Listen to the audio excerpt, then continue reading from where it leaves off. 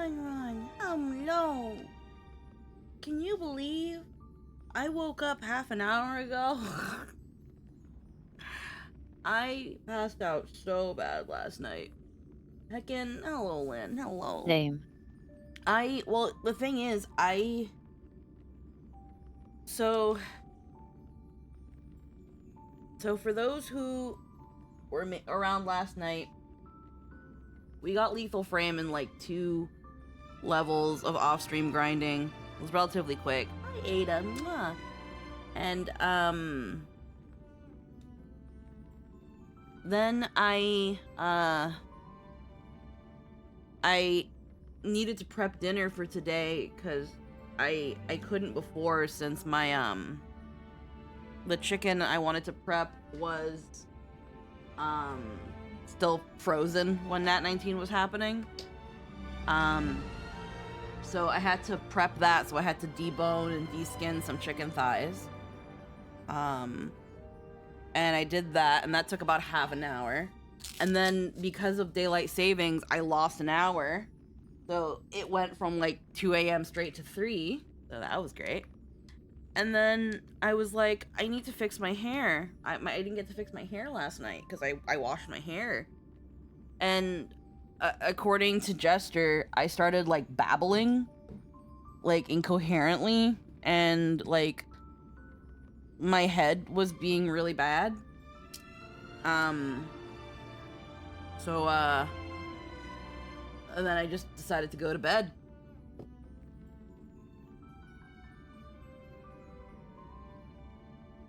I don't know why that happened. I couldn't tell you why that happened, but it did. But here we are now. Here we are now. We're gonna do some serious multitasking here. I've got game here open. I've got my hair straightener on. We're gonna straighten my hair during cutscenes. Because I do not like my natural hair. I need to burn away my culture. I need to burn away my ethnicity. So we will do that. So during cutscenes, if you see me do, I'm straightening my hair. So why curls are cute. But the thing is, on top of, I wouldn't mind the waves and the curls, Ada, if my hair wasn't also frizzy. I have poofy hair. I have poof. Like, the only way I could keep those, like, really cute curls is if I don't brush my hair. If I just kind of let it live. But I don't like that, because then my hair gets messy and tangly, and then it looks horrible. I lay in bed, unless I wear, like, a bonnet or something, which I can't wear, like, hats or shit to sleep. My hair wakes up being, like, a frizzy, messy mess. So, and then to not be able to brush it, it's gonna look like shit. So, curly hair is not all that. I shall uphold the principles of knighthood. My mom had that type of hair, I get it. Yeah, so it's not fun. The way to keep it nice is to not brush it, and that's therein the problem. But yeah. Let's heck in. Last time on Amphoreus, we were doing some fucking puzzles for Calypso and doing some trials, and I even crashed out a little bit because some of the I had back-to-back puzzles that my brain was just not understanding. But we did it. So now we're here. And we also got Treeby. We also got Treebs. And we, while not probably not the best build, we actually almost maxed out our traces, all but one trace. I just had money in the materials. And then we're running... My hair is straight in a bad way. We've got a kind of a slow Treeby set. So we've got her wearing poets. And then for right now, we've got Salsodo, with an energy regen and mostly HP.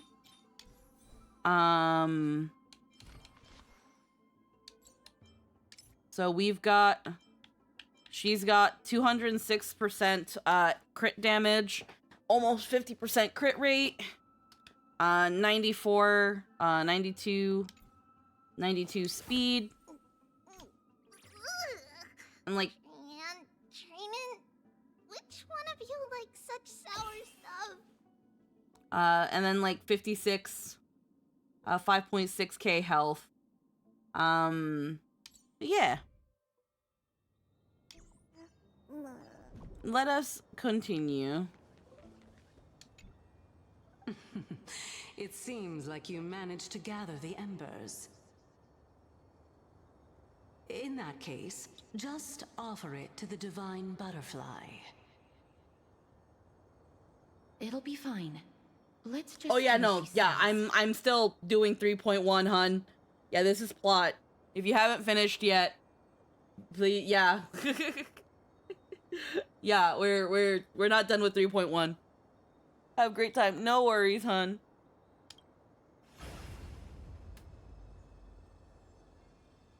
It's a success! The path has appeared. Mwah.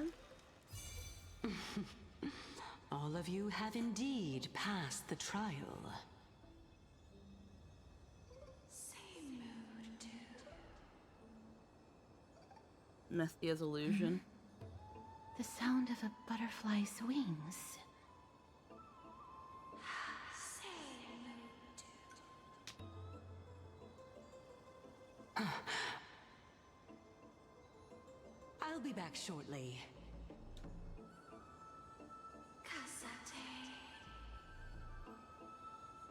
Titans, Of course, our promise still stands. But now, it's time for me to sacrifice myself.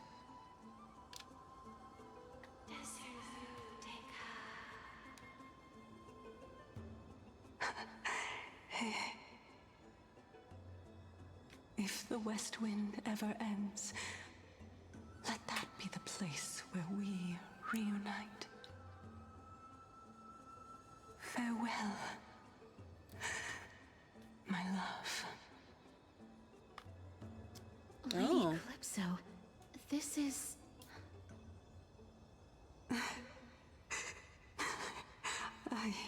It's nothing much. Thank you so much for your help. Now, it's time for me to fulfill my part. Yeah, of that the was pretty promise. obvious.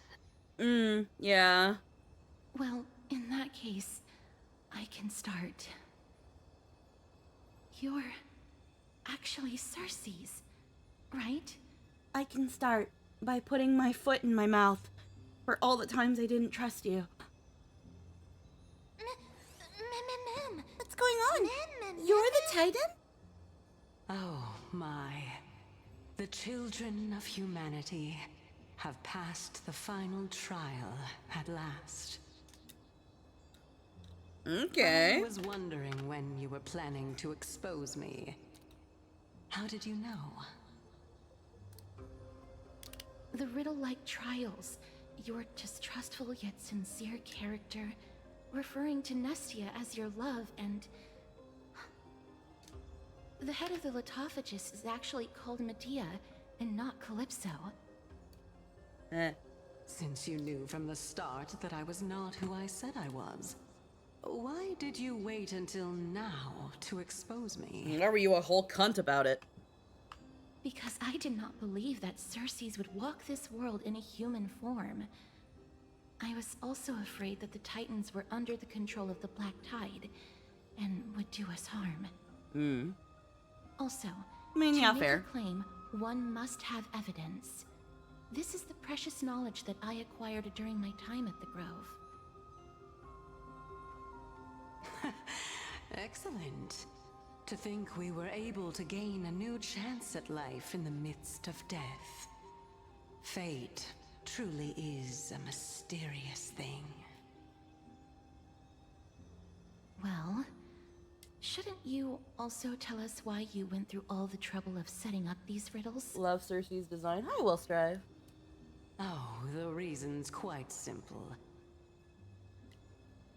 I needed your help, and just like how you were wary of me, I had to ensure that you were not villains who were trying to get their hands on the core flame. I also had to ascertain that you were capable of dealing with the threat at hand. Okay. Is this threat related to the Black Tide? Indeed. And it's even more related She to reminds that me of the lost Abomination item of from Abundance. before. You mean Yaosha? Its owner is a quiet and paranoid Like the hunter. Eon? She actually reminds me more of who the seems Eon of to have been Abundance. reborn from the Black Tide, and is attacking along with it. Yeah. As I could not do anything about him, I split my body up and escaped to avoid harm. I bided my time for a chance to seek assistance. Unfortunately, this was not a sustainable long-term plan. What you mean is that you hid your own core flame? Indeed. I split it into 3. I hid one within the Golden Bough of Vows, and sealed another in the Amber, along with Nestia's remaining embers.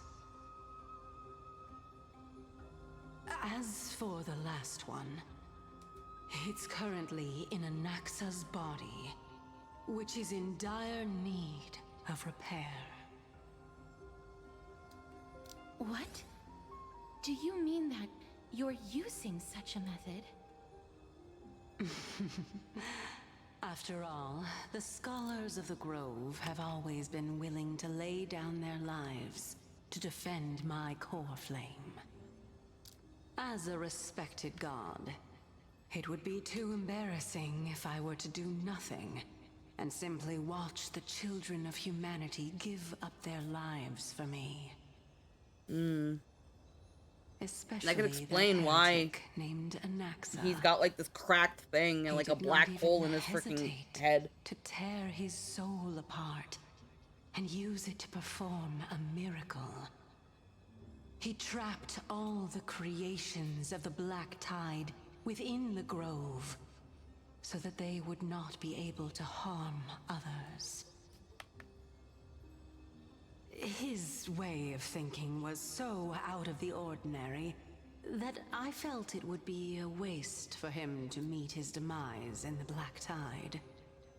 And so, I decided to save his life. I like how she has this tone in her voice like, so, you This know. also meant that I was able to conceal myself. Kind of weird, Yeah. but you know.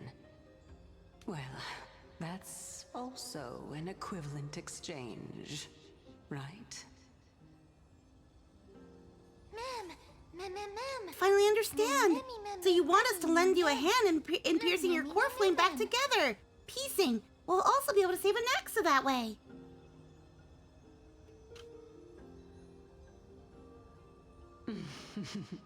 What a smart little bunny. Sure, if there's This time. way, I'll be able to regain my true form. And you will be able to bring the core flame and your teacher back to Akama. We'll also take down the black-robed swordmaster at the throne. Together, in one go. But, Cersei's, aren't you the reason Titan? Even if I do not have the authority of strife, I'm still a god. It is I within just reason need to you beat their buy me ass. some time against the warrior's blade. Once the core flame is reformed, I'll be able to show my Mhm. hand. After first throwing them. Buying time as a myth specialist. Take them down in one go. So... Thankfully, I wasn't spoiled that this is Cersei. But I did see this design previous, because again, Honkai Star Rail Twitter sucks and doesn't like tagging shit or using the fucking spoiler fucking feature on Twitter where you can blur pictures. Hate y'all. Absolutely hate y'all.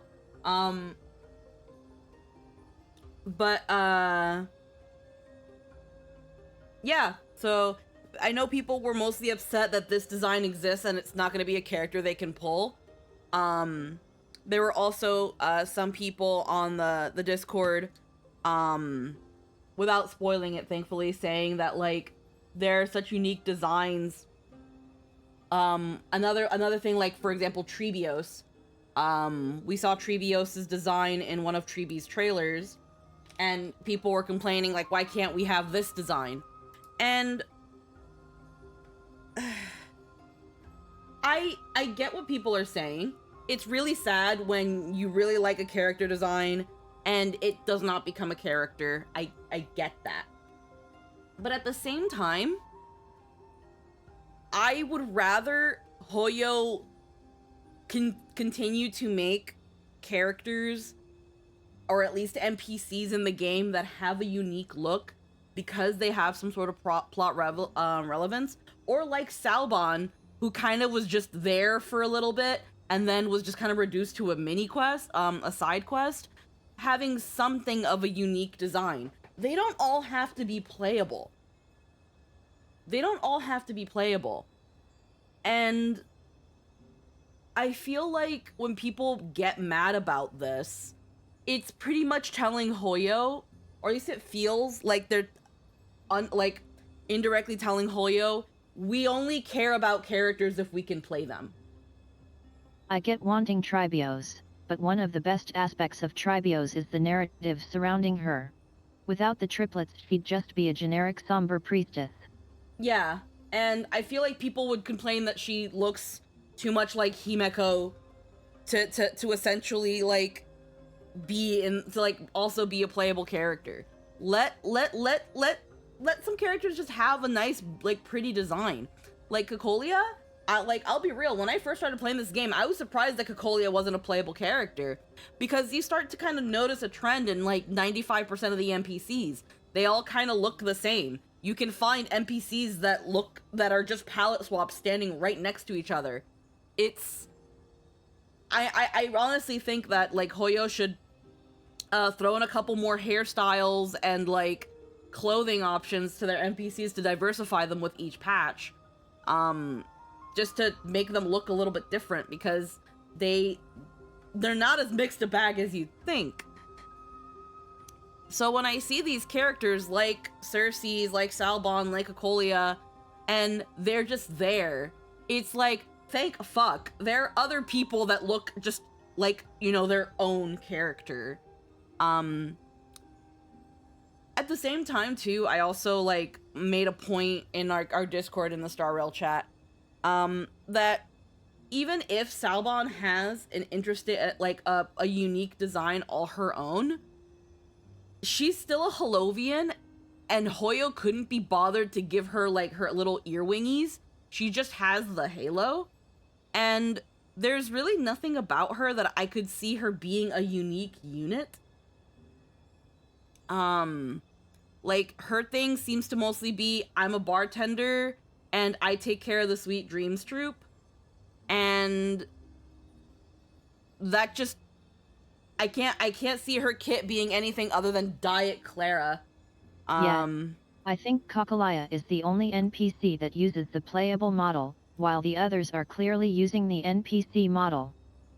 Yeah, and I'm guessing with Cocolia they went through the extra hassle because like Belobog being the first arc and it being such a reference to Honkai Impact.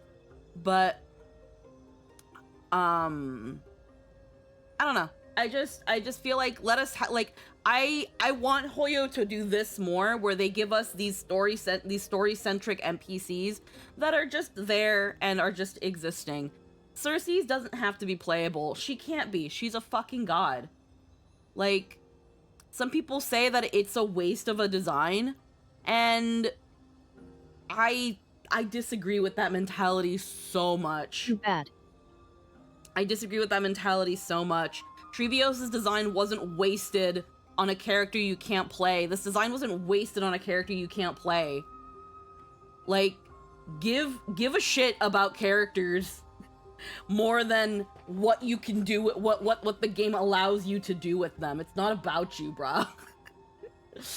Alright, first rant over. Excellent. Then just continue climbing to reach my throne.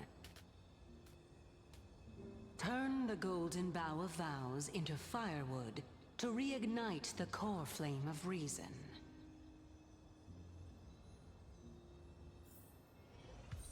Okay, butterfly adores flower. Also, it's not actually impossible that we get Tribios in the future. It's not super likely, but it could definitely happen. It would be really cool, and I would absolutely pull, but I'm kind of low-key hoping we don't. The reason I'm hoping we don't is because I feel like getting back Treebios kind of... I'm not gonna say it invalidates what Treebies sacrificed, but considering that it's heavily implied we've lost all the other Treebies, like, are we getting back Treebios? Would it be Treebios? Or would it be just, like, the remnants of the Treebies that remain in this case? Right now, we've only have these three, but it seems to be implying that we're going to lose Trianne. The last two. Like, I don't feel like and that... I don't think Tribios would be that meaningful without having to go through the story of the Tribbees. Yeah, like, I feel like it kind of invalidates her. It's kind of like how, and big spoiler for Tears of the Kingdom if you haven't played it, but it's kind of like how in Tears of the Kingdom,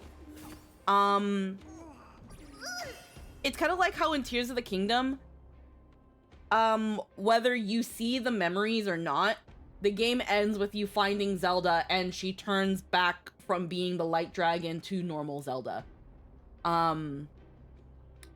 And she's just like, wow, I feel like I just had a really long Oh nap. wow, that's stupid. Yeah. Were you not there for when it ended? Were you not there when I finished it? I probably was. Yeah. Either way, you so like we got the we obviously we did all the memories cuz I wanted to. And I recall you saying that, but it's just, how is that not true ending? Yeah, the only bonus cutscene you get from collecting all the memories is the sages saying goodbye to Minoru. That's it. That's all you get. That's your bonus scene. Nothing to do with Zelda. And again, if you don't get the dragon's tears, apparently someone eventually tells you, oh yeah, by the way, Zelda's the light dragon.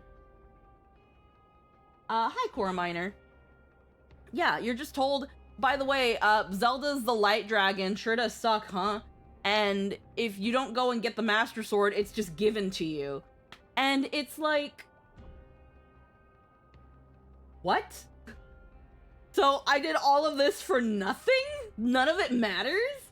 And then she wakes up from being turned back into the light dragon at the very end of the game, and she's like, oh man, it feels like I took such a long nap. Wow, wowee.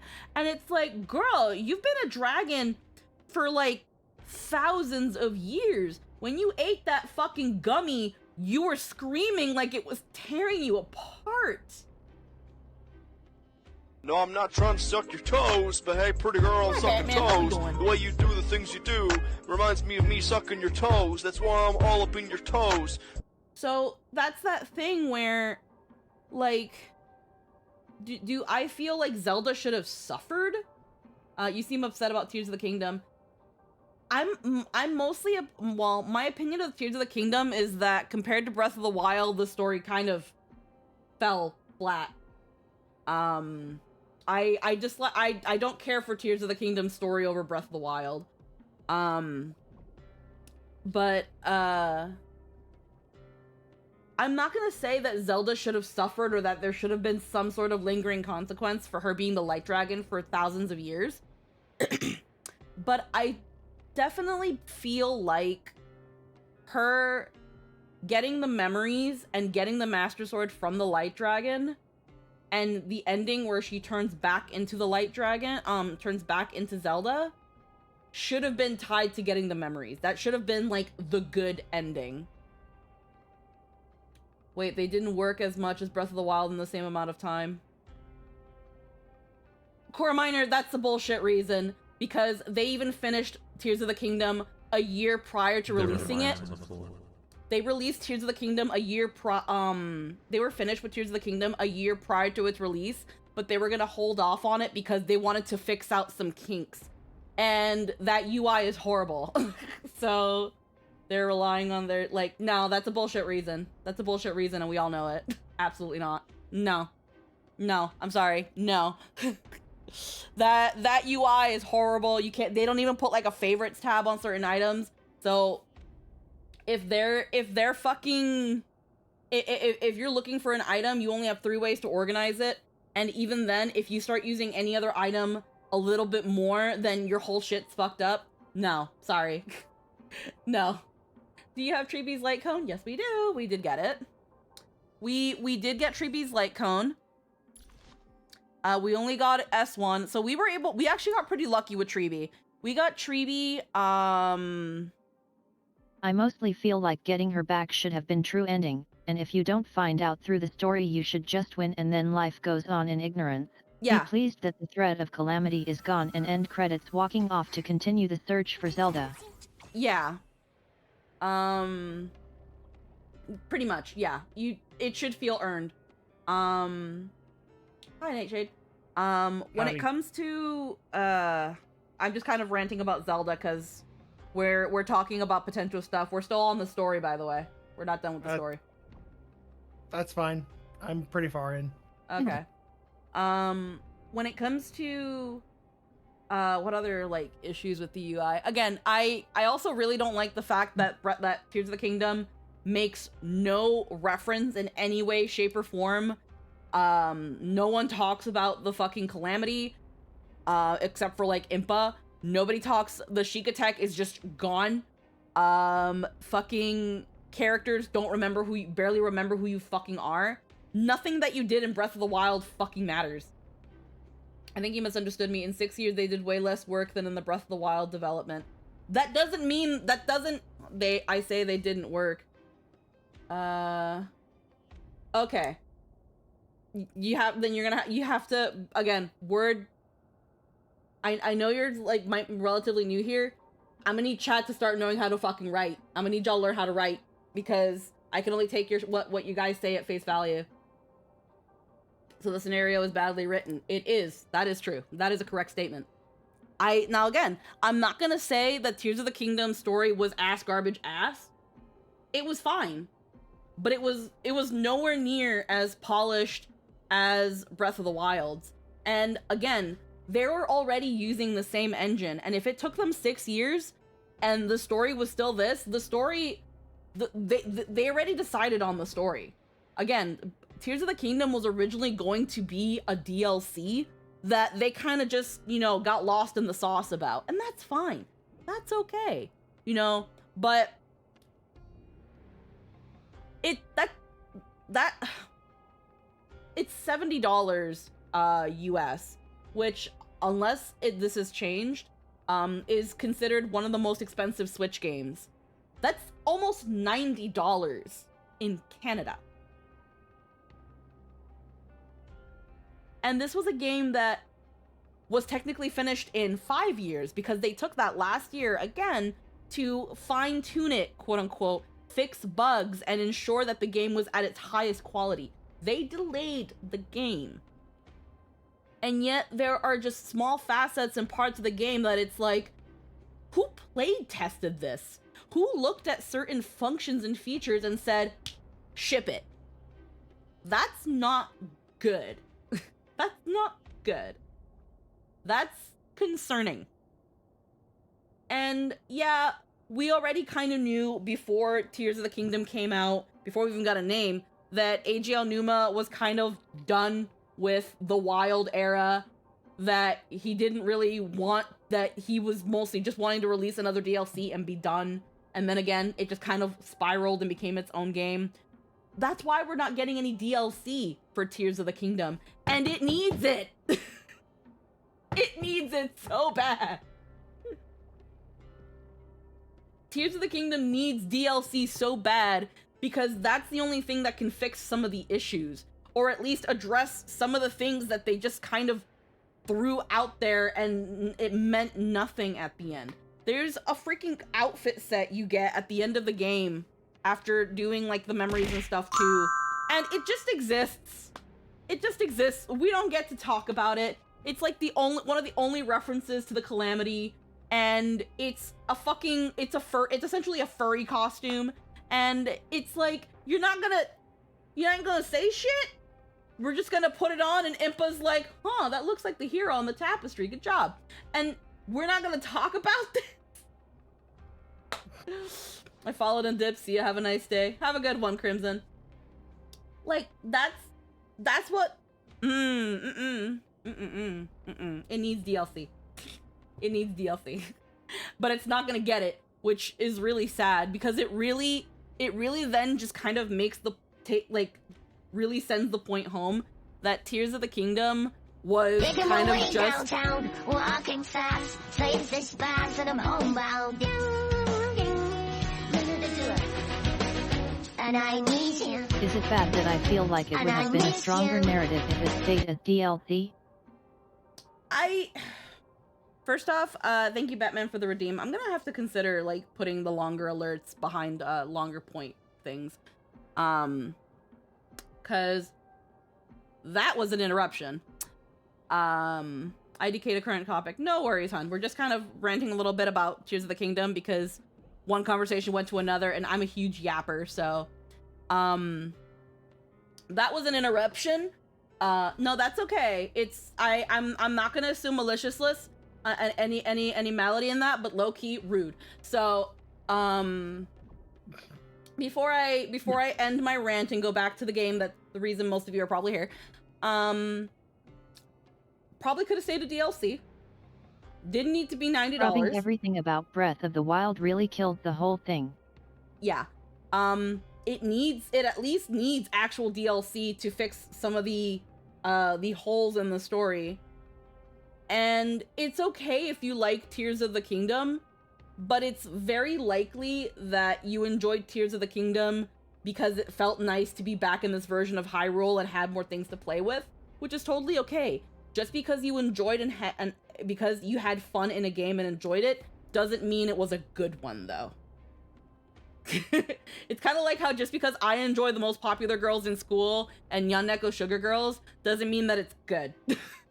Like, if you enjoy a thing, that's awesome. Doesn't mean it's good. But yeah, I enjoyed my time with the game, but I was pretty over it. Also, maybe after I don't finished use it. the same cutscene 4 times. Yeah.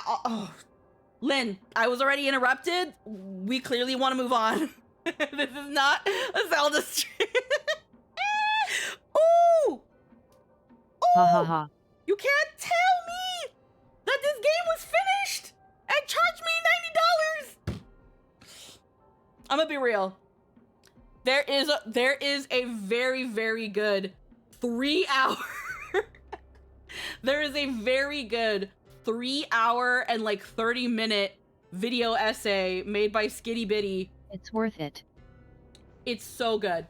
Did you actually watch that with me, Lynn? The 3-hour, 30-minute video? It's so good.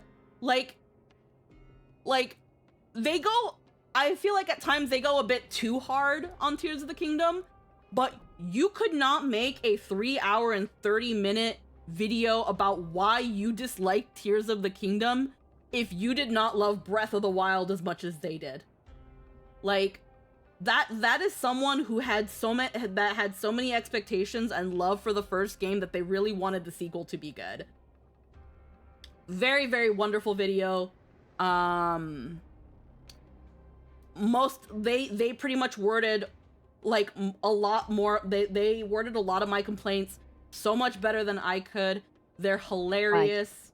You go on a tirade that long unless you feel passionately about it. Yeah, they did an amazing job. I'm actually gonna go find it. I'm actually gonna go find the fucking link to that video. It's funny because recently I found that they had like replied to a video that was like criticizing, where it was like they replied to a video that was like, you don't like Tears of the Kingdom because you didn't understand it, and they essentially did a response to it. Fuck. They did a response to it, and then that person replied to them, and then they replied to the person replying to them, and it was still all in good fun and stuff, but like it was like, hun, there's no argument here. There's no argument here. Tapio_knowledge 55. I myself have not played Persona, but I imagine the others have. Yeah. I will. Good evening. Have you played Persona before? We'll get to that. I've not beaten Legend of Zelda Breath of the Wild yet on my Nintendo Switch, and I have not touched the game for a long time. And that's fine. That's Skitty Bitty's video on why they don't like Tears of the Kingdom. Again, very good, funny video. Even if you do like Tears of the Kingdom, good shit. Have you played Persona before? I have to keep this one short because anyone who's been here at the channel before knows that I was trying to play Persona 4 Golden, and I haven't touched it. I am currently at the mission where Nana is missing and we have to get her back, and I'm kind of stuck in this point because I want to continue with the story, but the game is like, no, keep going to the dungeons and do stuff in there. And I am aware that at this point in the story, you can just get a bad ending, and I don't want that. I want to solve the problem, but the game's not letting me, and I'm scared that it's going to lead me to a bad ending, and then I'm actually going to just not play the game anymore. So I'm just not playing the game anymore.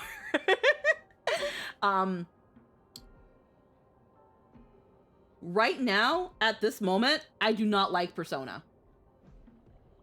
Right now, I do not like Persona. I do not understand why people like Persona.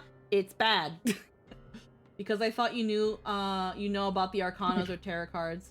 I know a little bit. I know a bit of the main Arcana. I'm not well versed to it. Lynn is a bit more well versed. That's because I'm a witch. Yeah, Lynn is more well versed about it.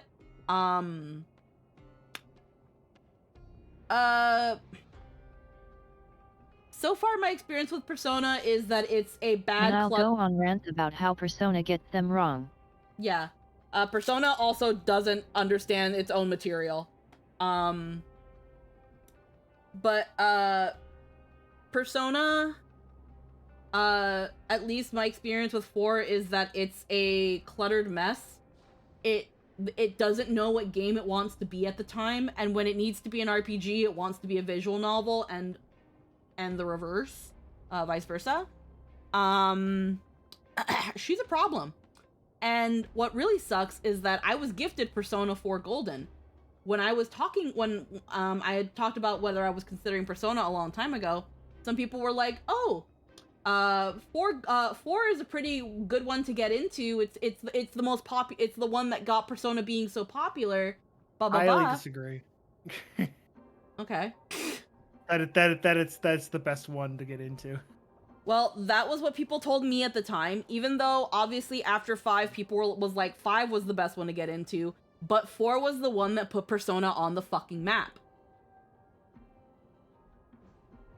4 revolutionized their combat system because 3 didn't allow you to take control over their over the other characters, but 3 was the one where things changed dramatically. So I would say 3 is better, but I kind of know that. The problem is that 4 again was the one that put it on the map. 4 was the one that got a bunch of people into Persona in the West.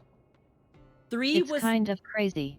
I hear people say 4 is great. but everything I've seen of it has made me feel like it's one of the most obnoxious. Like, 4... Yeah, four, it's not that good a game. 4 was a lot of people's entry into the Persona franchise, because 3, while apparently considered the better one at some points and the better story, had some things about it that didn't kind of work out in the West, and it was more of a cult classic. Because I didn't hear about... When I heard about Persona, I heard about 4, and that was even a long time ago when 4 was still new. People were so excited that 4 Golden was coming to the West. And other than that, when it was gifted to me, I was like, okay, this is the good one. This is the good one that isn't 5. And when I am playing it, and I'm kind of having issues with it, and I'm not seeing where the hype is, then the response I get is, well, 4 is actually not that good. And all I could do is throw my hands up and be like, then why the fuck am I playing it?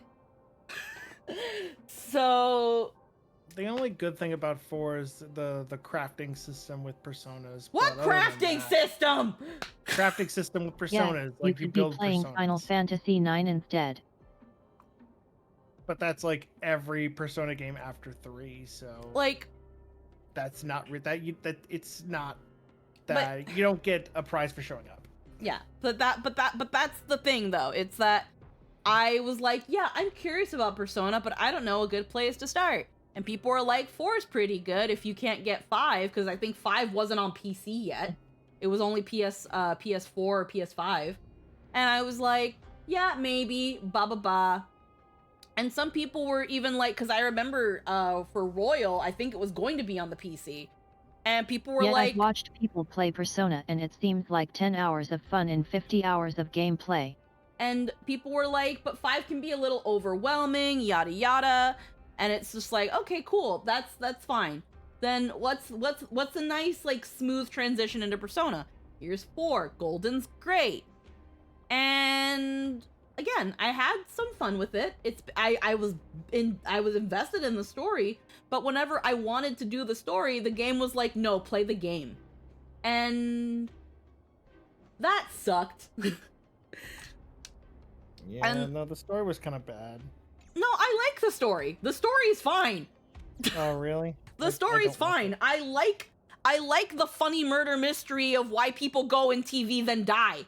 I like that. Oh, I don't mind it. It's fine. The characters are fine. They're quirky. I like them. I want to know more about them. I want to interact with them and do things with them. But the game doesn't want me to, clearly. I guess Hi, it's Vivi. Otherwise, it's the dialogue. to answer an earlier question, the people in the hats are Lynn and Nightshade. Howdy. Yeah. Hi, Vivi. How you doing, Angle?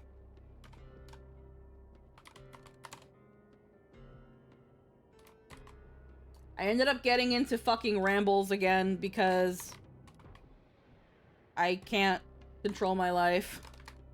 I got into talking about fucking NPC designs in Star Rail and how we can just let nice designs exist and they don't have to all be playable. And then I got into why getting Treebios would probably not be as great narratively. Probably not be as good narratively. But the character pretty, and therefore I need to know the character backstory. Well, here's the thing. You can learn the character's backstory. It's that people are like... I pulled out a manga and started reading during the yappening, got through a few chapters. God, your PNG is huge. I'm gonna make it smaller. I'm sorry. Okay. I'm angel spreading. I'm sorry. There you go. No, it's fine. No, it's fine. It's that thing of like it's more so it's not that like these characters don't get a backstory if they're not playable. Like we literally just finished off an NPC who has a very nice design and we kind of got like their story and things going on with them and it was really nice. It's more so that I feel like the player base is like pretty designs don't matter if we can't play them. Because the very common thing I see a lot is, why is this character an NPC? What a waste of a design. And it's like, no. They're integral to the story in some way, shape, or form. It more seems like only playables matter, and I hate that. Yeah, and that's more the mentality that the Star Rail community gives off. but I've also I was ranted. gonna say. Mm-hmm. No, go ahead. I was gonna say that I've ranted many times about how the Star Rail community fucking sucks though. So. Legitimately, the biggest takeaway that I have on this one is if you only make the player characters the only visually interesting characters, because let's be like, don't get me wrong, a well-written character is also very interesting regardless of their looks, and you know, we can sit there and dive into that distinction. But especially in a visual medium like, you know, manga, video games, anime, whatever, character designs can speak a lot. Pictures worth 1,000 words. And if you only let your player characters be the visually interesting characters and nothing else in the world, like everybody else just looks like Joe Schmo, what you are telling the audience is that no one in this world matters but the player characters. And that makes the world less interesting. Exactly. Absolutely, exactly. Yes.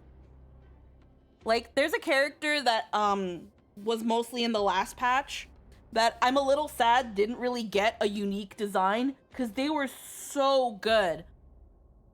And without going into it, they turned out to actually be like a piece of a very like they ended up being very, very important. And this patch... Oh, I know what you're talking about, yeah. This patch did what I wished they did with that character.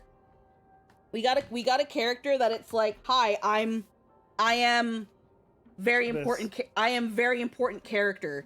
And it's like, oh my god, they've got a beautiful design. People are saying it was a waste. Fuck you. I wish they did that with the previous patch's character. I understand why they didn't, but I would have really liked if they did because his character was so important. I do feel like being a faceless nobody absolutely sold the previous one though. I agree. I'm a little sad that like they didn't get something just to kind of make them a little bit unique. I get what they were doing, and I feel like had they stood out too much, you can be like, that's an important character. But that kind of happened here too, where we saw the design and they're like, oh, they're important, and we already kind of sniffed out the reveal before we actually got the reveal, because we saw this character design. So it kind of works either way. The moment you look at the model, it's like, oh, hi, Circes. Yeah, where it's like with the previous character, we already know they're going to be coming with us. They're going to be doing that. We're going to be dragging them around with us for a while. We now know that they're important in some way, shape, or form. And the plot was definitely pointing to them being important for a specific reason. Hell, before they even came in, they were like, I am here because something is calling out to me. I have to go in that building. It's like, they're going to be important. So why not just give them a design that makes them unique? Because we already know they're going to be important. Like, still an amazing character, like, holy shit. But, it's like, if you're gonna kind of tell us before we even do anything with them, low-key, then just do it. But yeah. If I may interject. Yeah, sure. I'm straightening my hair while we're talking. I love how it's universally agreed the English voice for him is the best one. Yes.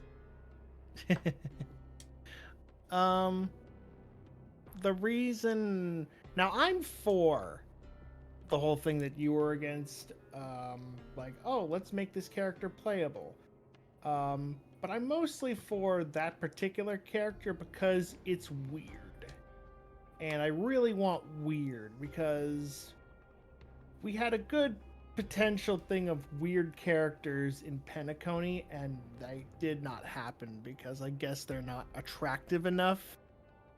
Name one. Name an example in Penacony. Duke Inferno. That's the only example I've got. But that's the only one I need. Duke Inferno. I really wanted Duke Inferno. We were, it looked like we were gonna get that, and they just killed him. And I really want more. I want weird characters. I want designs that are kind of out there. I don't want like the same pretty boy, pretty girl kind of thing. I want something different. The only For the record, we aren't against making characters playable. we're against demanding everyone important has to be. The Yeah. distinction no. is meaningful. Oh no, that part I get, because then everybody would go bankrupt. Yeah. No, but- I totally understand where you're coming from. I know that a lot of the fan base was very upset that, like, Duke Inferno was just killed off. I understand that some of it even led to a little bit of animosity towards Acheron's character. Because not only did she kill him, but she just kind of forgot that she did that shit. Like, holy shit. What a way to really rub salt into the wound to the players that really wanted Duke Inferno. And then they turn him into a fucking relic set. And then they just disbanded the entirety of the thing. Yeah. Now, when it comes to the rest of the Annihilation Gang, there's a chance that they will be pullable in some way. But the problem is that, again, people wanted the Duke. Meanwhile, Acheron sold so well it absolutely dwarfs every other banner. Yeah. Stay mad. Yeah, but that's the funny thing, is that even though, like, feedback for Acheron was still like, oh, but she killed Duke Inferno, me. It's like she was still like a huge fucking profit margin, because not only was she a really good unit and a very popular character just when she came out, She's very pretty. For people who played Honkai Impact, they were like, I know exactly who that fucking is. So Yes. So unfortunately, there you go. No one beat field sales until Acheron, who nearly doubled it. Yeah. So when it comes to the Duke Inferno, again, like Lynn said, it's not that we're saying that I can't remember the point now. It's not. We don't want every character. It's not that we don't ever want every character to be pulled. Yeah, we there we want, go. Variety in the background. Yeah, it's just that we want to see more variety in NPCs that are important to the story in some way, shape, or form. It's not that we don't want them to be playable. It's that we want more unique NPCs that matter. Yeah. And that we want to encourage them to make more unique NPCs without the worry that it's going to be called a wasted design because you don't get to play around with it. Because I don't like the expectation that you have to be playable to be unique or meaningful. Yeah. That's because that's the message it sends when people, again, look at Cersei's and look at Salbon and they're like, wow, or again with another recent one, Trebios' design, and they're like, what a waste of a design. Why didn't we get Trebios? There were even some people that were like, why didn't we get Trebios? Why did they give us a lolly instead? To which, ew. Because there's story behind the girl. Yeah, of course, because there's story behind it. There was also some people which, while they did an amazing job, someone made like a Trebios model to kind of like if she was playable, and there were even some people trying to like mod like older Trebios to like essentially erase Trebi, and it's like, why? Like, I don't know, it's weird. This fandom's fucking weird. Like, we haven't had like a cute like teeny character in a bit. Now I don't really care for the fact that Trebi is unfortunately a 1,000-year lolly trope, but in this case they at least keep her, you know, sweet. Because Trebios is just a generic priestess without the narrative circumstance that are the triplets. And also Amphoreus absolutely needs levity, and Trebi gives us that. Yeah, so like obviously we only have so much of Trebios' story from the trailer. I'm sure that we'll be going more into that, and it's probably gonna be a fucking ride. But right now, aside from being this very tragic figure, I don't feel a need for Trebios to be playable. And I feel like if the story somehow finds a way to give us Trebios, I feel like that kind of invalidates what Trebi went through. I don't feel the need for Trebios. Yeah, I don't think we need Trebios. I think I like it's very clear that Trebios, in sacrificing herself in being the first demigod, and the reason she did it makes the fact that she sacrificed essentially her entire being to shatter herself into fragments so that she can deliver the message of the prophecy so that this world can be saved is insane. And that through these years that she has been shattered, we have lost many Treebies. Yeah, there used to be hundreds of thousands, and now there's just 3 left. And now there's just 3 left. Like, she has completely shattered and lost fragments of herself. What is there to put back? And by the way, I'm not saying like we don't need Treebios just because like, oh, it's the popular opinion in the room. I have very unpopular opinions sometimes, but I agree that Treebios is not necessary. I'm mostly just saying that I feel like from a narrative standpoint, unless you can give me a really good reason to explain how we suddenly get Treebios back, it's going to feel, and that's how I got into the Zelda tangent, it's going to feel like the end of Tears of the Kingdom, where Zelda just turns into the Light Dragon again, and it doesn't matter whether you went and got the memories or not, and there's no consequence to Zelda having been the Light Dragon for thousands of years. She just gets to be Zelda again, because we gotta wrap this shit up.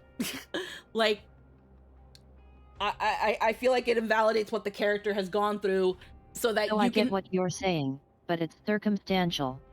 Feeling her getting a last hurrah in her full form would invalidate the rest, assumes the writing would be lazy and forced. I can think of a lot of ways to do it that makes it work. But again, I don't think anyone here is surviving. Yeah. Again, I just, not that I don't, it's not that I don't think the story can pull off said reason, it's going to have to be a good one. And it's going to be that thing, and again, maybe I'm just the one that's kind of a little bit like pedantic in this thing. If they're gonna give the possibility of one final hoorah as Treebios, why split in the first place? I feel like we're in a fruitless struggle where the only victories we'll get are Pyrrhic. Yeah. It's gonna be that thing where, like, Treebios... Because the story is about the struggle. Yeah, because Treebios made this sacrifice knowing well enough that she is probably not going to make it, and that the shards of her are probably not going to make it. Your purpose is to deliver the message and ensure that the flame chase is able to happen. That's the feeling I have. And that's pretty much about the sacrifices heroes make to fight against impossible odds. Yeah.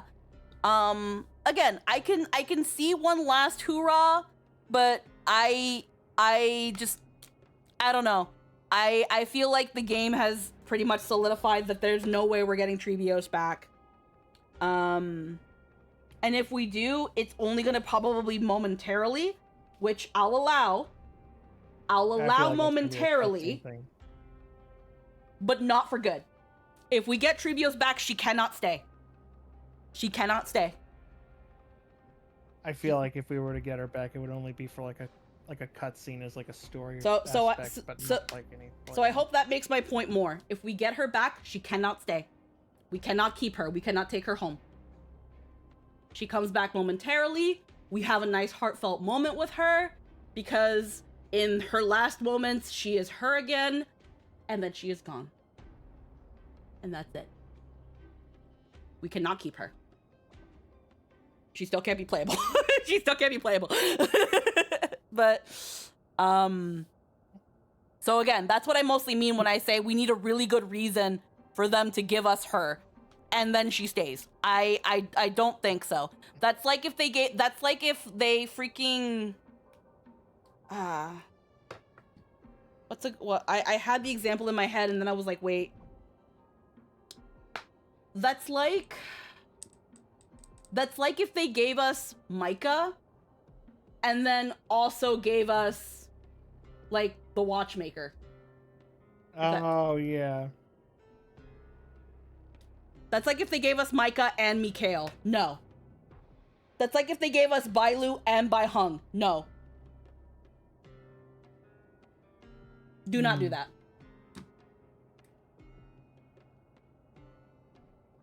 Unless you've got a good-ass reason as to why the fuck I'm getting Bai Hung, do not give me Bai Hung.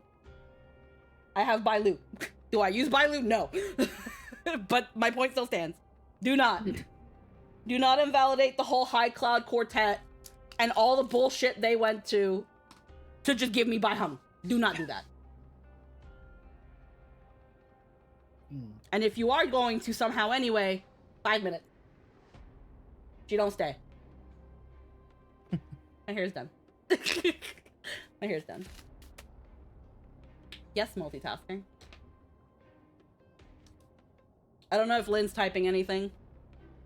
So I'll let Lynn, if she is typing, say one final thing, and then we're actually gonna get... I feel like they would give us Tribios even if she's only in for one iconic moment, just because free money and she doesn't stay in the story.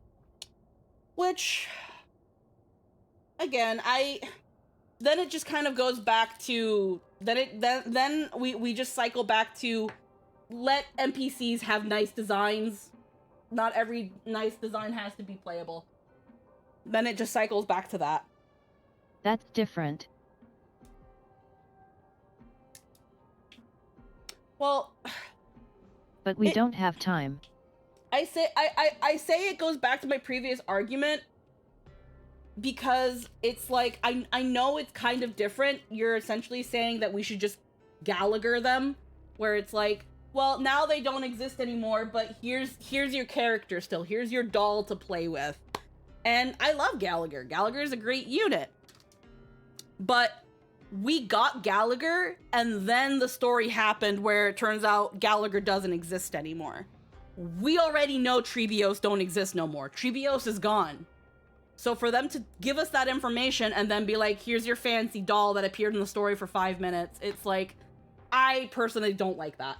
So that's pretty much why I'm kind of like, it somewhat cycles back to the first while kind of being a learning the wrong lesson from Gallagher.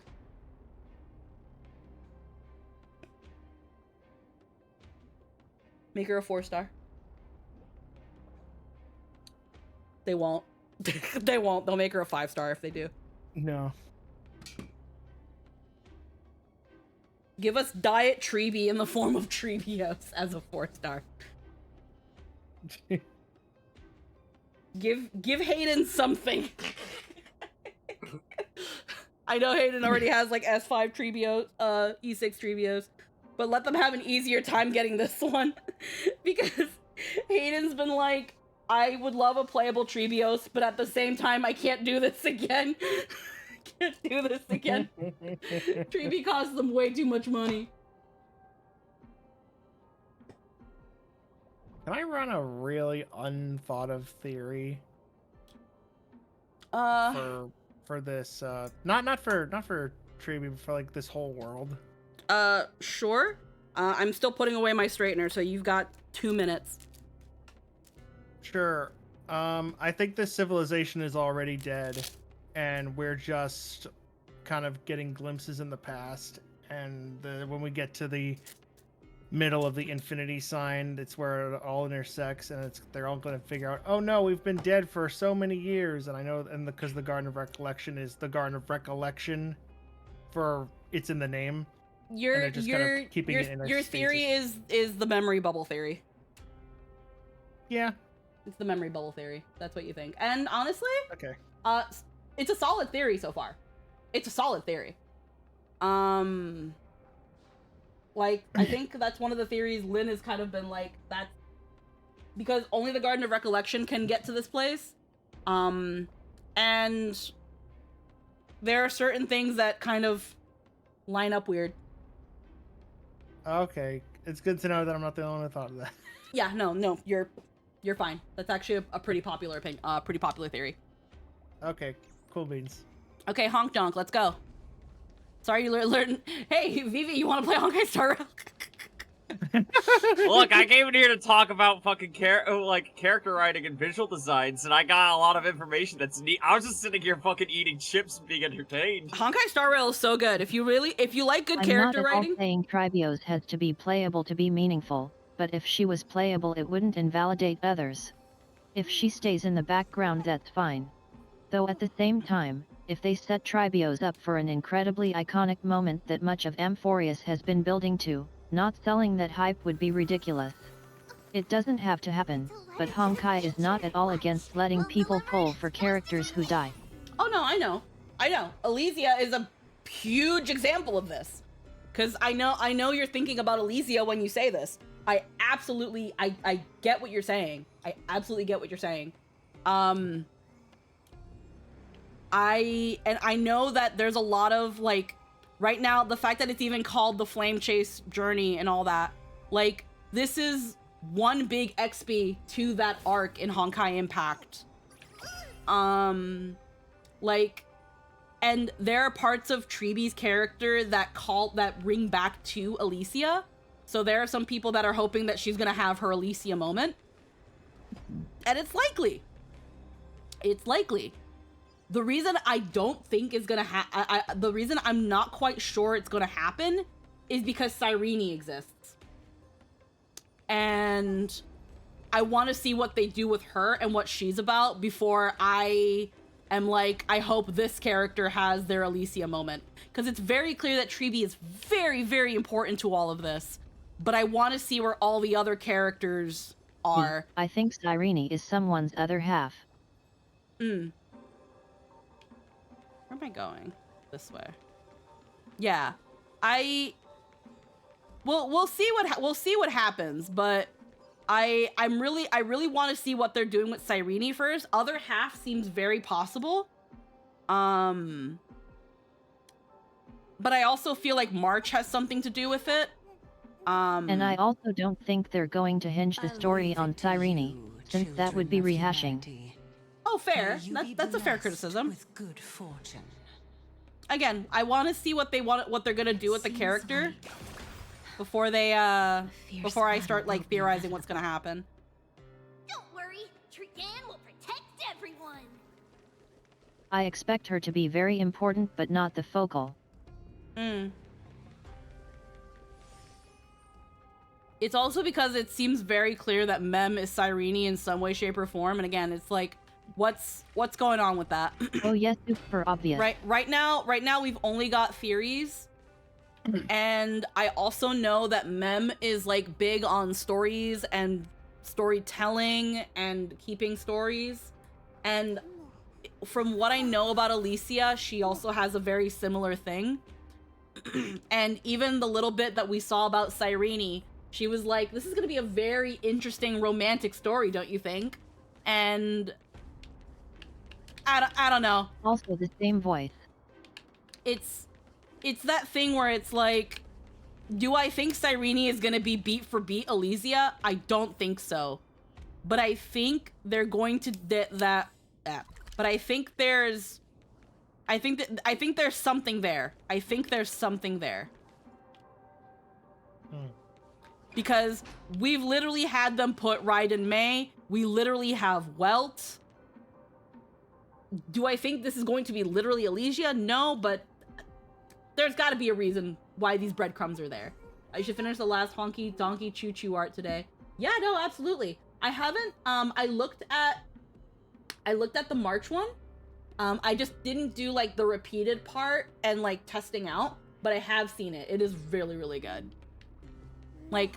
Like these patterns have been killing it. I'm loving it.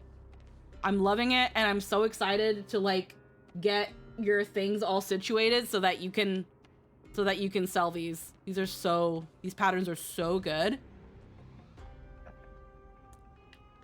And then I think it's possible that Cyrene is literally Elysia, but either way, they have some explaining to do, because Elysia XP characters shouldn't be possible. Yeah, we'll see. I hope you're doing good today. We're doing good. I was also gonna say, what I'm also really happy about with Dindin using this to learn how to do repeated patterns is because Dindin, that means that then, should you want to, you can offer repeated patterns as commission. Okay, enter the hidden passage.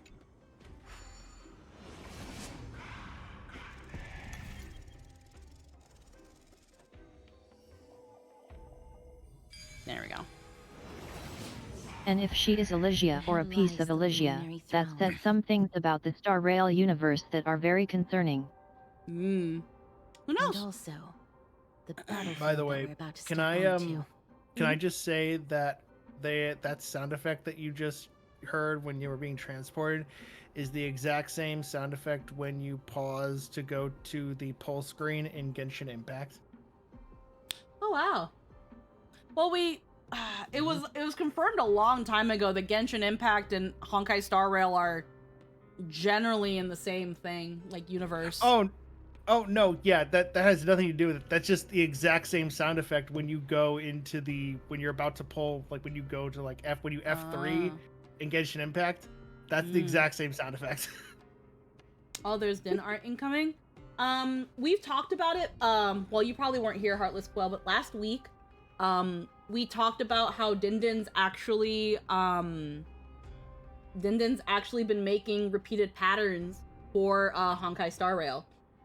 While she doesn't play it, Lynn and I have been helping her with coming up with patterns, so that she can kind of get back into like merch for like, you know, like popular things, and kind of expand her reach while also expanding her skill set with certain things, and it's been really fun. Something I kind of want to do with these Star Rail patterns, is that like right now one of the ones that we've got in the works are Treeby, Trailblazer, March, Argenti, and Sunday. And low-key, the Argenti one is so fucking good. I potentially want to ask Scylla if they'd be willing to show it to Argenti's voice actor. Because I love the idea of like VA approved, like Star Rail VA approved. I think that's adorable. And like, cause like Hayden loves the Treeby one. They love the Treeby one. And I was just like, yeah, it's freaking VA approved, let's go. And I think, I just think it would be a really cool thing to say that it's like, it's VA approved. Whether the VA actually wants it or wants to wear it, just be like, hell yeah, that's cool.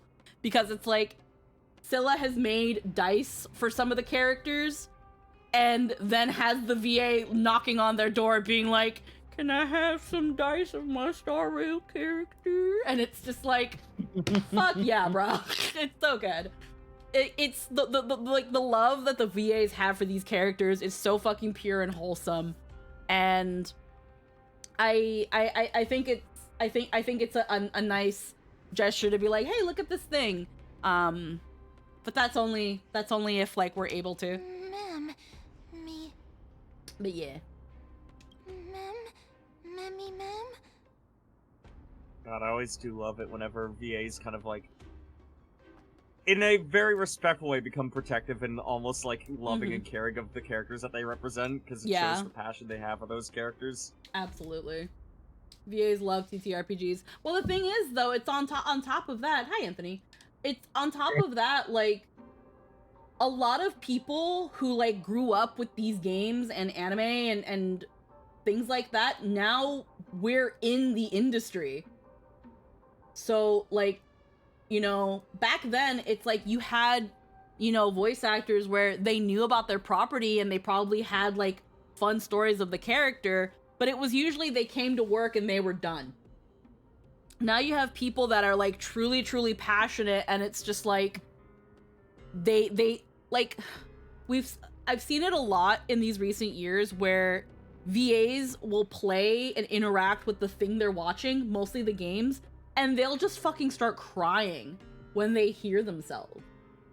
And like, because not only is it like the true sinking in that you're in this thing, but it's like, for example, Ben Starr and the fact that he loves the Final Fantasy series and his stories of like when he realized that he is going to be in a Final Fantasy game.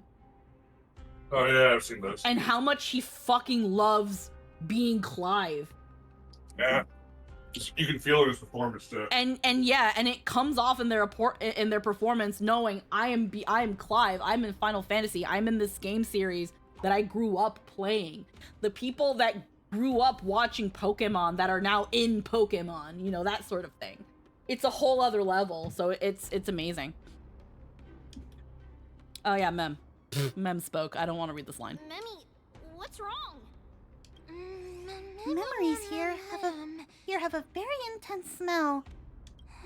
It's the scent of bulrush, sand, and the blazing sun. Is this Professor Anaxa? God, I wish they just made Mem speak. Not to say mem over and over again. Well, you don't like this shitty fucking Pokemon? Well, here's the thing, Anthony. Sometimes it does say a word that isn't its fucking name. Yeah. Where's your keep it consistent or don't do the bit? Jesus Christ. Well, it seems like it's learning to speak. Pick a lane. Yeah, it seems because it seems to be that, like, as we're progressing through the story, Mem is getting more of a fucking brain. Because when we first find Mem can barely speak in full sentences, and that's what we're able to understand. Because the whole story things of like only we can understand Mem. They were only able to speak in broken sentences. Then we did some stuff, and now Mem can speak in full sentences. And now some people can kind of understand Mem. Now, where we're at in the story, Mem has the occasional actual word in their memmy mem mem memmy mem mem mem mem mem mem mem memmy mem mem memmy memmy memmy mem mem mem mem memmy mem mem mem mem mem me. Trickle down economics. Mem.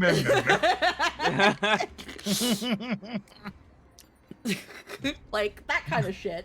The thing is, though, is that unfortunately, like, for example, the difference between this thing going me and Memmy going mem is that I don't know what this thing is saying.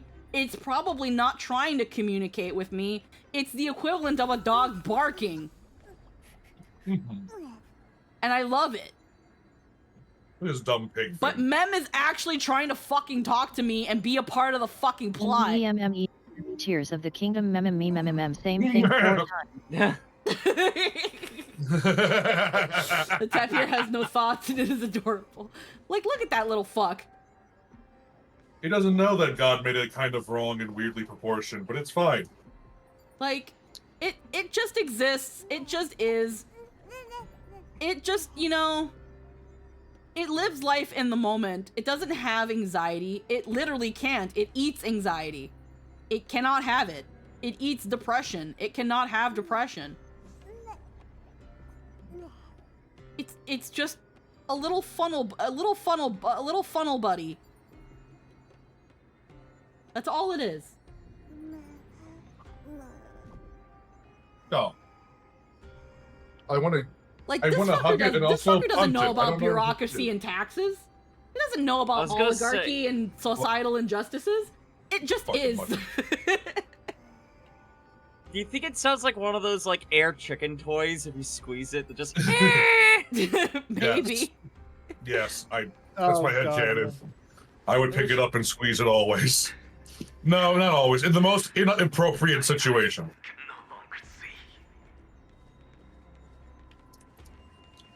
Being threatened by the villain, you pick up the little tapir.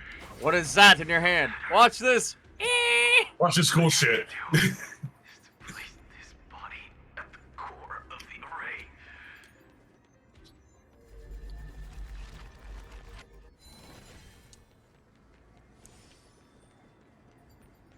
sake of Amphoreus, die with me, Titan.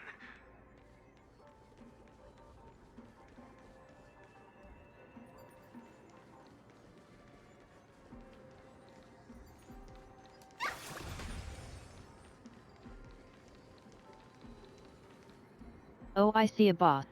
Oh yeah. I suspect I will lose this fight because Team Trailblaze in this moment is really bad. Oh, let's see. No, I know where you are. Mem, Cersei's was right. He's indeed here. I can see that. And lo, my new prince. Who is this black-robed guy? Sick ass design. This person's the source of the smell and the memory. No, it's basically the memory itself. Burning paradise, the shattered sun, and carnage, death, and destruction. Oh, hi, Cyrene. Yep. Don't worry, Lynn. This fight is a lot easier than Nikador. Everyone, brace yourself. This Yeah, must be honestly, the hunter pretty. reborn from the black tide that Cersei was talking about. Is that Nightshade? Yeah, Nightshade's right here next to me. He's in his little star rail. Get up. Howdy, howdy. The black sword and cloak. That's gray. It also looks like it has no textures. Is it okay? The owner of If the I could piece of use cloth, Casto Rice, the this north team would wind be that way sent better. over the deathly fog of Thanatos. You're not demigods. Stand down or die. Quick, run! It's just us. We won't be able to defeat them. One of us is. Don't worry, I'll protect everyone. Things will get better when the Titan attacks. Is there still time for us to escape? Nah, I got this. This is nothing. Literally. Trian will also protect everyone. Trian is brave. Miss, only this time may death protect us. Only this time will my lip flaps still not work. Yeah. I really hope they fix what the fuck's wrong with Castrus' Oh lip god, the flaps. heart think I had when Triane took a few seconds to actually talk. One slash. 2 slashes. Fuck. It's pretty cool. 3 slashes are enough.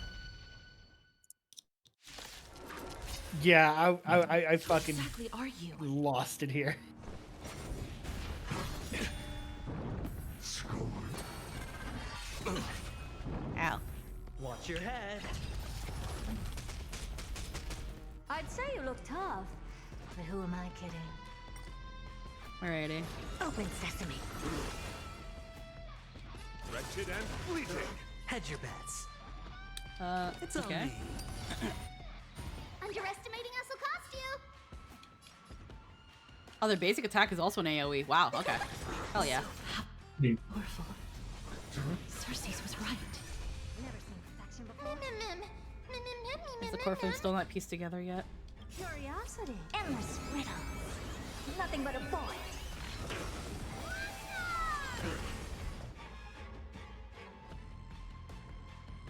Expand your thinking. Glimpse the unknown. My oath is to a solitary rose.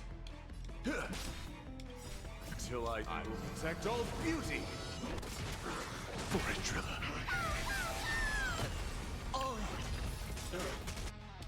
Ah, fuck. It's coming. Guiding the west wind. Away we go. The dice have been cast.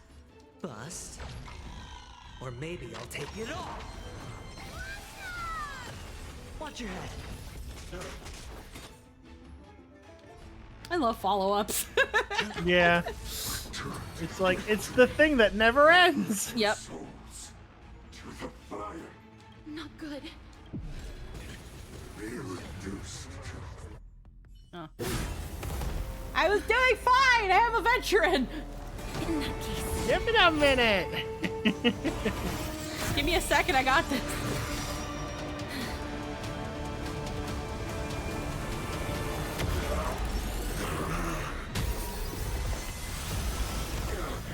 Fancy. It's okay. Bay's here. Can't be killed in a single blow. You are indeed no ordinary human. Put me back. How annoying. Children of humanity. Don't waver now. Yep, team can't handle this. He does too much damage and we have no healer. To find another opportunity. What a pity. Okay. Professor Natsa? No. It's Cersei's. You're finally here. I missed you so much. Huh? I missed you so much. You who wander, what do your eyes seek? Why did Mem say that? Hold on 1 second. Hold on, I gotta write that down.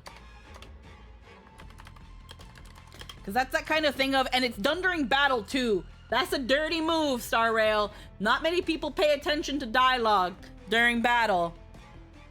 Hmm.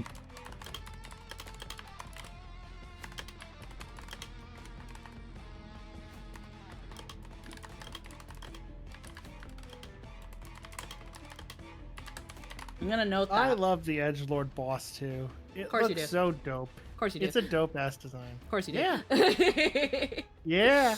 I love that I have no context for the in-game story, but I love the Edgelord boss trying to be threatening. It's a cool design. It's not playable. No. And it doesn't have to be. And it doesn't have to be. Curiosity. The mask reminds me of one of the Bloodborne helmets you get during game. The dice have been cast. I think it's the skull. Yeah. Or maybe I'll take it off. Watch your head. Or the bone cage mask. Expand your thinking. Glimpse the unknown. Watch closely.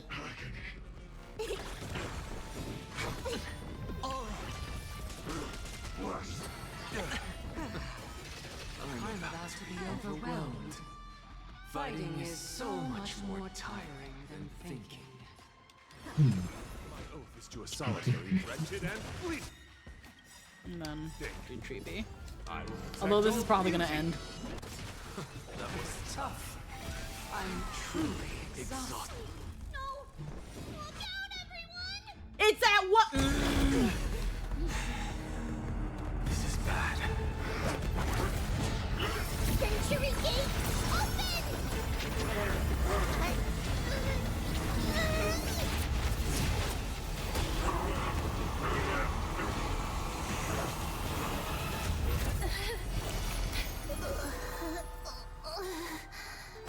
Oh no.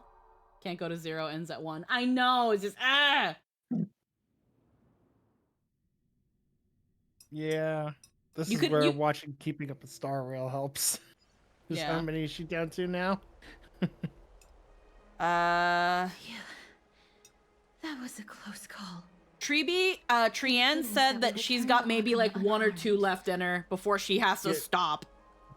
Yeah, she was at 2, now she's at 1. Yeah. Oh, come on, you're a baseballer. I never want to leave the Holy City again. Little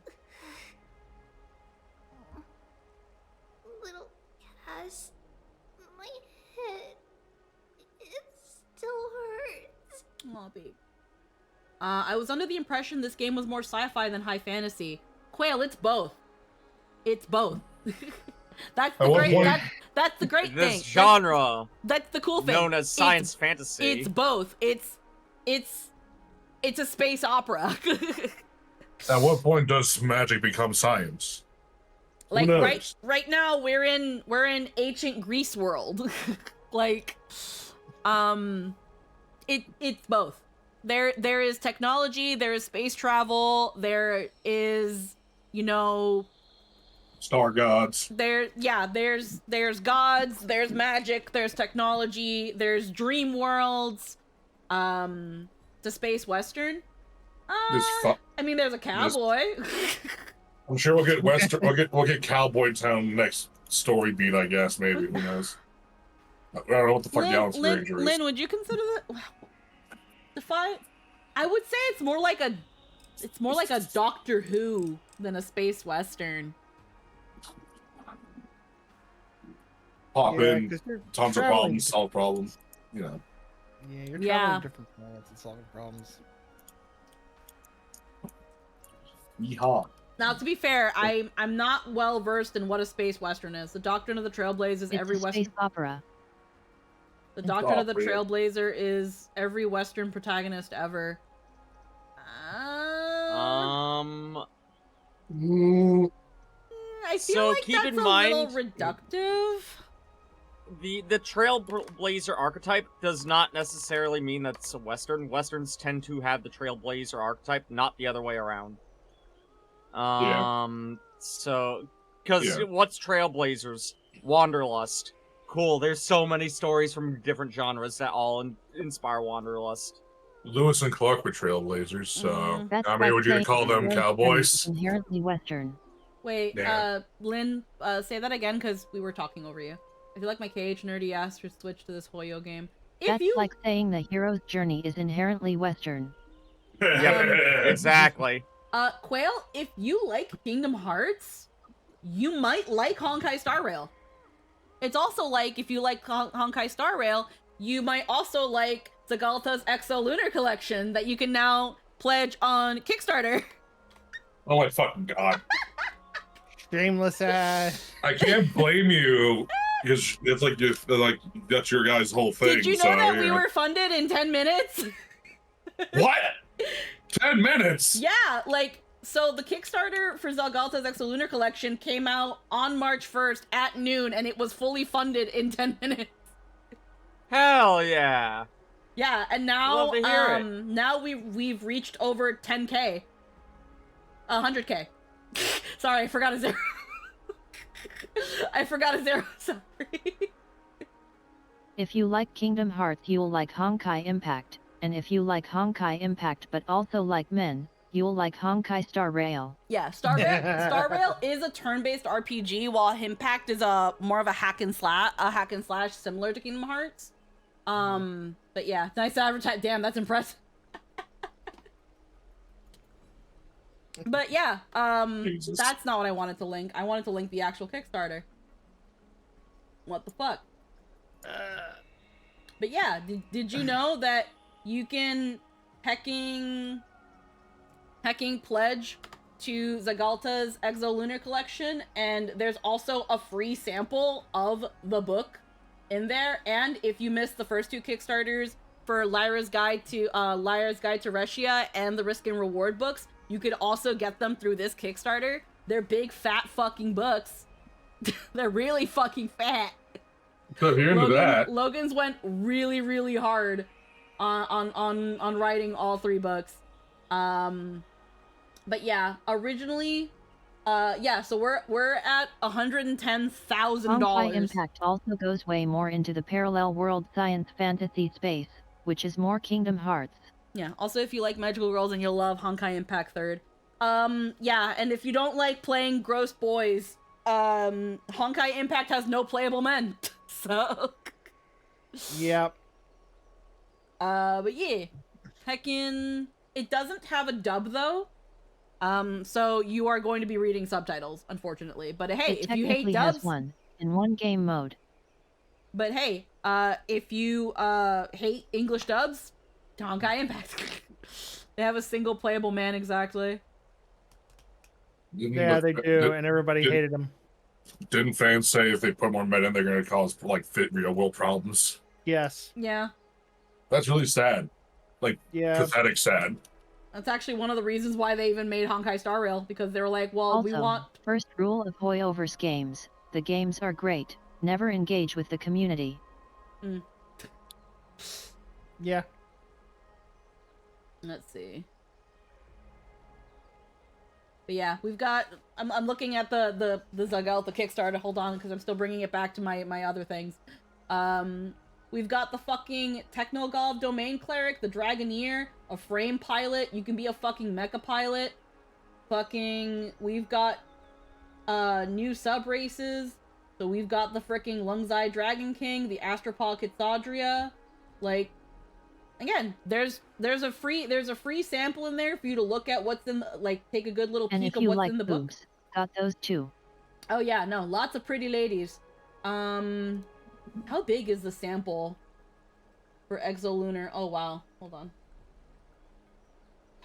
Wow, Logan. Taken from a confirmed backer. It's 42. It's 42 pages. There's a 42-page free sample on the Kickstarter that you can look through. If you want to put more sci-fi, fantasy, space opera epics into your D&D table, this is the book you want. So, I've only played Genshin because of a crush of mine. I'll check the Kickstarter. Yeah, no, of course. Yeah, fun stuff. Fun stuff. The Honkai Impact community is also the one that got an anniversary canceled because they put a character in a bunny suit. Not even the whole cast, just a Chinese character specifically. Yeah, we talked about that. Well, the funny thing is that it was that, and on top of that, it was an anniversary event for the overseas fan base. So it wasn't going to be in China. It was Hoyo wanting to give their overseas fans something because Honkai Impact was doing so well there. And then China got mad at that too. Because they were like, well, it's not for us, and that's a problem. So, yeah. And they freaking threatened the lives of 2 of the founders. Someone, like, I think almost even got into the building with the intention of killing them. Yeah, someone. Why you gotta threaten people that make games? They just making games. Don't do that. Because they're sad and gloomy. I'm a fan of Squeaky Blue and Anthony. I'd be surprised if there's no boobas. I mean, well, at the same time, it's not 19, so it's Logan's love of women and boobas. Alrighty. Listen, loved Genshin. It was there for me when I needed it and helped me through a dark time in my life with its chill atmosphere, relaxing music, and low-stress exploration loop. It's also the worst Hoyo game in terms of respecting players. Yeah. Yeah. I, unfortunately, for as many... 3, actually. There's 3 characters that I care about and get an Impact, so yeah, no, I'll never play Impact. But for as interesting as some of the characters are, and the story has potential, and I only really know of, like, one good story, like, with Farina. Love Farina so much, even though I don't play this fucking game. I will never play this game. I unfortunately will never play this game, because it's very clear that once I start playing the game does not want me to play it, because I can pull for new characters, but then I can't use them. There's no point. It's not beginner friendly. It's been around for so long that it is unfortunately only for the people that have been there on day one. But yeah. And on top of that, if you're a free-to-play player, good luck. Genshin is the game where I realized I didn't even want to pull new characters because of just how much work it would take to actually get to use them. And that was when I was like, oh, I need to stop, like, right now. I started Genshin and I'm fine, and I'm free to play. Come back to us in a couple weeks and tell me if you still feel the same. Because I've heard way too many stories of people trying out Genshin, and they start running into walls really quick. It's been 2 months. Not enough time.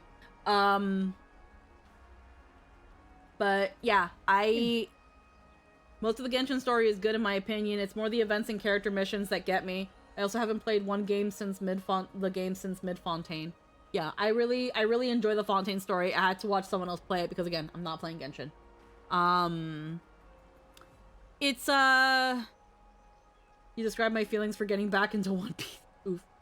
You said 2 weeks. How is 2 months not enough? I said a couple weeks. Like, 2 minimum, but more time. Because, again, I've heard from people who have tried to play this game, and it is just not beginner-friendly. And then I've also heard the term mint picker going around, and that one of the only ways the new player experience is really good and solid until around rank 35 or 40, after which point the cost-benefit cliff dives. Yeah, I'm at rank 35. I've unfortunately seen the term mint picker going around, and essentially it's to make fun of free-to-play players. There is a Genshin streamer that is notoriously free-to-play, and apparently, like, even they have a hard time when it comes to pulling for the characters they want, and when they get the characters, it's now a whole, like, time sink to get them going. Fair enough if you don't want to play Genshin. Rank 48. Okay. Yeah, I tried it. It wasn't worth it. Getting equipment in that game is a lot harder than getting it here because at least, you know, it's just easier in this. Yeah. Buddy of mine tried getting into Genshin and got nothing but characters that required going to Sumeru and Inazuma. They didn't want to go all the way across the map to get the enhancement materials for the characters for fair reasons. And yeah, it's going to be that thing of one of the biggest things that got Genshin the attention, it being a robust open world for you to explore, is unfortunately going to be the crutch that breaks the knees of many free-to-play players. Yeah, and I'm max rank, and getting a new character farmed up is a 3-week project every time. I stopped playing Genshin for what Squeaky mentioned. There is one TP in each region.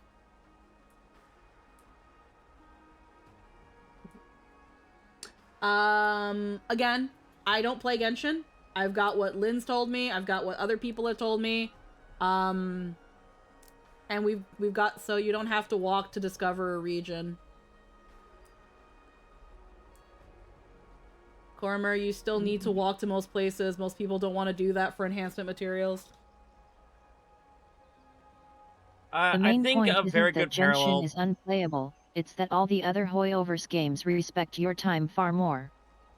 Yeah, what are you saying, baby? I think another good comparison, right? Because keep in mind, right, just because, fucking Corminair, I don't know how to pronounce her name, I'm dyslexic as fuck.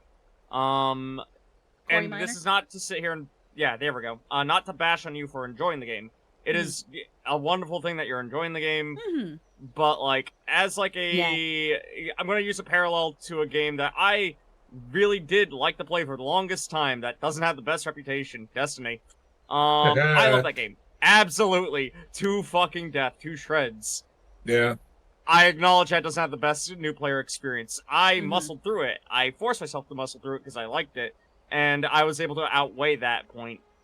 Because you are able to like something does not necessitate the fact that it might have an issue. Yeah, it's kind of like a previous point in a lot of the yapping that I've done so far this stream with Tears of the Kingdom and stuff. It's okay if you enjoy the game. If you're able to enjoy Genshin, like I said, when you were like, I'm rank 48, I was like, okay, there we go.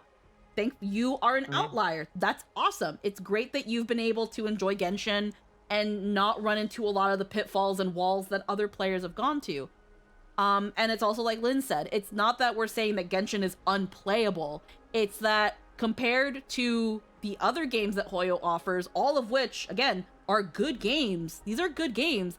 It's not the best. That's like saying out of all of these beautiful, delicious cakes, this carrot cake, which is delicious, carrot cake is absolutely delicious, is not as delicious as the red velvet, the strawberry shortcake, the angel food. It's just not as good, and it's got some very valid reasons. And because you enjoy it doesn't mean, no, actually it is good because I like it. It's fine that you like it and you found things that are good, but it doesn't mean that the game is devoid of problems. And I know that's not exactly what you're saying, but that's what we are. That's what we're kind of saying, that because people can still find enjoyment in it doesn't mean it doesn't have its problem. I think what I'm getting from this is that Squeaky does not like carrot cake. Oh, I love fucking carrot cake. What do you mean? It's just, if you compare it to like strawberry shortcake and cheesecake and angel food and red velvet, I'm gonna choose one of those before I fucking get the carrot cake. I love all of them, but if I had to choose one, take Sumeru for example. The bottom right is where you get the free TP. The big thing is that in Star Rail, Impact, and Zenless, you can build a character from scratch to end game viable in about a week. In Genshin it takes 3. And when you have a busy schedule, you hit a point where you actively dread getting a new unit instead of being hype. Yeah. When I started, I did struggle to make a good team. Take Sumeru, for example. The bottom right is where you get the free TP. One of the boss materials requires going to the middle to top left. You cannot cheat your way through any of the walking there. Most people do not want to do that, and they're fair in doing so. It's, again, like Lynn said, Genshin unfortunately, despite the big expansive open world being one of its selling points, it's also its biggest crutch.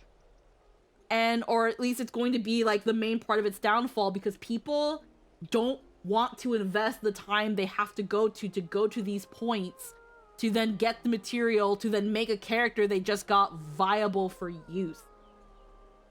Whereas with combat, exploration, story, music, atmosphere, Genshin is incredible. Yeah, it's a beautiful game. Beautiful game, wonderful story, wonderful characters. I hear so much praise for those facets of the story. But when it comes to people being like, should I go play Genshin? Most people will say, maybe no. If you want to play Genshin for the story, massive time sink due to the gacha live service aspects. Yeah, most people, like, if you want to play Genshin for the story, they'll probably tell you to go watch videos instead. Because it's too much of a time sink. It used to be the way for Destiny, but now it's just, I can't recommend it for a lot of reasons.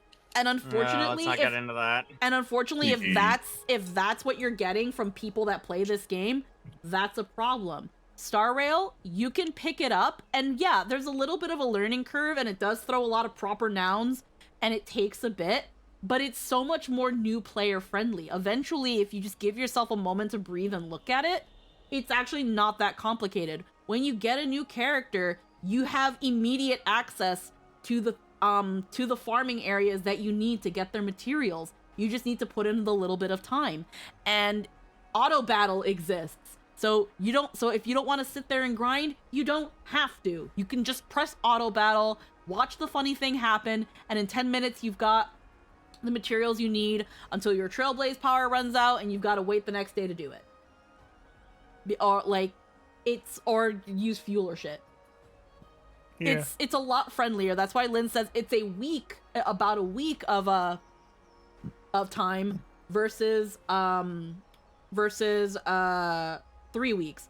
And I can't speak for Genshin in this aspect, but on top of that, with Star Rail, is that before a character even comes out, once they let you know what materials are going to be coming out for these characters, you can farm them ahead of time.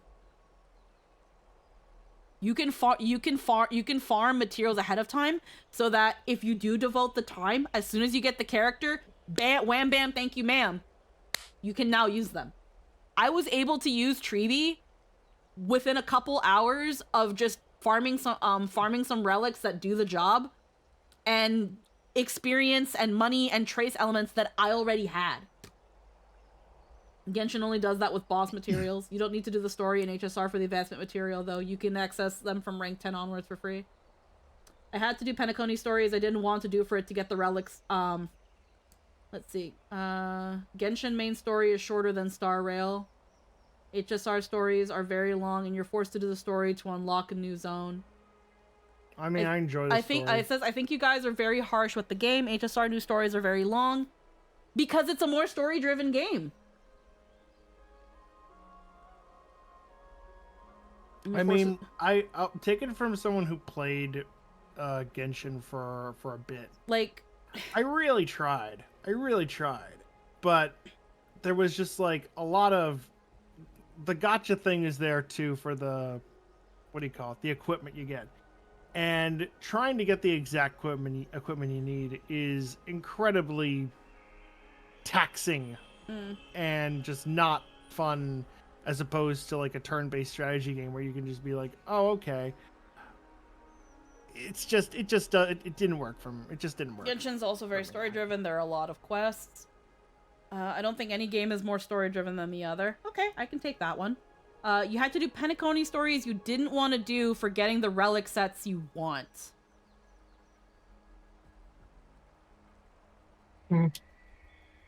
They also see. Unfortunately, I can't confirm this because I've been playing since Penacony came out.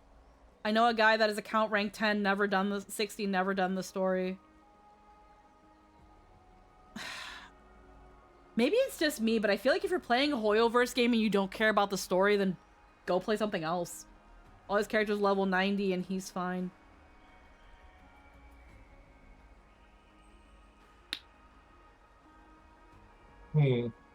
Let's see. A good point for this is the same company made these games, so no matter what, Hoyo's getting paid. Oh yeah. Like, at end of the day, it kind of, yeah, Hoyo's getting the money either way. Different teams within the company, though. Different teams, yeah. There's a different team behind Star Rail, a different team behind Genshin. Yeah. When you say rank 60 and never done the stories, all the characters at level 90, I'm going to assume you mean Genshin. I mean, cool. Yeah, Genshin goes to 90. I mean, again, I don't understand the point. Maybe this is just where I don't understand that mentality. I don't understand the idea of going into a story-heavy game, completely ignoring the story. Like, for what? I don't understand. It's like, but at the same time, I play games for the stories. Like, I don't understand people who play 14 and skip the entire story. That's why for as much as I love Deco pisses me off because he's a story skipper. Side note, Genshin stories may be shorter, but a lot of it has padding. Liyue was 60% padding, and that's from someone who likes that story. Inazuma doesn't have much padding, but it is just miserable to listen to. Sumuru and Fontaine have scripts as long as Penacony when you account for how much longer the side quest dialogue is, and how that's needed to unlock whole sections of the map. I was gonna say, like, aren't whole sections of the map in Genshin locked behind story? Like, are you able to go to certain parts of the map? Not if you glitch through. Before you do the story? No, I was able to explore Sumeru when I wasn't playing Sumeru. But Penacony has much more useless yapping. Wrong. Wrong. And you can't manually skip the voices. Heavily depends on what you... Yeah, I was gonna be like, wrong. Disagree. Sorry. No. It's okay if you didn't like Penacony's story. It's okay if you thought it was long-winded. And it's okay if you didn't care. You can just say you didn't care. That's fine. Unlike Genshin, HSR lets you skip cutscenes. Yeah, I'm pretty sure... Well... I'm in a cutscene right now, and I'm not sure where the skip button is, but I don't want to skip cutscenes. Penacony is a mystery. The yapping is a huge part of the genre. Yeah, I know. Well, here's the funny thing too, Cora Minor. As of 3.0, you can just skip Penacony. I don't recommend skipping everything and Penacony, but Star Rail gave you that option. So if you don't care about Penacony, that's fine. You can skip it. But personally, I don't think it's a good idea because everything that you've learned from Belobog, the Xianzhou, and Penacony, and everything in between is kind of your foundation and basis for here. That's... You can also access all the relic and material zones early since 3.0. You just can't teleport to them. Yeah, you can still farm the materials you need. You just can't go to the place where they are. And that's not a bad thing.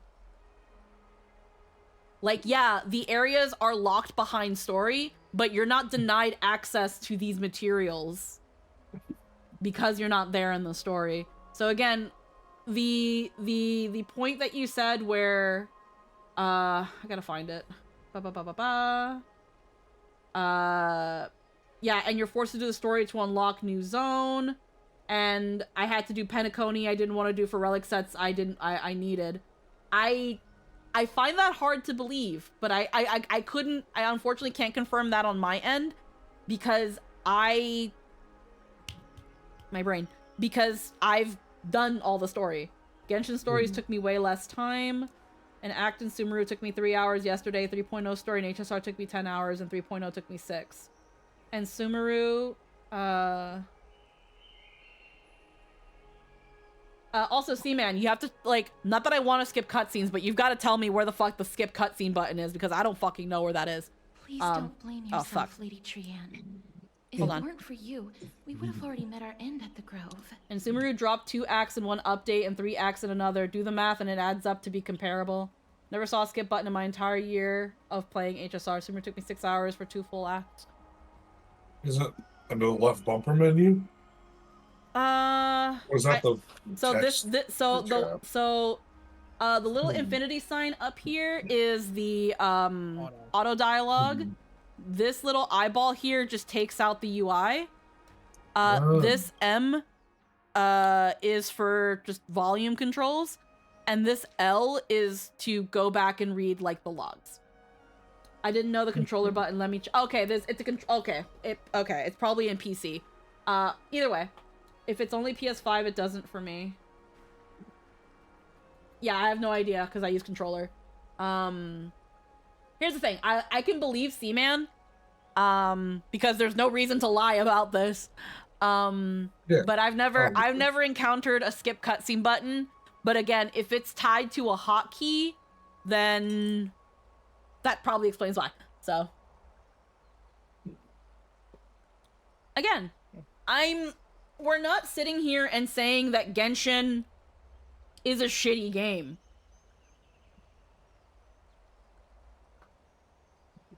We're not saying that Genshin is a shitty game, and it sucks that you've not had a good time with Star Rail. But at the same time, I'm kind of hearing these things, and I'm just kind of like, where you're like, I didn't get access to to some of the relic sets because I have to do story. And it's like, the only thing I can think of is that you have to do the side quest to unlock like certain things of Divergent Universe. And yeah, you can just blaze through that. You don't have to read all that stuff. Again, we're not telling you can't like Genshin. It's a good game, but if you have a busy schedule and have to ration your time, Genshin is the least respectful of it. Having long story segments is fine because those are ones that come every month and a half and we can set time aside for it, like right now. I'm stupid. But when you get down to daily grinds, Genshin asks the most from you. That being said, in the interest of time, I would like to continue the story now. Yeah, I'm stupid. I'm thinking of Wuthering Waves. I was gonna say, okay, well, there you go. Wuthering Waves can let you skip story. Again, I'm sorry you didn't care about Penacony. Penacony, for a lot of people, was HSR's writing at its best. I don't know what to tell you. That's unfortunately, fortunately, you can't really argue preference, so. I feel awful. I need to go back to get some rest. Lady Trianne, you haven't been well since you woke up. Are you sure you can make it back on your own? All this noise and commotion. Akuma hasn't changed a bit, has it? Are you Professor Anaxa? There's no need for doubt. The Titan no longer speaks. It is I, Anaxagoras of the New Sporists. Indeed. You are the only one who would refer to yourself like that. Professor, let me be frank. The mission Lady Aglaia entrusted us is to search for survivors, uncover the truth about the disaster at the Grove, and retrieve the core flame of Circes. Let's see. If we do the math, 3 hours is 1 act. So for 5 acts, it's 15 hours. If you don't like Genshin because you don't have time to invest, I fully understand and agree that HSR is better. I feel like there's another point to that, so I'll wait. That does not surprise me. And now, I'm a survivor who witnessed the entirety of the disaster, as well as the defenseless bearer of a core flame. Are you going to bring me to Aglaia to fulfill your duty? That is indeed my duty, but I prefer not to present you to her as a captive or spoil of battle. So Sumeru equals 15 hours, and Amphoreus so far took me 16 hours. Fine. There's no need to make your life difficult. I'm not against meeting that woman. But I have some things to take care of first. The families of some of my fellow Grove Scholars live in the Holy City. Before we meet Aglaia. I want to visit them. Why do you have to do it before meeting Aglaya? Because Lady Aglaya will probably be against it. Let me guess. That woman will not only prevent me from visiting the families of the deceased, but will also suppress any information about the Grove. She's always been that cold-hearted. My fellows at the Grove gave their lives defending the Core Flame and fighting the Black Tide alongside me. Their families deserve to know the truth. You intend to do it without her knowledge. Do you really think that woman would treat me well, even if I behaved and proved my loyalty? I wouldn't mind seeing a bit more anger on her face. He's like, fuck Aglaya, I hate that bitch. Are you going to stop me, Castorus? I will accompany you, but please understand that Lady Aglaya has her own considerations. You truly have the makings of a fine scholar, putting yourself in other people's shoes like that. Let's go. I won't go overboard. So, after all these years, you and Lady Aglaya are still... Neither of us is narrow-minded. You should know the root cause of our conflict. Back on the current quest. This quest is fine, but after the Grove, the storytelling felt chaotic to me. This band reminds me of Diz.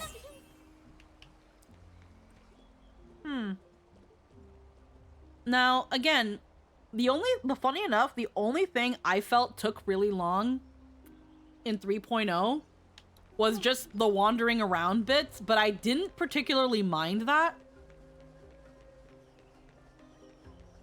And I'm a little sad that they're nerfing that, So there are people that that eventually will get a newer version of 3.0 that has less puzzles and wandering about, and they're gonna streamline it more because people don't want to play the game. Which fucking kills me, because it's like, what the fuck you mean? Oh, hello, young ones. Is there anything I can... I've come to find that any MMO or like live service like gamer wants to find the way that they can play their game as little as possible. I don't understand that. Are you the father of Kenani and Artakama? Ah, yes. Oh. My daughters caused trouble at school again. Hot take. If you like a game, but you say, I don't like grinding in it, then you don't like that game. Well, I somewhat disagree with that, because I'm not a person that in particular likes grinding. I'm fine with grinding in some aspects, but I don't like when games suddenly have, like, a difficulty spike. That I then have to stop what I'm doing and go mindlessly bap things until my numbers go up. I don't particularly like that, because it feels like it stops me from moving forward in the game, and that's what I want to do. I really want to do that. It's also why I hate Chain of Memories. I have a lot of reasons for why I hate Chain of Memories, but that's not today's stream, so I won't talk about Chain of Memories. I can concede to that, because so my mindset behind why I say that is, in my opinion, a good game makes the grinding not feel like a grind. Yeah. Flatly. If the gameplay loop is that satisfying. That makes sense. Making the grind tasks convenient and unobtrusive is ideal. But I don't understand wanting the main core of the game, story, and exploration shorter just for the sake of being shorter. Yeah. That I can agree. Exactly. Because, like, a good example, obviously the popular button right now, Monster Hunter, right? That game is grinding in its core. You are gathering resources. You are killing the same monster over and over and over again for parts you need to be able to craft a thing.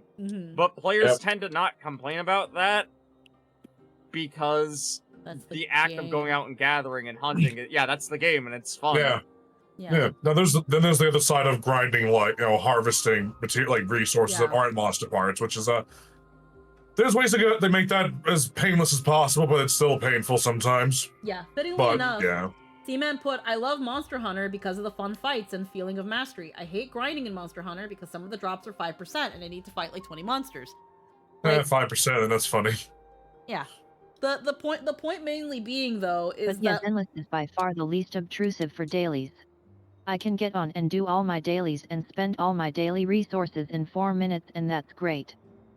well, with Star Rail, my dailies, like, in terms of getting my my daily, like, what, 60 jade, that only takes me 5 minutes. Do I Yes, burn Star through? Rail is also super fast. Yeah, do I burn through all my trace block power? No. But I get to it in like 5 minutes. We can take into account that Genshin is far older than other gacha. Their mistake is not to upgrade it. I'm going to not veto that point, but kind of bringing up Genshin's not that much older than other gacha. There have been gacha games for a lot longer than Genshin. A lot. Yeah. Relatively in the time scale, it's still I kind of have to new. unfortunately disagree, even though it's not entirely wrong. Zenless has some of their details, but get bonus energy and some buffs for fights, and it's hilarious. Yeah, that's the thing of, like, I'm not going to fully Honkai agree. Impact is 8 years old and is better. Yeah, I'm not gonna agree with that. I'm not gonna fully agree with that. There are games, like Vivi said, there are games that have been around for far longer than Genshin, and find ways to make their content accessible and easier, and are like, yes, we do want new players to play our game, and that's why they've been able to last as long as they have.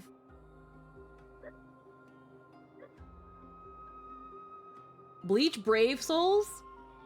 I don't play this gacha game. I've only played it on and off, very, very on and off. But the reason it's still fucking around, despite being Bleach Brave Souls, is because it finds a way to integrate newer players into things. It explains things in a way that's easy to understand. You can get characters relatively easily, and you can just jump right into the story and enjoy your time there. It's just a nice little neat gacha game experience. And it acknowledges that it needs to be easy to digest for new players, or it's going to fail. Of course, the age of Genshin is not a full argument. As for Honkai Impact, I know a lot of people that find the gameplay far too repetitive. And personally, I do agree with that. That's why I'm kind of like, I'm not blazing through Honkai Impact, because it is very just bonk bonk hack and slash. If you like mindless bonk bonk hack and slashing, and then if you like button mashing hack and slash, and, you know, just kind of zooming around the battlefield doing funny numbers, yeah, you'll like Honkai Impact. If you like Devil May Cry, if you like Kingdom Hearts, if you like those sorts of games, you will like Genshin Impact. And if you, for whatever reason, don't like Impact, Genshin Impact, Honkai Impact, then you might like Zenless, because Zenless took Impact's, like, gameplay and then just kind of tuned it a little bit and made it a little bit easier and more friendly for players. So Genshin is pretty unique in the Hoyoverse space. When people call it stingy, sure, some are being bad faith and just parroting others without knowledge, but if you've played all the Hoyo games past and present, Genshin is the least generous, and by an incredibly noticeable degree. Also yeah, no, they're much more. Also worth noting, Genshin is ran by the guy that members of the Honkai Impact dev team have gone on record to say made Impact a more miserable experience. Brave Souls, it's also because they still get Kubo to do the art, and it's beautiful. Yeah, that's another thing too. It's like Kubo, in some way, shape, or form, is involved in Brave Souls, and you can see that he has some love for it.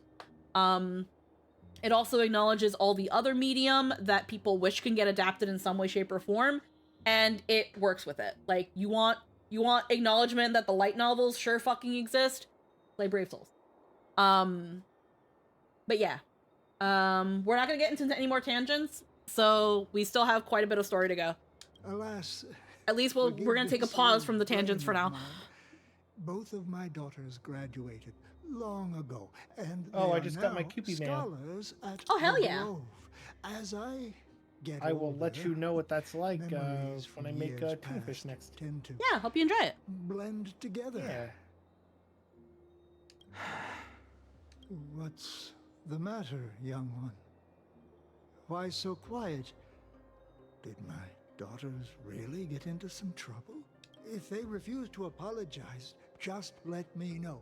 Their old dad can still talk some sense into them. I've got a slipper. What should we do? I really can't tell him. Don't ask me, I'm getting all teary-eyed as well. Mr. Fabio, the Black Tide took Kinani and Artakama. What? They fought until their last breath against the Black Tide to defend the Grove.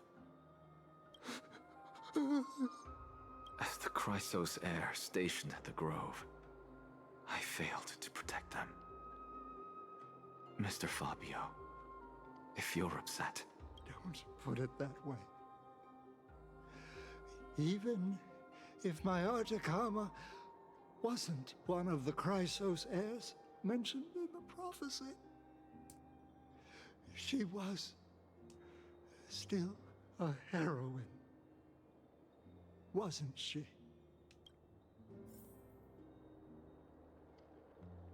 Old It's man that with same the- guy. Yeah.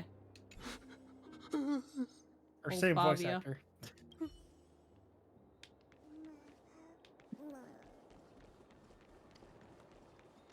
Is there someone? Woman with gentle expression. Hello. And you are? Hello. If I'm not mistaken, you are Kalinicus's wife, right? Yes. Oh, are you a messenger? No wonder I haven't heard any news for so long. There's been a change in personnel, hasn't there? Ma'am, Kalinicus passed away a few days ago, defending the Grove against the Black Tide. So... did he manage to defend the Grove? Huh? It's the first time you ask after hearing of his passing? Yes. He managed to protect Cersei's core flame at the cost of his life. I see.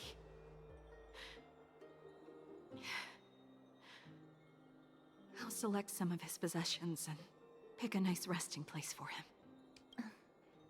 Please let us know if you need any help, ma'am. I come from Kremnos. Death and sacrifice. Yeah, that makes sense. Are things I've learned to face with composure. That's why she asked, like, well, did you defend the Grove? Is the Grove okay? Okay. You know, good. Kalinicus, even though he was a scholar, he'd always ask me to teach him how to fight whenever he came back.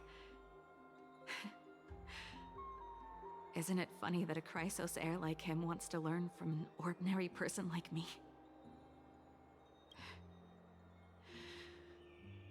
I've been prepared for this for a long time. In times like these, Anaxagoras here an being a ordinary grumpy goodbye sass master might with a just heart turn of out to gold. be a final farewell. I'm really sorry. There's nothing to be sorry for. I was once a warrior, and I'll find my way back to the battlefield someday. With the coming coronation of the new king of Kremnos, I'll take up my lance against the creatures of the Black Tide and seek vengeance for my husband. I can understand where it sucks delivering this bad news to people, but it's so much worse to keep them in the dark. Yeah. It's so much worse to keep them in the dark. And that's why he's like, Aglaya would make me not tell these people, and I think that sucks. I'm not gonna sit here and hate Aglaya, because I can kind of understand where Aglaya's coming from, but I can't agree with we should leave these people in the dark thinking that their loved ones are gonna come back at some point. Yeah, it's fucked up. It says so much about his character that he chooses to deliver the news himself despite how much it sucks to do so. Yeah. Yeah. I think that's never a fun thing, like ever, right? It can't be.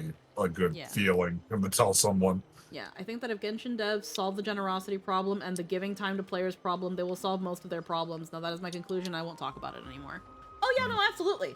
If Genshin can address the issues that can go over wow, I can't speak. If Genshin can do something about the glaring issues where again, it is a pretty stingy game and that it doesn't respect players' times, and is not as new player friendly as people would hope compared to the other Hoyo games, then yeah, I think it's got a lot more years of longevity. At the moment though, it hasn't, and it needs to. Like, there's a reason why the meme, oh, Genshin could never is a thing. Like, Star Rail has had so many improvements that people are like, Genshin would never, because Genshin has this mentality of, well, you're gonna play me anyway, and I don't like that mentality. Yeah, no, it's I'm a very busy. predatory game. There's I a don't lot like going that. on in the city, and I've got my hands full. Mister, we're sorry to bother you, but... Wait, Lady Casters, did Lady Aglaia send you because of some mistake I made at work? Keep your cool, Titus. Oh yeah, I I'm maintain that Anaxagoras Genshin from the is a Grove 9 of out of 10 Epiphany. game that gets dropped to a 7 by the gacha and time trap options.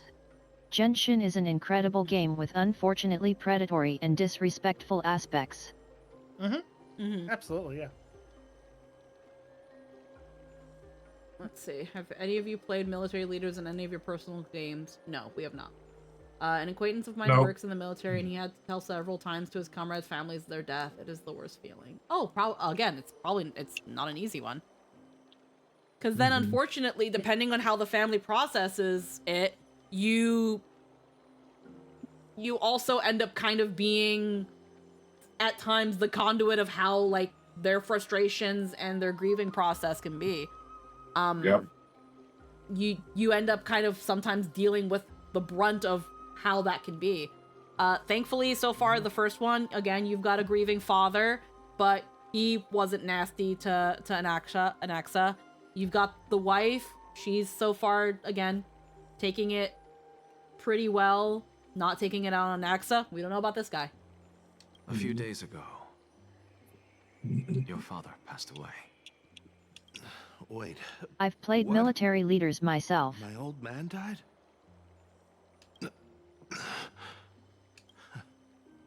That's no shocker. At his age, he was due for the River of Souls any time. How can you say that he's your... Just up and left me behind. That old man. I don't like some of these responses the Trailblazer has. How can you just say that? Everyone is processes grief differently. Yeah, I would never say that. And you don't It's know like- it's like- just because we're telling. One second. And mess around with those scholars. And just because we're telling these people what happened to their relative doesn't mean that they had a good standing with said relative. Yeah. Okay. Yeah, just wait for the whole thing to happen before you say anything, Trailblazer. Stubborn old thing. Like, I already got him a retirement home and was waiting for him to come around. All my effort is wasted now, and he didn't even give me a chance to say goodbye. That bull-headed old man, stubborn as a mule.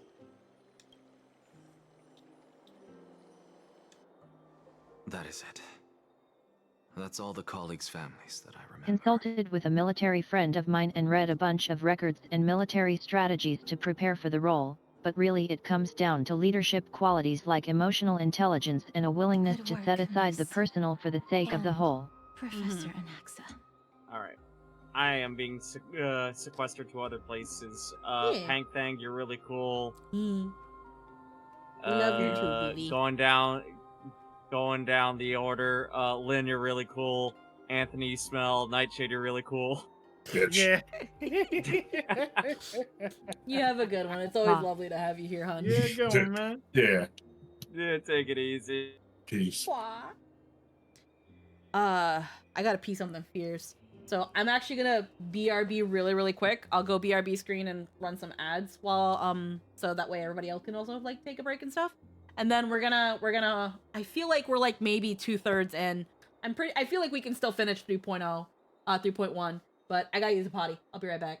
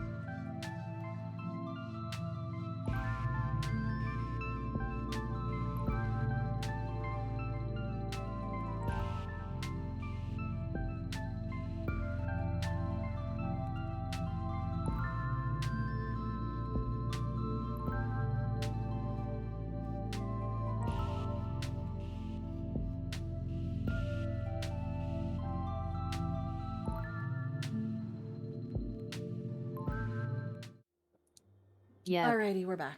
I forgot to run ads. Eh. Well, it was actually a really quick potty break. Okay. Since I'm looking at the chat.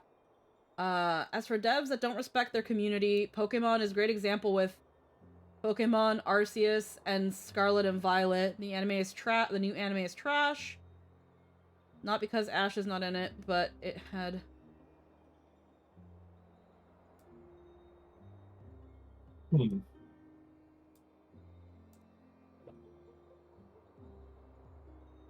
You really just don't just hate stories, don't. Okay, so unfortunately, I have not seen the new Pokemon anime.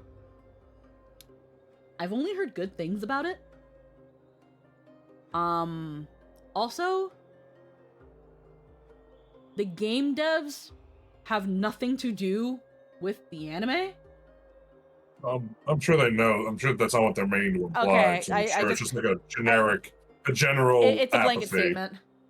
Yeah. Arceus and Arceus and Scarlet Violet are some of the greatest stories in the franchise, and everything I've seen about the new anime is that it's well beloved by the community. Yeah, people, when it came to Legends Arceus, people were talking about how much of a breath of fresh air that game was. And some were even hoping that future Pokemon games would be more like that. And it seems like Pokemon is listening because of what we might be potentially getting with Legends ZA. Now again, they can still fuck it up. Because not just because of it being Game Freak, but also because of how much Nintendo pushes them to release games within certain time frames. But it seems like with ZA, maybe I'm being hopeful, but it seems like they really want to do right with this entry because it's taking so much more time. Like it took about 2-3 years for this title versus a main entry. 8 episodes to get a real Pokemon fight. I'm a huge Pokemon fan. Don't call me story haters when you don't know me at all. Corey, what's your primary argument? I'm confused. Episode 1 had Cerulege and Charizard. So anyway, back to Star Rail. I'm gonna keep an eye on the chat, but y'all have your argument. I like where this is going. Y'all fight. Fight. Fight. Keep going. Don't fight. Have discourse. There's a difference. Take me to Fight. All right. Fine. Let's go. Sorry. All right. I like seeing. I like when my chat is active. I like when we have debate. But yeah, I'll look at this in a couple minutes. I like where this is going. I'm interested. You've got me interested. I like this. I haven't seen. Unfortunately, I've not seen the new series. I've only heard good things about it. I've heard very good things about Legends Arceus, and at some point I do want to play it myself because I've heard it's good. Scarlet and Violet, I heard, was an amazing story. It just kind of suffered. Shut up, Tribby. It just unfortunately, the main issues that people had with Scarlet and Violet was the game itself, not the story. And people are looking forward to ZA, and it seems like they are considering the complaints these two games had and are putting that consideration into ZA, but we'll only know once we get the game.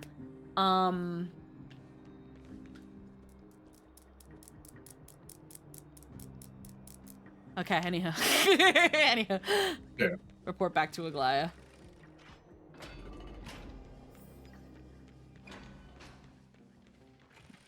Please, carefully, not the spirit thief.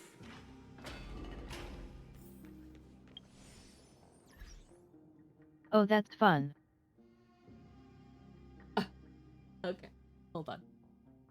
Hold on. Huh? I'm sorry, it's just I'm looking at the chat.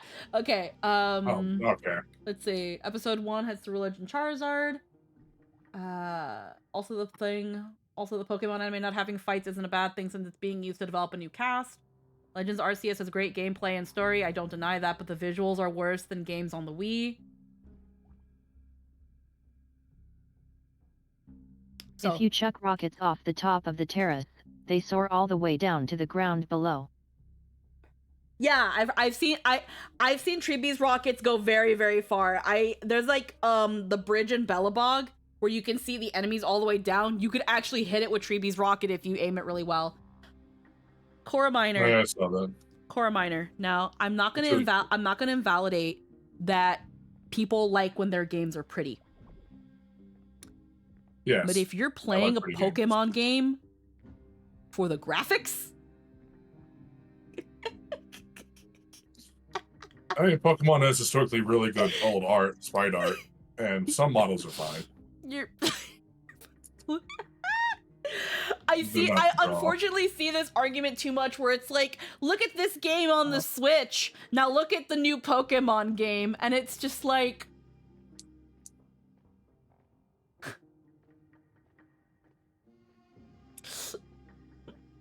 I'm not playing the game for the graphics, but I think that ruins my experience. And that's fair. That's fair. I Scarlet and Violet has had frame rate issues. Its worlds at times felt empty, and some people can't look past that. That's okay. Yeah. But if that's Always going to fun. be the deal breaker on your enjoyment of a Pokemon game and why game bad, I'm gonna kind of disagree. Also, making fun of me because you think my argument isn't valid, that's very irritating. We're not making fun of you, hun. We're not making fun of you, hun. Like, if you're going to take things personally, I'm really sorry, but you might need to take a break because I'm going to react to my chat. I'm going to comment to my chat. If I disagree and I think something's kind of silly, I'm gonna point it out. And if you don't like that, unfortunately, I hope you enjoyed your time here. The door is to your left. Okay? Yeah, in my opinion, graphics only need to be good enough to convey meaning without being super distracting. If it accomplishes that, anything else is gravy. Yeah. We're not trying to make fun of you. We're not pointing and laughing or anything like that. No. We're not trying to personally attack here. If you're getting irritated, if you're getting uncomfortable, if you think you need to step away, by all means, you are totally valid in thinking so. But I'm not going to change how I react and how I interact with my chat because one specific person is having a bad time. That said, when graphics aren't good enough to convey meaning, it will kill the experience. They can very easily, Yeah. yes. And everybody has a different threshold. Some people can allow can deal with more than others, and that's fine. But I don't know. That's like, I don't think I would enjoy Star Rail any less if it looked a little bit rudimentary, if its environments weren't as luscious and beautiful as they are. I think if I had to lower my game to the lowest quality, I think I'd be fine. Holy shit, Wolf God. They were just about to throw all this away. What a waste. That sure was 10 gifted subs. Holy shit. Thank you. Yeah, thanks, Shred. And oh my god, you guys have been going nuts with the hecking subs lately. We've got a level 3 hype train already. How many goals is that? Holy shit. A lot. No, well, I also know that, like, I think I've had my, my stream goals, like, I think I've had them on, like, auto-update. Anyway, your reaction to the chat is not the point of discussion. I'm fine with that, my bad. You are a very sweet streamer. I'm fine with the discussion. And again, I'm, one sec. Hold on. Oh hey, the chat is clear. Guess it's time for more Star Rail. I'm sorry, Lynn. I know you just want to get to the story. I'm just... Oh, wait, that's sub-only chat. Sorry, I didn't want to do that. That's a prediction. I was looking for my goals. I'm sorry. They both have a star. They're both represented by a star, but one's an empty star and one's a full star. Okay, they are on auto update. It confused me. I was just like, I know the goals are a star, and that was my bad. I'm fine, so they got a sub. Yeah. Again, I just want to emphasize it because, again, we're not here to hurt feelings. We're not here to bully anybody. That's not what this is about. But if we're going to debate, the gloves, we don't wear gloves. We don't wear gloves when it comes to debate. So if you're going to argue a point, if you're going to state a case, get ready to have that case challenged. Get ready for us to disagree. We might giggle a little bit and be like, but it's all in good fun. The moment somebody is like, hey, Core Miner, your opinion is shit and you're stupid and you should go freaking commit Sudoku in Minecraft, they're getting banned. Because we don't tolerate that here. But if someone wants to actually, like, debate and conversate with you, there's gonna be some punches, but again, hopefully it's all in good fun.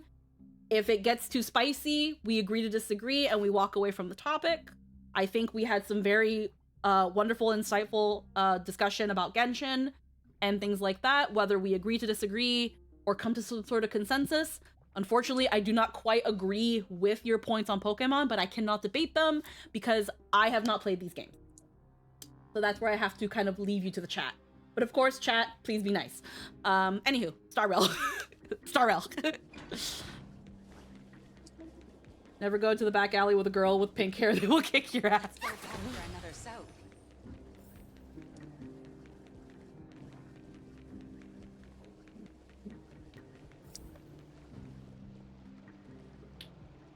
Let's see. I still love the very first Dragon Age game. Let's not look at those. Yeah. But also, yes, thank you again, WolfGodKoon, for heckin' smashing that goal. We're only 2 subs away from the next sub goal because it auto updates. You guys are being nuts and so generous. And again, welcome, WolfGodKoon. It's also just we've been freaking yapping hardcore. I recognize that there are likely people in chat who weren't even born by the last time I played a mainline Pokemon game. Thank you for the food you give us, great Xerxes. There we go. I'm like, where the fuck is this platform?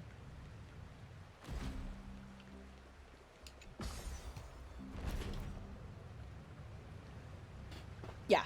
It's that thing of when it comes to debate, I kind of see debating certain topics a bit kind of like a mud pit. We're here to have fun, but we're gonna get a little dirty. As long as no one's freaking hitting below the belt. You're back. Hello. Like mud wrestling. We have an important matter to The discuss bread with is here! Lady Aglaya.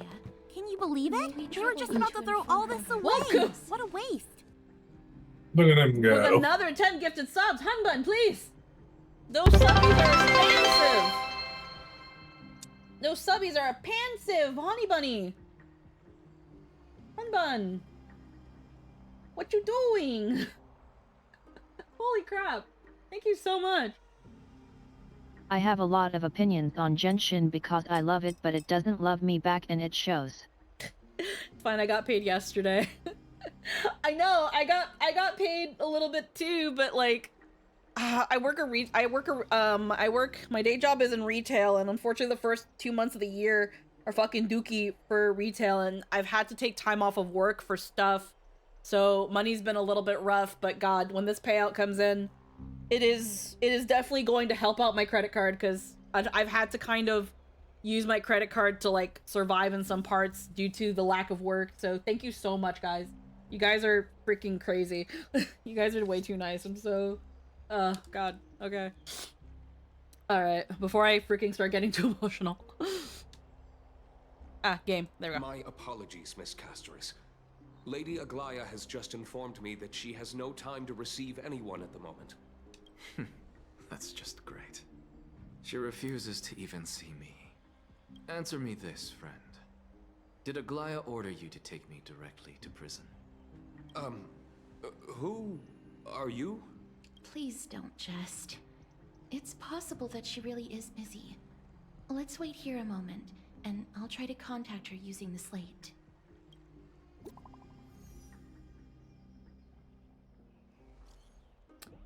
Speaking company of the grove circumstances, we are now fully cognizant, and for thy most diligent efforts we harbor the deepest gratitude. Indeed, no words could adequately convey the depth of our appreciation. Alas, the holy city presently faces sundry complications, and manifold duties command our attention, precluding us from extending proper welcome. For this oversight, we express sincere regret. Furthermore, following thy arduous voyage, rest must be prioritized. The particulars of recent events shall be deliberated upon the morrow, so it is written. You're writing literature, bitch? Damn. This feels so... This is so HR friendly. Okay, got it. Okay. The elegant style must be the garment makers. Oh yeah, that makes sense. Dear garment maker, please inform Lady Aglaya thus. Message received. We will take our rest today. We send her our regards. Very well. Yet everything about that message was this isn't I Aglaya. don't have to confront that woman while I'm hauling around this sick body. Way too Castoris, HR. And yeah. this friend I haven't gotten the chance to know. I'll take my leave for today. That Titan made a myriad of adjustments on their own. My head still aches from that. I don't want to stay a second longer in this noisy city if I can. Please be careful. Akama isn't the grove. This place is covered by her golden threads. I know. That woman is extremely confident I won't escape her grasp. Don't worry. As I said before, I'll mind my behavior. Miss, so many unexpected things happened on our journey to the grove. We truly had no intention of putting you in danger, let alone face the Black Tide head on. Let's see. Trouble is my old friend by now. We made it back alive. So much for the Black Tide. It's fine. The Black Tide is not just an enemy of Akama, but all of Amphoreus. Even back when the forces of strife coveted the Holy City, their warriors still undeniably halted the Black Tide outside Castrum Krymnos. Nigador's core flame now sits vacant, and the Black Tide has returned. The Grove is an academic city with the best understanding of the Black Tide. It shouldn't have fallen so easily, and yet it was taken overnight, leaving the city in blood and tears, haunted by the spirits of departed heroes. The trial of strife is imminent. I pray Mydei will be able to steel his resolve soon. And that black-robed sword master, the dreadful enemies of the grove are also creations of the Black Tide. Lady Tribi once traveled across thousands of cities in Amphoreus to repel the Black Tide. But even they have no recollection of this powerful enemy in all their journeys. Perhaps the fall of Strife has triggered even more terrifying events in unseen places. As for me, I detected a strong stench of death from that entity. But it wasn't because it had a connection with Thanatos. I'm afraid it's purely because it has sent countless others to their deaths.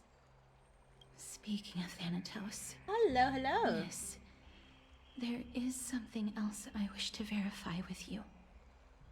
You must have an idea of the curse I bear by now. I was born as the shadow of death, a poison shunned by all living beings. Yet when you caught me in the grove... Look at little plushies! Look at her little plushies! I'm curious He's adorable. why you weren't affected by my power, miss. Because I'm the main character. Totally forgotten about this until you brought it up. Maybe it just hasn't taken effect yet? I'm used to it. I'm just special like that. Now that you mention it, Also, I think... yeah, you're literally built different. It's an ion. I see catching up Zila 2.0. I'm used to it. I'm just special like that. Now that you mention it, the same thing happened in the vortex. My apologies for the abrupt question. For all my life, I've always wondered, what is my connection to death? And why am I inextricably linked to Thanatos? Miss, you must be tired after being on the move these past few days. Please set aside the tragedy at the Grove for now, and rest for the day. Nameless recollection. The scholar manifested in the grove and doused that raging blaze. The crisis experience for your travels. Head to the book and write it down. Not yet. Wonder how Dan Heng has been holding up these past few days.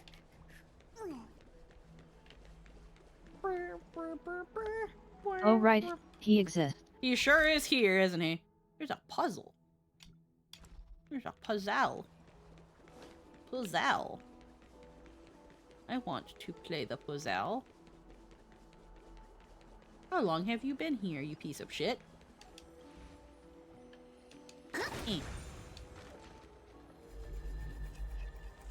The whole time. Well.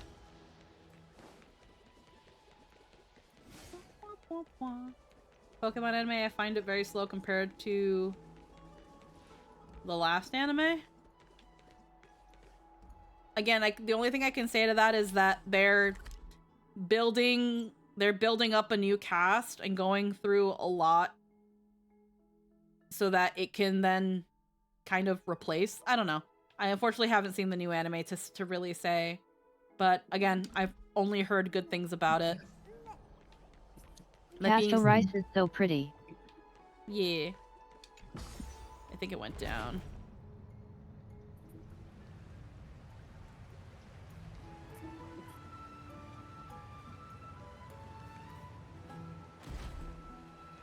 I don't know where it went. I just know it went down. Thank you for the food you give us, great Circes. Also, the small with the pig is adorable. Yeah. I don't know where the spear went. I didn't see where it... I just know it went down.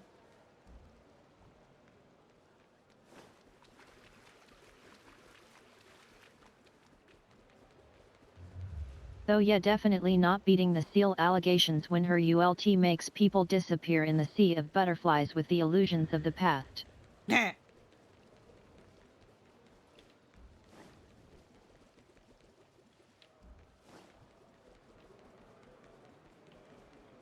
Oh, that's not it. It's back to the Grand Baths. I feel so stupid. I don't know where the fuck the spear went. I didn't track it with my brain. And it's not like you can go back and, like, redo that. So I think it's just fucking lost until I run along it again. It will show up on the map as a puzzle piece. Will it? No, that's Scapegoat. but I don't.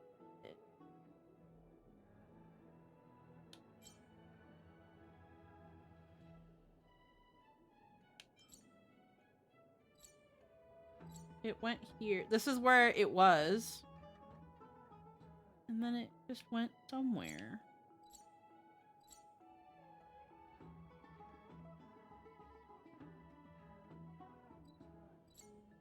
Yet it's there. Okay, so it's still up. Okay.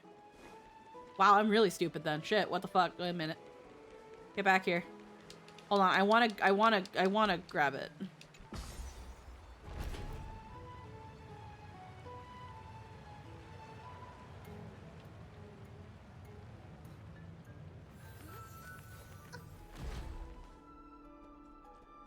Okay, so it was... Oh, I see it.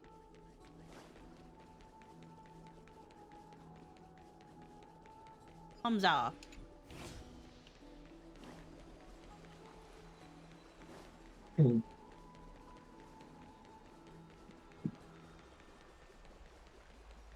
You're welcome. Got you, boo. Thank you. Gimme. Twinkle, twinkle, little star.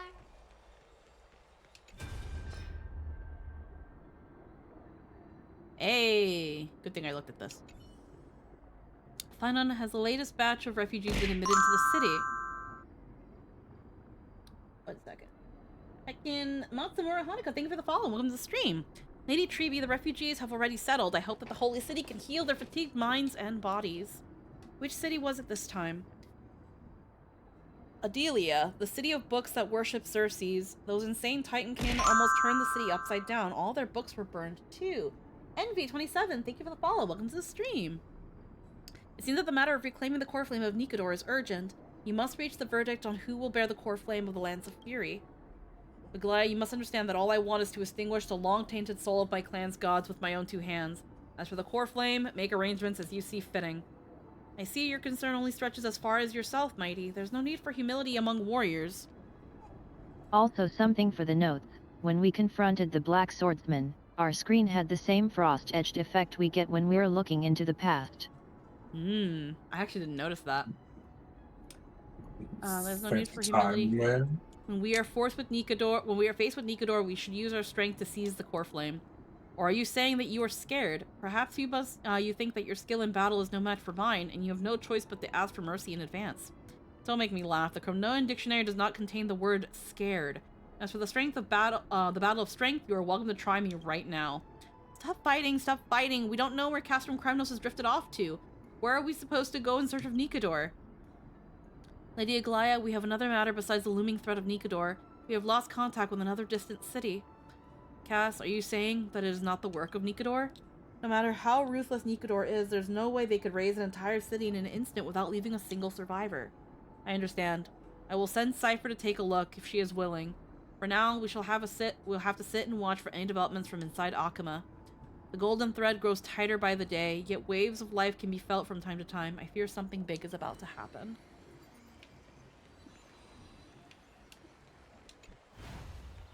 Okay. Interesting.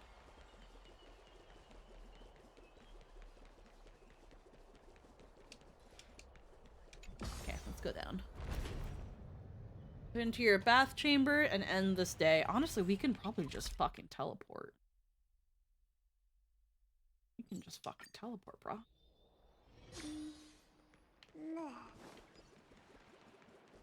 I'd love to go in and take a look. Oh, it looks like he's been well. Oh, that's the book.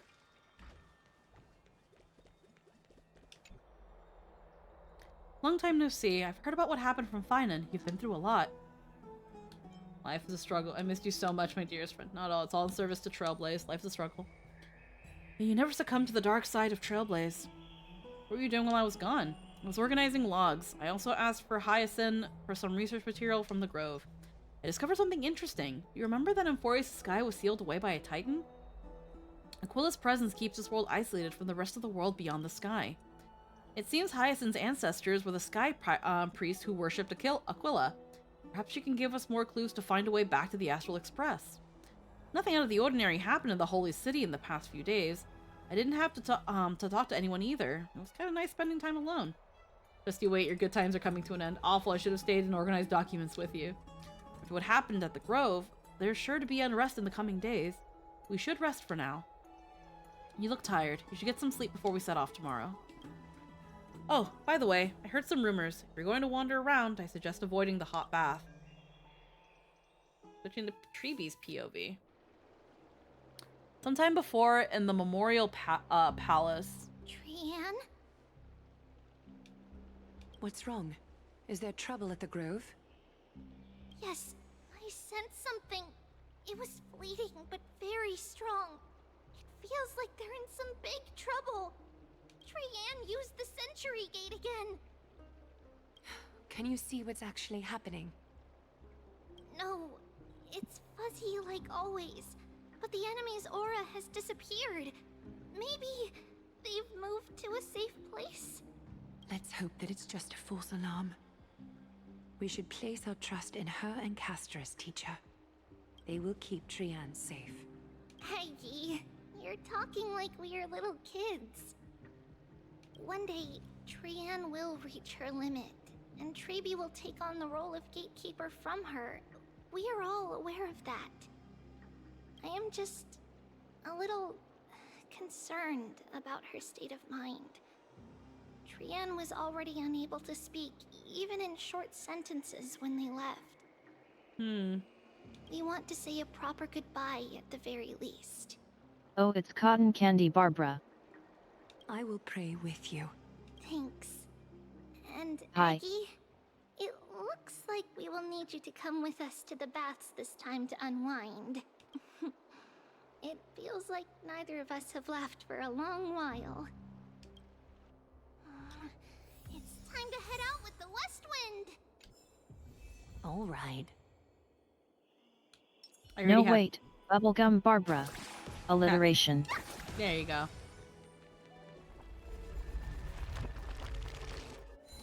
Seems like some things are just to be protected where they lie. The Throw City holds onto the last light forever. I already have Treebe, so we don't have to worry about putting story Treebe in our game.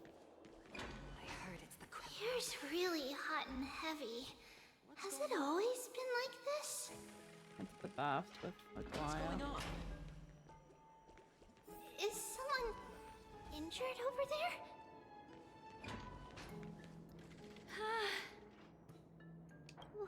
What happened here? Watch out! Watch out! For the Kremnoan! Kremnoan? This is their doing? Aggie, now's not the time to dwell on that. Let's help the injured people first. Excuse me! Coming through! Oh, you two are here as well. That's a relief. Even the Twilight Courtyard is involved? What in the world happened here? So something we kind of learned recently, and we learned from Scylla when they were recording for Treebe, and this can kind of explain why Hyacinth's lines sound weird to me. Star Rail recorded remotely. there are times that Star Rail is recorded in the studio, and sometimes it's recorded remotely, and I absolutely love that. And that definitely explains Hyacinth. It's very likely it explains Hyacinth. If her actress recorded remotely. I actually just came to relax. But as soon as I got here, I saw all these people lying on the ground. Yes, she just sounds like she's in a different They location. don't seem to be seriously ill. It feels like they've just spent too much time in the hot water. Multiple individuals fainting simultaneously from the hot pool steam? Where is the manager of the baths? He disappeared, and no one knows where he's gone to. Some people have been saying that the Kremnoans are behind this. Lady Aglaya, what do you think about this? Let these people rest. The two of you, please come with me. Have you thought of something, Aggie? Yes. While their intentions elude me, it's time to bring this farce to a close. This is really bad. Oh, this many people? Who in the world did this? This is all you can do, huh? Pitiable deliverer.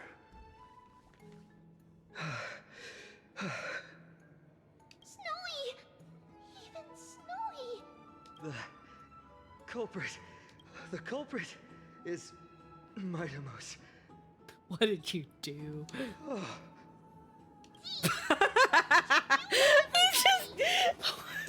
He's just pointing at him. It's just another duel where I claimed victory. Duel? As I expected. On the surface, Wow. these Also, two this are the is kind of mightiest warriors crazy. in the Holy City, but they're still impulsive youths The at finger. heart.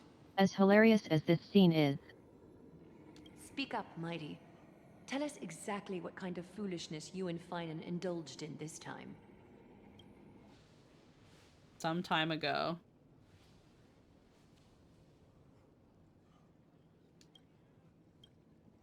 How's your recovery coming along, my last friend? time we saw Finan, he was leaping out of the shadows to impale Mydei with anger on his face. Yeah. But that was also because, like, they thought he might have been, like, overtaken by the trial. How's your recovery coming along, my friend? Winning and losing are all part of a warrior's life. Don't let it get to you. Which one would Mydei say? Then the story abruptly cuts and now they're just both chilling here. I need to take a bath to recharge, buddy. There's no way he would say the first two. He does not refer to Finan and... No, middle one. Get over it. No, none of those. Okay. None of those sound right. Yeah, the illusion of choice. I hate Chin that. up. You have greater things to achieve. Want to grab a drink with me, pal? If you're up for it, let's have a talk. I like the idea that this is him trying to figure out what to say and being like, nah. But it's like, it's him trying to figure out what to say because he thinks that what he will normally say in the situation isn't going to work. So he's trying, but these do not sound like him. Nope. Forget it. I see you still alive and kicking, Deliverer. Am I seeing things? Is the magnificent And this is why he's Deliverer imaginary. finally deigned to step outside? Yep.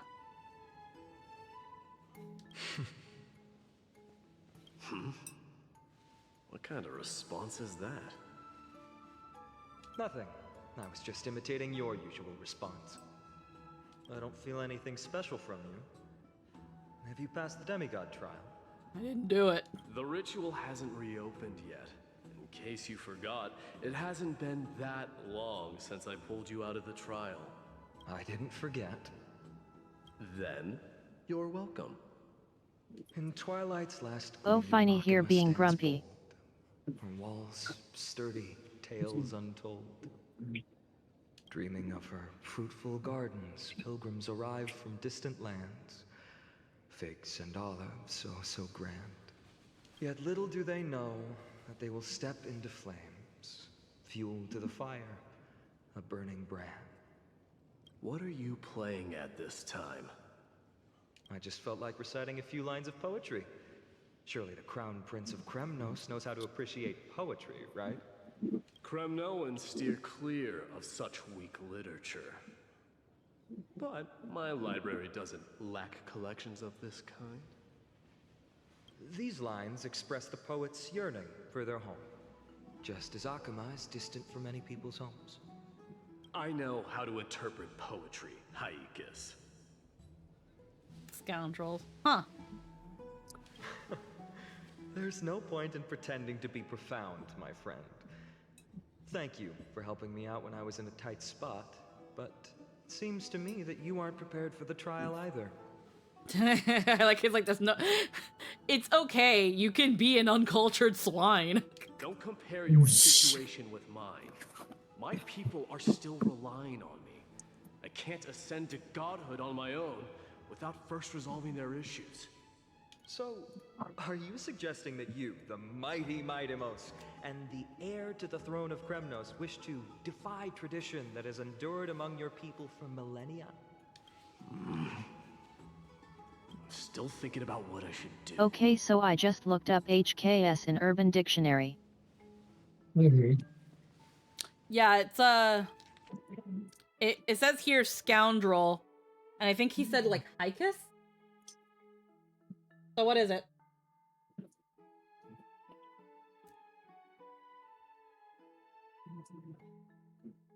Because the only thing I can think of is that it's I'm thinking it's like Chunibyo, but like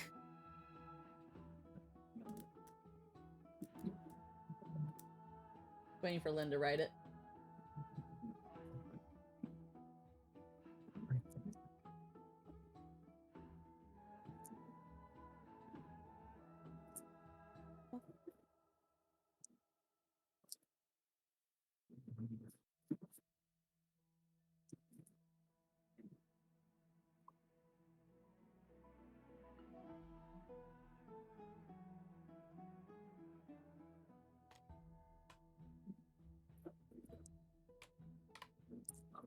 So one of these words is not okay, so keep in mind that you were warned.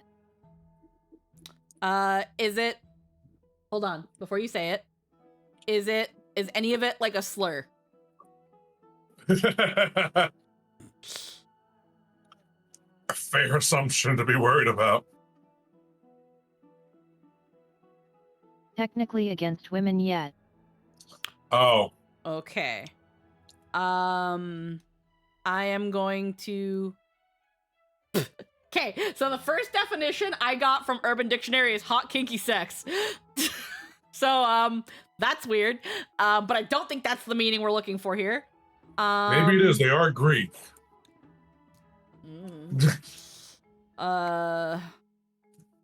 Just keep playing. The K is the C word, but with a K. Oh, okay. It will be explained. Okay. Yeah, we're not gonna go too into it. Okay. I'm not gonna go too into this either. Because I feel like this game is about to lead to something that I'm not sure how it's gonna present it. Because so far when it's shown characters in baths, it's shown them with full clothes, which is funny.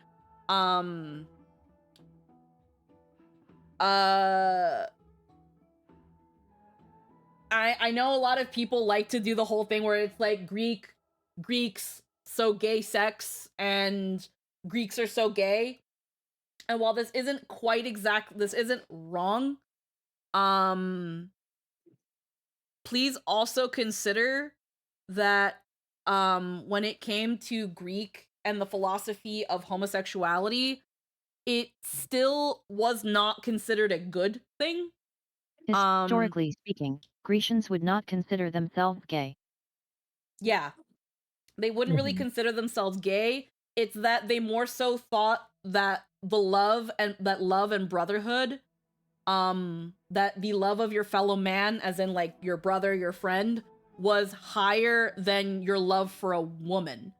The love for a woman was called eros and was mostly defined as madness. Being genuinely in love with a woman was considered synonymous with what we would consider mental illness, because women were considered lesser. Right. So that's something that I see a lot of people don't like to talk about. And at the same time, again, like Lynn said, the Greeks don't really consider gay a thing, and gay sex wasn't really something that everybody just participated in. It was not considered like a good thing, if I can't properly word it. Because I have seen threads of people talking about the queer and the gay coding with Mydei and Finan. And if you want to ship them together, that's fine. That's great if you enjoy that. But also know that the Greek culture in its own way in ancient Greece still had its own problems with how it understood gay sex and queer and things like that. Am I the one that is the most educated on this aspect that I can talk about it? No. But I do understand more or less the levels of Greek love. And it makes me feel a bit weird. So there's that.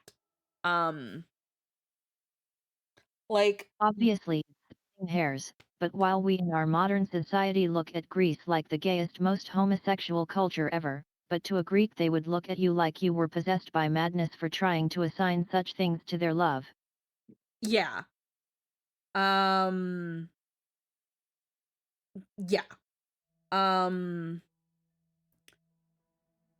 There was a thread that I only got into so much because I didn't want to get into spoilers, but they even point out themselves that Greece and Rome were not as queer normative as people seem to think.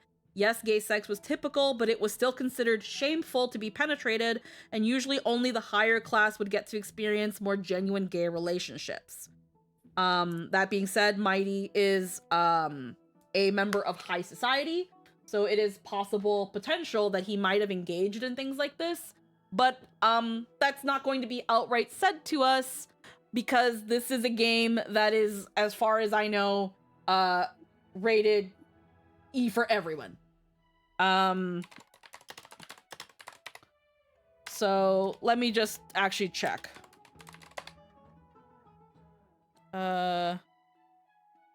PG. It is rated as T 13 plus.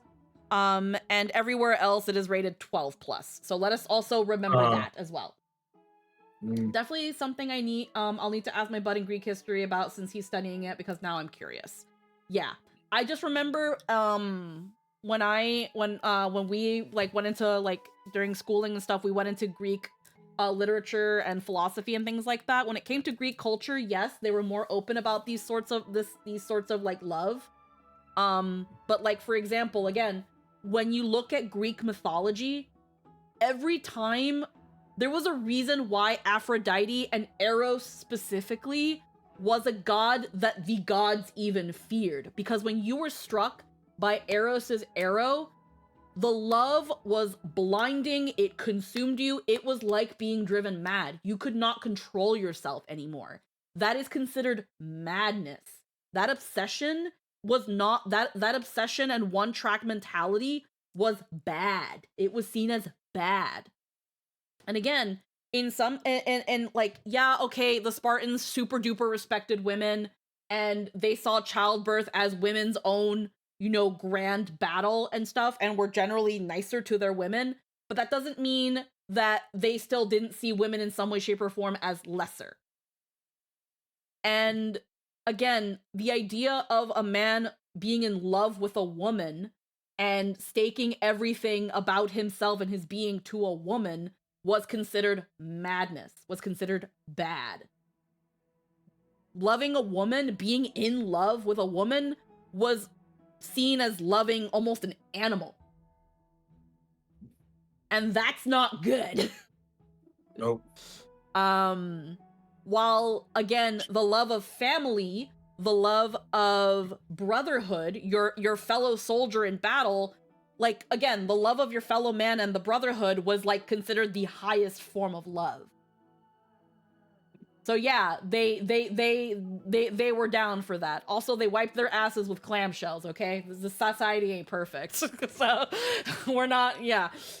I'm not playing Star Rail yet, but how many historical cultures are referenced Also, in this game? and this is not something people like to think about, but it's the closest to a modern equivalent to reference, is it was more similar to things like prison sex than what we'd consider homosexuality. It was an incredibly male-dominated world, and much of the sex was about power, even if it may become affection. Yeah. Like, another great example, look at all of Apollo's love interests. Everybody loves to, like, consider Apollo as, like, this gay king. Most of the men that he fell in love with did not want anything to do with him. Most of the people that Apollo pursued want nothing to do with him. Most of them died trying to get the fuck away from him. Like, that is that thing of, like, again, you had, oh god, not the flower Narcissus, but there was another myth where someone that, like, Apollo fell in love with turned into a flower trying to get away from him. But it's not Narcissus. It's not Narcissus because Narcissus was in love with himself. Yep. Historical cultures. Amphoreus. There we go. Hycantheus. Yeah, like this man's wanted nothing to do with Apollo. That's how you pronounce it. Like if yeah. How the fuck do you pronounce this? It doesn't matter. It's a flower. But yeah, a lot of like, it's crazy that the closest thing that we had to an openly gay god in Greek mythology, like, could never just have a normal relationship. They didn't want nothing to do with him, and they all died horribly. Like, yeah. Like, yes, okay, you know, gay king, I guess, but also they are the forefounders of the bury your gays trope. Like, Hey, the progenitors of it, almost. Yeah, but that was completely accidental. Yeah. But yeah, so you just took advantage of that. So yeah, but we don't want to talk. We don't like talking about that. I'm just gonna do what I usually do. I'm just gonna do what I usually do and just blame the Fujoshis. So Mydei, if what he is saying right here with HKS, if it's I'm just gonna say the word fucking cunt because I say it sometimes. If he's pretty much calling Finan a cunt in a very derogatory way that almost is misogynistic, for as much as Mydei is respectful to Aglaya and Trebios and Castris, and the fact that he comes from a society where the women are just as much warriors, this is still not good to say. This is still gross and misogynistic. He is essentially saying something that is supposed to be degrading to Fidei's masculinity by comparing him to a woman. He's pretty much saying the F slur to Finan. Because Finan is reciting poetry. Yeah. And yeah, we can copy him and be like, well, Mydei sucks at expressing his feelings and blah blah blah. Doesn't matter. That being said, it's suggested they'll explain what it means later in the story, so withholding judgment. Yeah, withholding judgment, but right now, not a good look. And I'm pretty sure it doesn't mean hot kinky sex. But I don't fucking know because these guys are in a bath and it's a flashback and I don't know what the fuck's going on here. Never mind. It's probably not my place to offer you counsel. So yes, but please do explain. An idea does strike me, though. Go ahead. Let's see what terrible ideas you've come up with this time. You have a good night, Corey. Maybe we both need to relieve some stress. Come, Mydei, let's recommence our previous competition. This time, we'll see who can stay in the super hot bath for longer. Okay. Also, Finan no longer has any chill. This entire conversation he's just been aggressive. The phrase chickening out does not exist in the Kremnoan language. I just find this situation absurd, that's all.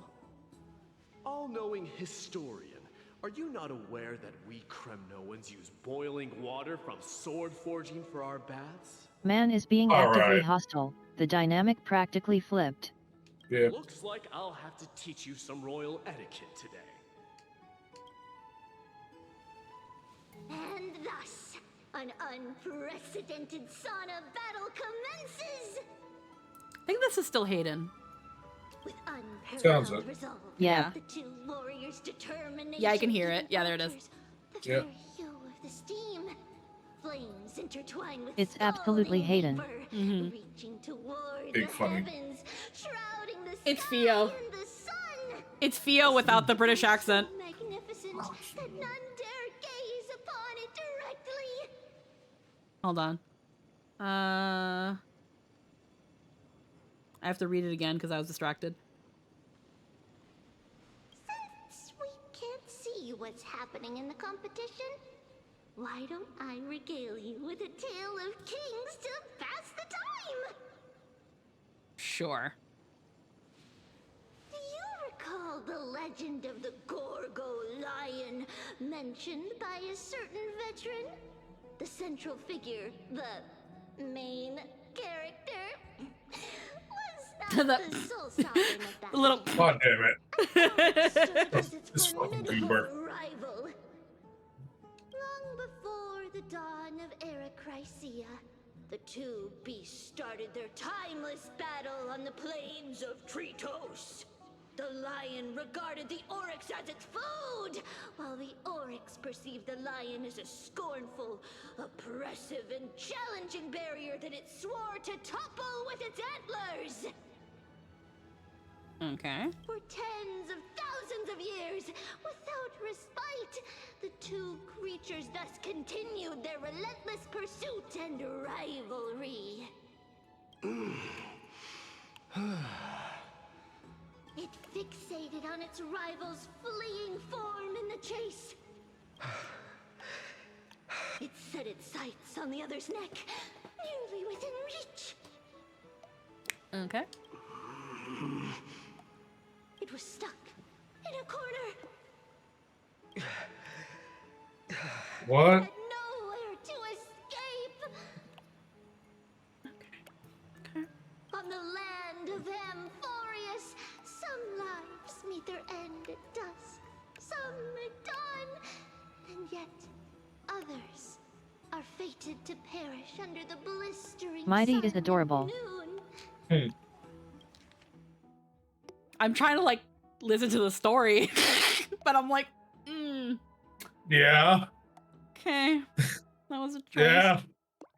These are choices they are making. We can't really pretend they're not. The most scorching moment of the day descended upon them. The formidable hand of fate heeded their call and arrived. My lords, would you like me to reduce the temperature a little? Okay. What? You're chickening out already? Get lost. Are you asking me to get lost, or... Do whatever you want. Oh, please forgive my presumptuousness, my lords. Okay. Yeah. So. Those are choices. Put down my controller for a second. Yeah.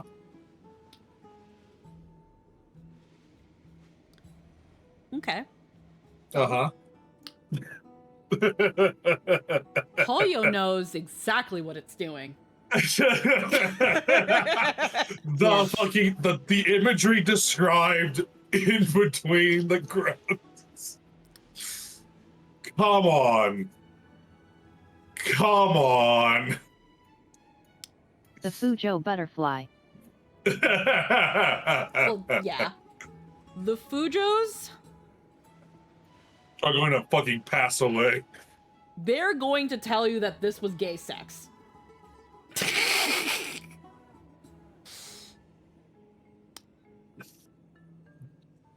Now, mind you, they could say that, yeah. But mind you, earlier we had a character outright, a female character outright say about another female character, in this case, Circes and the god and the Titan of Nestia, referring to them as her love. Now, obviously, China has its own issues with censorship and stuff, so maybe this was a localization thing, and if it wasn't, that's great. That means maybe things are kind of lessening in that aspect. They got away with that. In the case of that...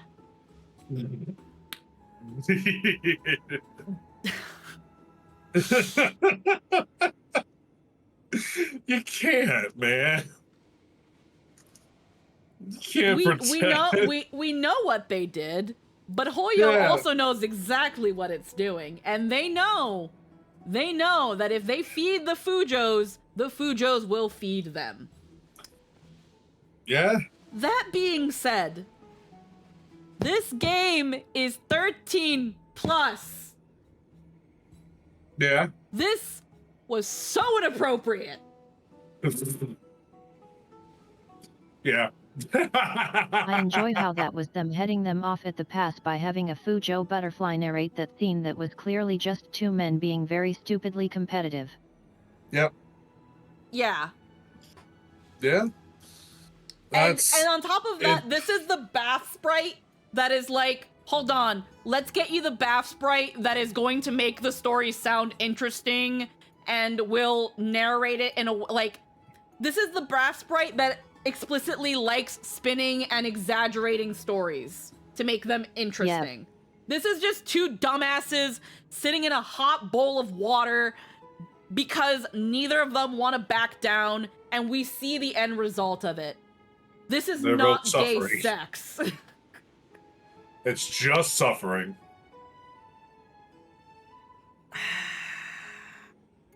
It's funny. Someone's gonna call me homophobic for saying this.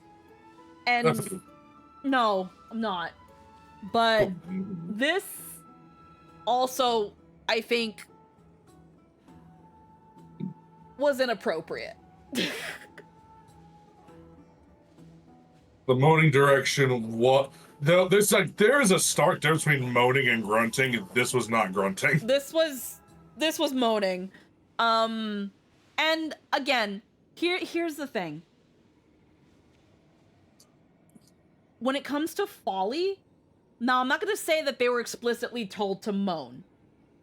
Because there were certain grunts and groans that when you have the context, it's like, yeah, it's someone being put in the bath, they're pushing their limit, and they're not comfortable.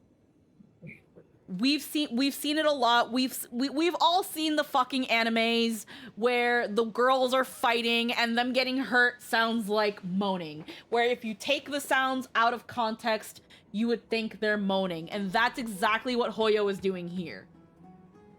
Yep. This is very easily, what's wrong, guys? They're just taking a bath. There's nothing wrong with this. What's wrong? And they're right. Just roommates. And they're right. There's nothing wrong with this. But they also know exactly what they're doing. And that's where I am a bit of a prude. Also, that being said, I don't see it that different from 90s cartoons. Just those moments where if you know, you know, and the youth don't know. Yeah. Yeah, this is that thing of, I find that inappropriate, just like I found that one Zenless ad where it's a bunch of girls in the shower and they're just moaning everywhere. I wasn't okay with that. I'm not quite okay with this. Just like I also don't really care for the sex scenes in Castlevania or in Arcane. I'm a prude equally in this facet. I know what this is. Hoyo knows what it is, but they know what they're doing. I did not think this was appropriate. And if it was Zenless, I can be like, you know what? Zenless is 16 up. If you know, you know. If you want to giggle and have fun with it, power to you. If the Fujos are going to run with this, and we know they will, it doesn't take a lot. You know, go with, have fun. Live your truth, baby girl. Good for you. But I did not need that. I did not need that. Okay. The fanfics write themselves. I did not need that. That is not what I came here to play Honkai Star Rail for. Yes, I thirst for the characters. Yes, but I did not need to have moaning in my ear today. That is not what I came here for. I mostly think it's funny because it tells the Fujos we see you, we know what you're like. This is you. Oh yeah, no, of course. Again, Hoyo knows what they're doing. They're feeding the Fujos. They're also taking a jab at the Fujos. I know what they're doing. I unfortunately, and again, I'm probably speaking for a minority here, it's at the risk of making people uncomfortable. And that made me a teeny bit uncomfortable. I know, I've said it many times, I particularly do not care for or like yaoi ships. That is my issue. I've also had bad experiences with Fujoshi and people that have tried to push these sorts of things on it, and that's why I have more of a negative bias towards male on male on male pairings versus female on female pairings. I am well aware that that is my own problem. And I thus have a bit more of a negative aversion to it. If people want to ship these characters as homosexual or bi or anything, power to you, live your life. I will never stop you from doing that. But this made me a little bit uncomfortable. And again, I say a little bit. I'm mostly just yapping because I kind of wanted to make my state that, wow, we didn't need that. These Honestly, days same. I just try to grapple with that and try to be not my problem about it. Yeah, with me, again, it's like I like being immersed in these sorts of things. I love seeing character dynamics and relationships. Outside of the moaning, that was great. But I don't think it needed the moaning. Or at least they could have been directed in a way that steered clear of that. But obviously, again, if it's feeding the Fujos or taking a jab or both, I see what they were doing, and that's fine. Unfortunately, I am, It's okay. Bubblegum Barbara's expression agrees with you. Yeah, this is honest. Barbara's expression, Barbara. Hyacinth's expression is me right now after this scene. Like, okay. It just seems like I just got the splashback when I didn't do anything. Like, okay. Oh, okay. I just kind of feel like I was like an unwilling victim. Well, that happened. Essentially, yeah. Well, that happened. So, but you know what? At least I wasn't completely blind to what was going on. It was definitely hinting that we were going to be doing something in the baths. The moaning was a little bit much. But yeah. I'm Hyacinth right now. These days, it's not about being proud of what you like. It's about shoving it down people's throats and making them agree with you. And we agree with that expression. Well, that happened. Yeah. Yeah. What a spectacle of folly. This is what you get for daring to challenge a Kremnoan without understanding your own place. He's just on the floor. Also, and I'm gonna be real with you, and then I'm gonna kind of like move on from this. If this was gay sex, Finan's a one pump chump, and I don't think we should be celebrating that. Okay. I've seen what y'all Fujos be putting. It's unfortunately made its way into my feed. First off, beautiful art, proud of you. Pero, I'm sorry, Finan is not no top. Finan is not no top, okay? He's not. This man's is not a top. He's a power bottom at best. Now I can post this on YouTube. Yep.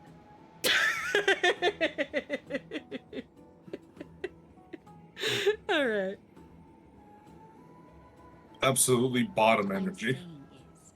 Your little game dragged down quite a few innocent souls alongside you. We will personally escort back home the customers. I adore how childish Mydei is about this. Yes. This isn't fair. He's so proud of himself. Oh, absolutely. It's fucking fine. You're wearing way less than I am. Is this the latest trend now? Getting into the baths while dressed in full... I'm glad they brought that up. Yeah, they sure did. I was gonna say, also, fully clothed? Yeah, they can't. They can't. I know. They have to make a new model, I know. and they can't. Don't have budget for that, I guess. But they can't even like imply that they took. I love that they're addressing this. Y'all went in the baths just fully clothed. What the fuck? They can't even. At least they're not even pretending that they could have even stripped a There's little no bit. way this could have been gay sex. This was dry humping at best. Which is even more pathetic.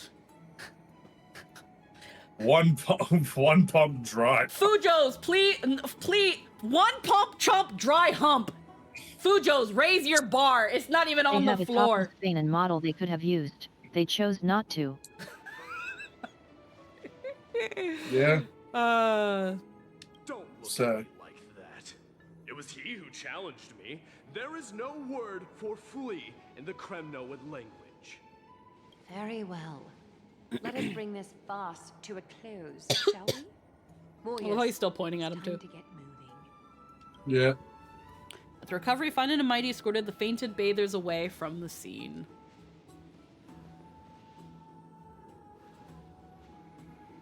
God, he really is a top, Jesus. This time, Finan narrowly triumphed with a stunning 27-25 victory in terms of the number of trips safely escorted. Alas, the flame chase journey is destined to be a lengthy one, replete with obstacles. But thanks to those two, all the gloom has vanished into thin air. Oh, we just had quite the commotion. It's not every day we find the Marmorial Palace this serene. Shall we continue with our previous plans? Hyacinth, would you care to join us? Such an empty bath is indeed a rare sight. I was looking forward to unwinding after work. I'd be delighted to accept your invitation, Lady Treeby. How about we go to the biggest bath? Alrighty. Let me check. The water temperature feels just perfect. So, how is the feeling of having the entire bath to yourselves? It's so good. Oh, see, that's cute. Again, still fully clothed is weird, but I understand why they can't really, like... Yeah, there's no way they get away with that. What is it with Hoyo making 2 bath updates back to back? Especially with Trippy in the scene. There's no way. Yeah, no. They have to have, like, a bathing suit equivalent. At least Lady they're Treeby, bathrobes. Aren't you going to Yeah. sit in the bath with us? We will have to pass. After all, we've become children. Please understand that she can no longer endure the heat of this pool due to the blessings of Yanis. A subtle way of telling their fan base to take a shower. Oh. It's not gonna work. They're too dense. Are you curious about us, Hyacinth? I am, but something tells me that it might be better to change the topic. Don't get all nervous. It's not something we can't discuss. The truth is, a long, long time ago, we were a mature adult just like Aggie. Then, because of reasons, we inherited Yanis's divinity and gained the power of passage. And in return, the price we had to pay was the splitting of our soul. Each opening of the Century Gate intensifies the strain on Treeby and the others. They are gradually regressing towards infancy, both in body and mind. Oh, fuck that. I don't know what awaits us at the end either, but anyway, that's why we've turned into children.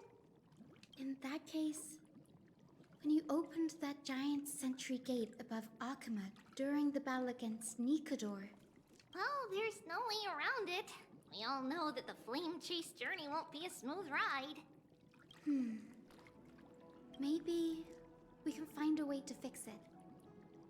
The primary research focus of Noosporists is the soul.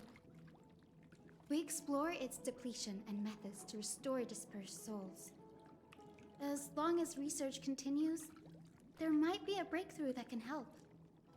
We will do everything we can. So your first reaction is in fact denial. You're indeed an Access student. I look forward to your good news, Hyacinth. Now there's another reason to look forward to tomorrow. Lady Treeby, what's wrong? Something's off. It's that strong feeling again. Is it Trian? Wait, no. It's not Trian this time. It's Trinan. Trinan is Aglia being a wine mom. Yeah. In the meantime... I win this round of escorting the bathers home. How does one contender alone make a valid competition? Offering a compliment or two wouldn't be the end of you, you know. Haikas. What is that word? Is that your native tongue? It means hyena. I'm likening you to a weak hyena. By the way, you emphasize the completely wrong syllable. Hyena. Though we've been acquainted for some time, I have rarely heard you talk in the ancient tongue of Kremnos. It's because I'm not exactly a master at it either. I can listen and read just fine, but when it comes to writing... You can write? Okay. You speak as if you don't have a brain. It's funny because the male hyenas are considered the weakest. Yeah. That was in jest. I understand. Okay. After all, you spent all your childhood wandering far from home. Worry about yourself first, Deliverer. You also never mention your hometown, apart from when you need to introduce yourself. Well, it's because there isn't much to say. Mydei's Elysiae is simply a tiny village that disappeared many years ago in the flames of war. The only times I get to see it are in my dreams, and in the trial from the Lance of Fury. Female hyenas are so alpha, they even grew a fake dick just so the males can't mount them without properly seducing them. Oh yeah, we all know that. I knew it. Yes. I saw it all. Mydei's Elysiae ablaze with everyone. My family, friends, and my kin, lying in a sea of flames. A blood-red half-sun hung in the sky, just like on that day. And before my eyes, that murderer killed Cyrene. Okay, so it's pronounced Cyrene. But I saw its form this time. A black cloak, an eerie mask, and a broken giant sword that carried an ominous aura. I fought it in the trial. But even though I've been fighting, improving, and resolutely getting stronger all this time, I still couldn't defeat it. You were blinded by hatred and almost lost yourself in that trial. That's right. And that's why I am truly thankful to you, Mydei. I love how they complement each other. Silver, white, and blue next to gold, black, and red. Oh yeah, no, they're definitely sides of the same, different sides of the same coin. You finally picked up some manners. Better late than never. Then what about you, Mydei? What did you see in that trial? What do you fear? Like, they're definitely foils. Which is why I can see why people ship them. There is no word for fear in the Kremnoan language. I'm getting the feeling that your language has no words at all. But to answer your question, I saw Akuma in the trial. As well as... my old comrades. Hephaestion. Perdiccas. Ionius. Ptolemy. And Possesta. Ever since I returned from the Sea of Souls, these five have been by my side. We faced life and death together during our days in exile. Those 10 years were arduous, yet filled with moments worth treasuring. Each night, we would gather by the campfire, savoring honey brews and singing our hearts out. The wind in the wilds of Amphoreus smelled like rust. Hephaestion would always tease me about adding goat milk to the honey brew, claiming I ruined the blood-red color of the drink. He had a scrawny figure, but was a relentless force on the battlefield, dispatching foes without so much as a blink. Perdiccas was an expert in concocting medicines, delving into all those strange folk remedies. Leonius was a swift runner, and our most reliable messenger. Ptolemy was a real bookworm, always spouting off in chapters and verses. When we left Kremnos, he made off with a stack of ancient tomes from the Grand Library. Not like it mattered, as my family owns the library. And then there was Possesta. He was the silent type, but a truly masterful musician.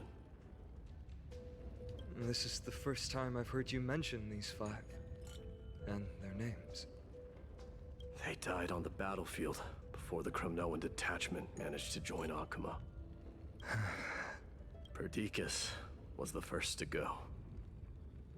He was shot in the stomach by a poisonous arrow from the people of Ladon in the 2nd month of cultivation.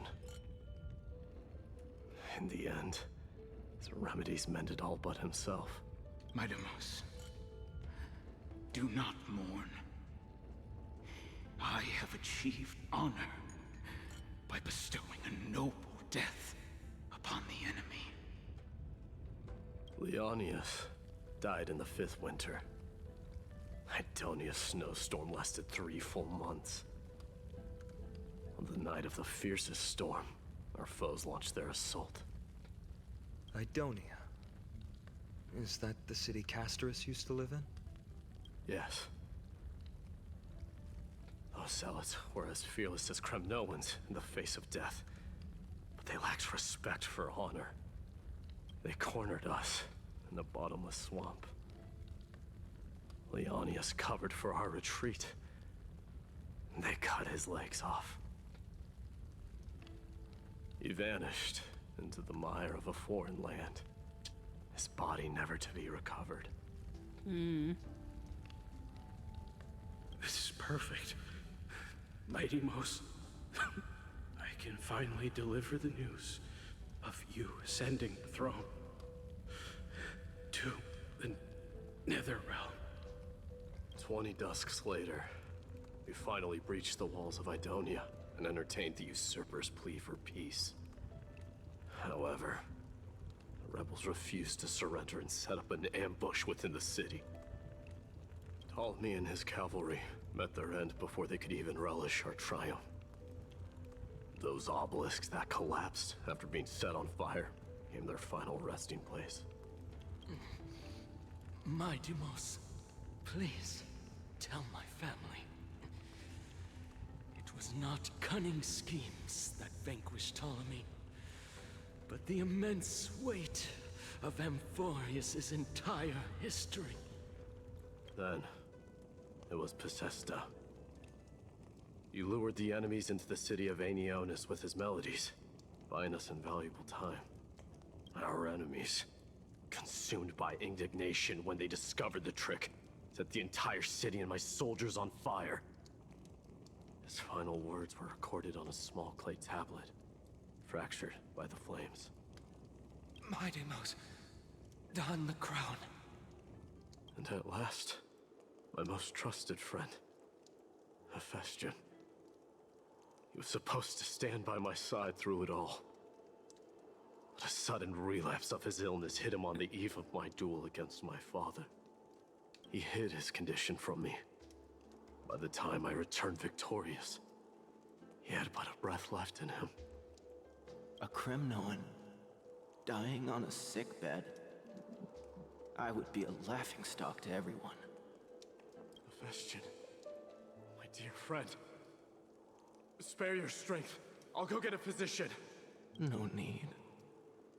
Even if Perdiccas were here, he couldn't stop destiny from taking me away. No! None can take you away.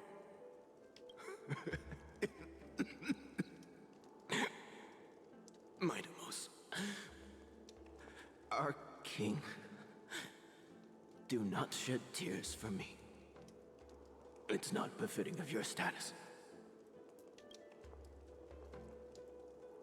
Farewell, my dear friend.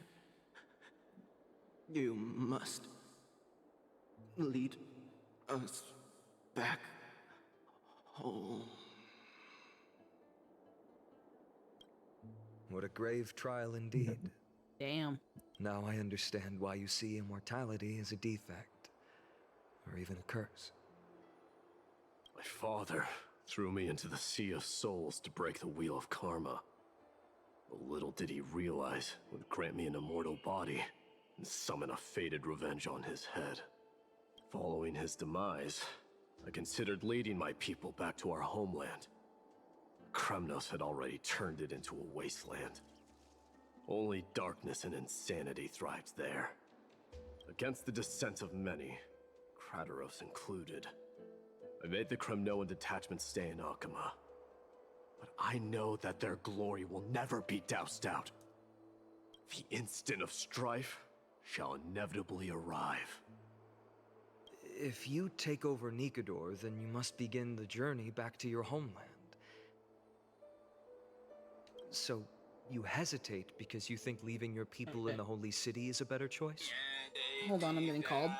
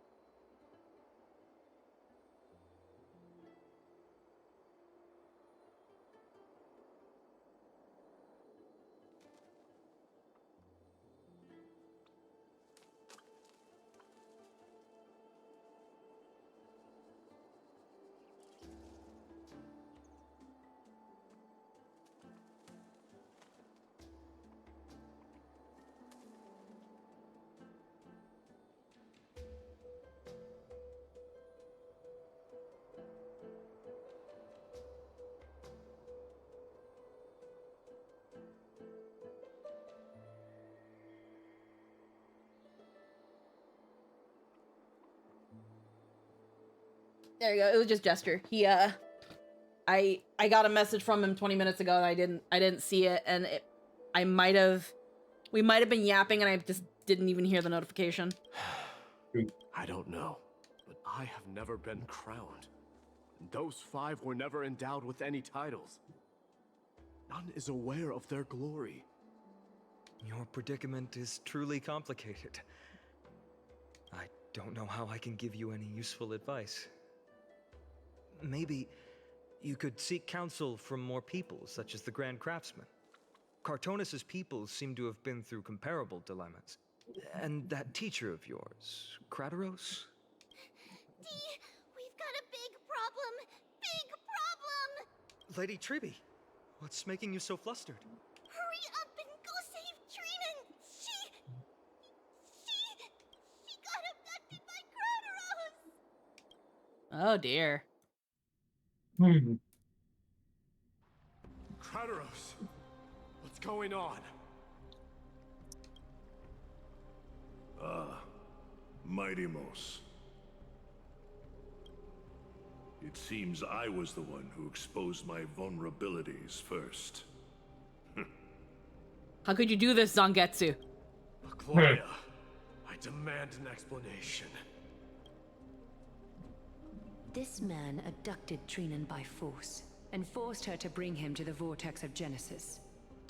He then brazenly stepped into the trial of the Lance of Fury, and naturally failed. Is she telling the truth? Why did you do that? Because I don't want to wait anymore. Your hesitation made me desperate. If you want to run away from your destiny to become king, then keep running. Someone will eventually stand up and fill in the gap left by strife. Then they will lead our people home. Age has blinded you, teacher. Can't you see that I'm hesitating because of this very recklessness seared into your blood? Crateros, do you truly believe you're worthy of entering the trial? To blaspheme against the prophecy? Does the mission we Chrysos heirs bear seem like child's play to you? Do you know how the Kremnoans see you, Aglaya? You're a hypocrite and a megalomaniac. The prophecy of Genesis and the Flame Chase journey are just excuses for you to seize power. Silence, Crateros. Do you even know what you're saying? Are you defending this woman, Mydei? How many wars did people start because of her and her so-called prophecy? How many cities fell in the past millennium? Their people massacring each other. Even if this so-called Genesis really exists, will there be a place for the Kremnoans in that new world?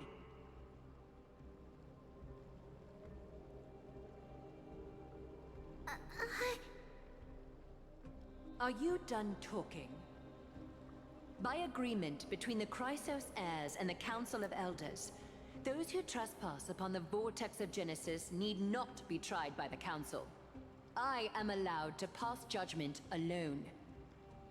Crateros, your actions are unforgivable. I hereby sentence you. Aggie, wait! We have a proposal! Someone has to resolve this conflict between the cities. Lord Crateros did not use violence to harm us. We can sense that his anxiety stems from his concern for his people's future. Please, Aglaya, hear us out first. I'm listening. I'm sorry, Lord Crateros. We were so preoccupied with deciphering the fragments of prophecy that we neglected those of you not favored by its message. Your accusations were harsh, but justified. We wish to earn your trust, and those of the Kremnoans. I think the best way to do that is to take you to witness the source of the prophecy for yourself. How are you going to show me something that has no form? You've heard about that Outlander, right? She has somehow made a connection with Orynyx and can completely replicate scenes from the past. We will ask for her aid. Tomorrow, at the Abyss of Fate in the Temple of Yanisopolis, we will show you everything from that distant memory, Crateros. A fair proposal. I accept. Until then, you will be stripped of your freedom. That is my one condition, and I will brook no argument. It is not the first time I've been made someone else's prisoner. Do as you please, demigod. Teacher, why did you do this? Forgive me, young master. But I just cannot wait any longer. Ever since your father died, our people and I have been waiting for a day to revive Kremnos. We placed all of our hopes in you, but never received an answer. This obsession for returning home has become a sickness for our people. Wise as you are, I refuse to believe that you can't see the truth. You have a clear head, which is why Again, you're also how old are these incomparably characters? alone. A smart person can only choose to tangle himself with the mundane of this world. That's a thing too, yeah. Like, yeah, how old are these fuckers? If you're truly capable of leading our people beyond this blood-stained fate, then prove it to me once more, Mydei. Just as you did back then.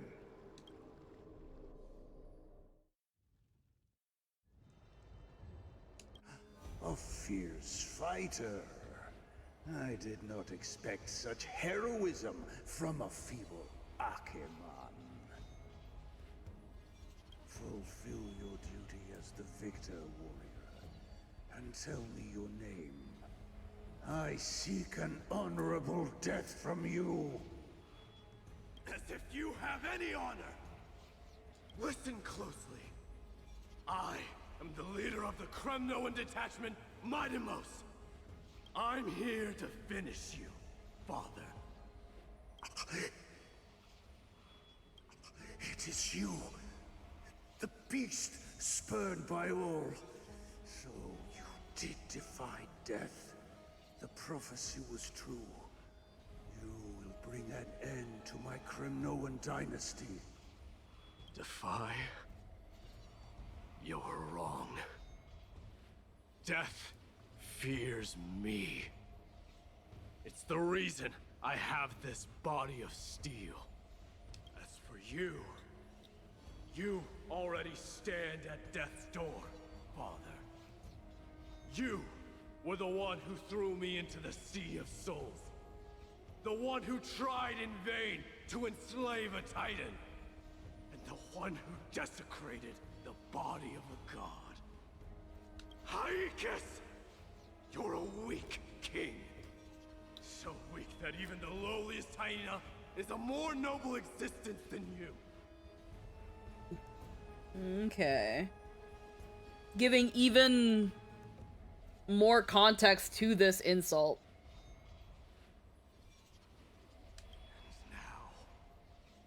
Fate's reckoning is upon you. Then swing your blade. Take my crown. Coronate yourself with an old king's blood and inherit it all. Become the new rightful king of Kremnos. I don't want the crown. Listen, if there's only one end for the kings of Kremnos, then the crown means nothing to me. All I want is your life, to avenge Mother and my comrades. But the walls of Kremnos will not fall with me. Do you truly think you can escape fate's grasp, my son? You and I, we're both the same. We feast on strife and fear. Now, kill me! The son of Gorgo is destined to be crowned in blood!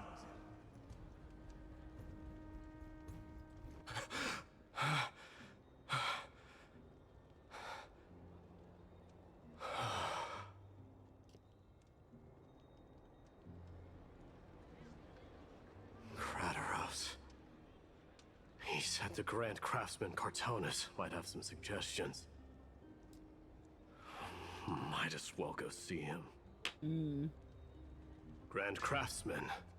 Interesting. How have you been? King of Kremnos it is. That you would come, I knew. You knew I was coming? Your matters, I've heard. Oh, heckin'. Hold on. Forward you seek. Many questions you have. We've got a heckin' raid. Take this. They open so many lakes packs. Heckin' Deco and friends with the heckin' raid. Hello everybody, how we doing today? We are currently pretty late into the 3.1 story for Amphoreus and Honkai Star Rail. So for those who are still playing the game and have not finished this, you might want to steer clear. But we've been having a lot of fun and been going real heckin' deep. But thank you so much for the heckin' raid, Deco. I hope you guys had some fun and god darn darp. Some gosh darn darp. Over 1,000 cards? Holy shit. I do not pity the tabletop room. That tabletop room, oof. No. That's rough. What's this? A signet ring for the King of Kremnos. Belonged to your mother. Recast and restore it. I did. What? Mother threw it into the Sea of Souls. Long time to fish out it took. Very fortunate we were. I can hardly imagine how much patience and courage it must have taken to find such a small signet ring in the Sea of Souls. I owe you one. Gratitude there is no need for. Repayment for saving me, this is. Questions you bring with you? Ask, now. Fate I've always denied has finally caught up to me. By all rights, I should accept Strife's authority. It would make everyone happy. The Chrysos heirs, the Council of Elders, the Kremnoans. Even the bards who will write it all into song. Yet hesitate still you do. Hesitate, why do you, young king? Because of my people. Be they men, women, the elderly or children. The hearts of all Kremnoans yearn for home. They've all been waiting for this day. For the day their king returns. Children of Strife would then be able to go home and embrace the old traditions. Never mind that most of them have only ever been heard in these so-called traditions in song.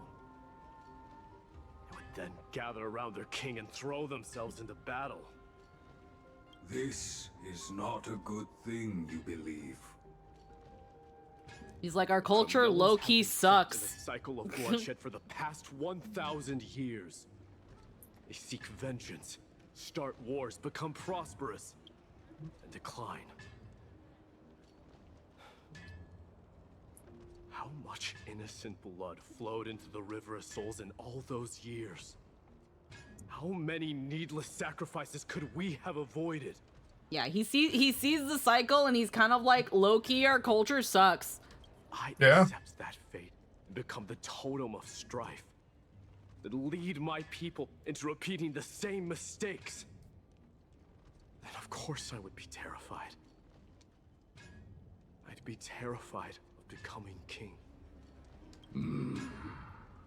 A different kind of Kremnoan you truly are. Prove that he's actually kind of fit to be the ruler.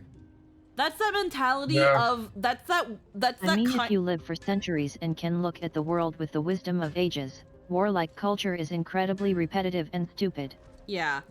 It's that thing of like that's that flawed argument that the best fitting ruler is the one who explicitly does not want to rule. And again, it's a flawed argument for a reason.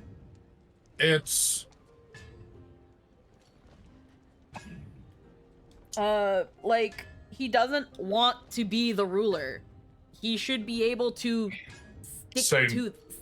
Yeah. He should have a choice. Yeah, he should be able to have a choice. I'm saying it because he's able to see the bigger picture. Yeah. It's the one with all the characteristics of a ruler but without the desire to rule. Yeah. It's that thing of, again, he's fine giving it to Finan. Also have to AFK for a bit, sorry. Yeah, he's fine giving it to Finan because he wants to be able to lead his people in a different direction without carrying the ideologies of Nikador and Strife and this glory in battle and our whole lives is about war. He doesn't want to be that. He doesn't want that for his people. He wants them to be able to live lives and have honor and also have something resembling peace. But the Kremnoan ideology is, if not battle, what's the point if there's no battle? For those who watch Macross, they are almost no different than the fucking Zentradi. Yeah. Like, the earlier conversation with Mydei and Finan... It's clear, it's that thing where Mydei does have pride in his people's history and culture, but he wants them to be better. Yeah. He wants to be better. And he's afraid by being, and obviously if he's in charge, people are going to have expectations of him. Mm-hmm. And those expectations are the same as they've been for the last 10,000 years, however long it's been. It's that thing of right now what the Kremnoans want is to go home, literally and figuratively. But he wants to take them home. He wants to take them back to Kremnos, but he doesn't want to take them back to that ideology where that was the way to live and that was their purpose. He doesn't want to go back in time. He wants to move forward. Yeah. And the problem is that a lot of people see him taking the core flame and being Nikador's heir as everything goes back to the good old days and we're back to our former glory. But he sees nothing glorious about it. Mm-hmm. And he's pointing out the kids that were born and raised in Akama are talking about when can we go home and be the way we're supposed to be. No, you don't know what you want. You don't know what you want. You don't know what that means. You don't know exactly. You don't actually know what that means. And because they talk about war and this glorious fucking thing. War is not glorious. No, there's nothing glorious or honorable about it. And it's, again, that's this thing of like, again, with a previous example with the conversation with Finan and Mydei, where, like, you know, like, Finan is waxing poetic, and, like, Mydei's like, yeah, I know about all that shit, but it's just that. It's fucking words and shit. And it's like, yeah, they have poetry and the arts and literatures and stuff, but they kind of see it as frippery. They see it as indulgence and frippery and having too much time on your hands. Like, yes, having to fight. One of his closest friends were scholars, but they were also amazing warriors, and that scholarly knowledge was used for being strategists and coming up with, like, ways to fight. So in the end, it's like, okay, at least you're using that for something good. But, like, a scholar to just be a scholar was like, what are you doing? Mydei more like Kratos Light from the newer installments. Kind of. It's kind of, it's an okay comparison. It's an alright comparison. Because Kratos in 4 and Ragnarok, he's seen it all. He's done it all, and he's filled with regret and guilt. He realized it ain't fucking worth it at all. No way. It's not worth it. Mydei in that flashback, clearly that had to have been a significant battle, because that was like armies fighting, right? It's like they got this crazy fucking Honkai magic shit going on, right? So he's seen firsthand war, and is like, yeah, no, I'm not about this, son. And on top of all that, just the wars they had to go to so that he can get to his father and kill him, it cost his 5 best friends. That's a lot. Or the fact that, for example, like his very best friend, Hephaestion, where one of the first things he says is like, damn, everybody will be shitting on me if they knew this is how I die, sick in bed. And he's like, no, there's nothing wrong with that. You're my friend. I don't want you to go. He doesn't care that his friend is not gonna die on a battlefield the way his culture says is the best way to go. He's just my friend. You can't leave. You can't leave me. Another example is that one Kremnoan woman that Anaxa tells her that her husband's gone. Where she's like, yeah, he was a scholar and he was kind of weird about that, but at least he would come home and ask me to train him and fight with him. Like, it's a way to grieve. Yeah, like, and then she's like, I'm gonna go out and fight the Black Tide, and that's how I'll avenge my husband. Again, grieving, that's your way to grieve, it is what it is. But again, like, she saw his scholarly adventures as, like, you know, him kind of being a little bit, like, flippant, but at least he came home and asked to spar and asked to be trained, so it's not like he was completely written off. Like, that sort of thing, for better or for worse. My husband's a little quirky. My husband's That's all. My husband's quirky, but you know, every once in a while we fucking duke it out, and he seems to also be interested in what I like and cares about what I like to do. Like, Mydei sees where his history lies, and he can acknowledge it and give it, you know, give it its due. But he's like, it's time to move on. This is our chance to be better and evolve as a society, because this mentality is going to be first and foremost what kills us. Yes. Objectively. And again, the Kremnoans don't understand that. The reason Kratos just did what he did is because he's like, Mydei, you're taking too long.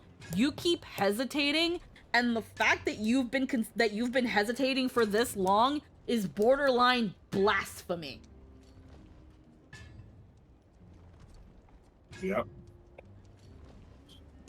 Like, he can't even. And the people he just doesn't clearly. Go on. You say what you're gonna say first. The people, like, the people clearly have an expectation of what they want him to be, and anything short of that is blasphemous. When you went around as Mydei talking to some of his people, the even slight inkling that he is reconsidering, because they're like, when are you gonna take the core flame already? And he's like, I'm thinking about it. And they're like, well, fucking hurry up. Like, the idea of him hesitating or giving it to somebody else, they're like, what the fuck? That's why he hasn't told anybody that he wants Finan to take, that he wants to pass, he wants Finan to take over Nikador's legacy. Or that he wants Finan to take the core flame. He hasn't told his people that. Because he knows they're not gonna fucking like it. He'd rather throw it in on them when they have no say anymore. Because they're not going to understand. They could revolt against him. They could attack Akuma. Will they win? Probably fucking not. That's not the point. The point is they would just fight, and that's the problem. They would do anything in their matter and like in their arsenal to fight it. And that will get them killed. And they don't need that right now. There's only so many people left on Amphoreus. The last thing they should be doing is fucking killing each other. Yeah, it's sad, and he sees the writing on the wall, and I get that. It's weirdly familiar. This feeling of the writing on the wall and how we should try and be better. Yeah. Okay. I'm gonna take a quick potty break because I gotta pee something fierce again. We'll be right back, and this time for real, I'll actually run some ads. So everybody take a stretch, take a pee break, get a snack. We will be right back.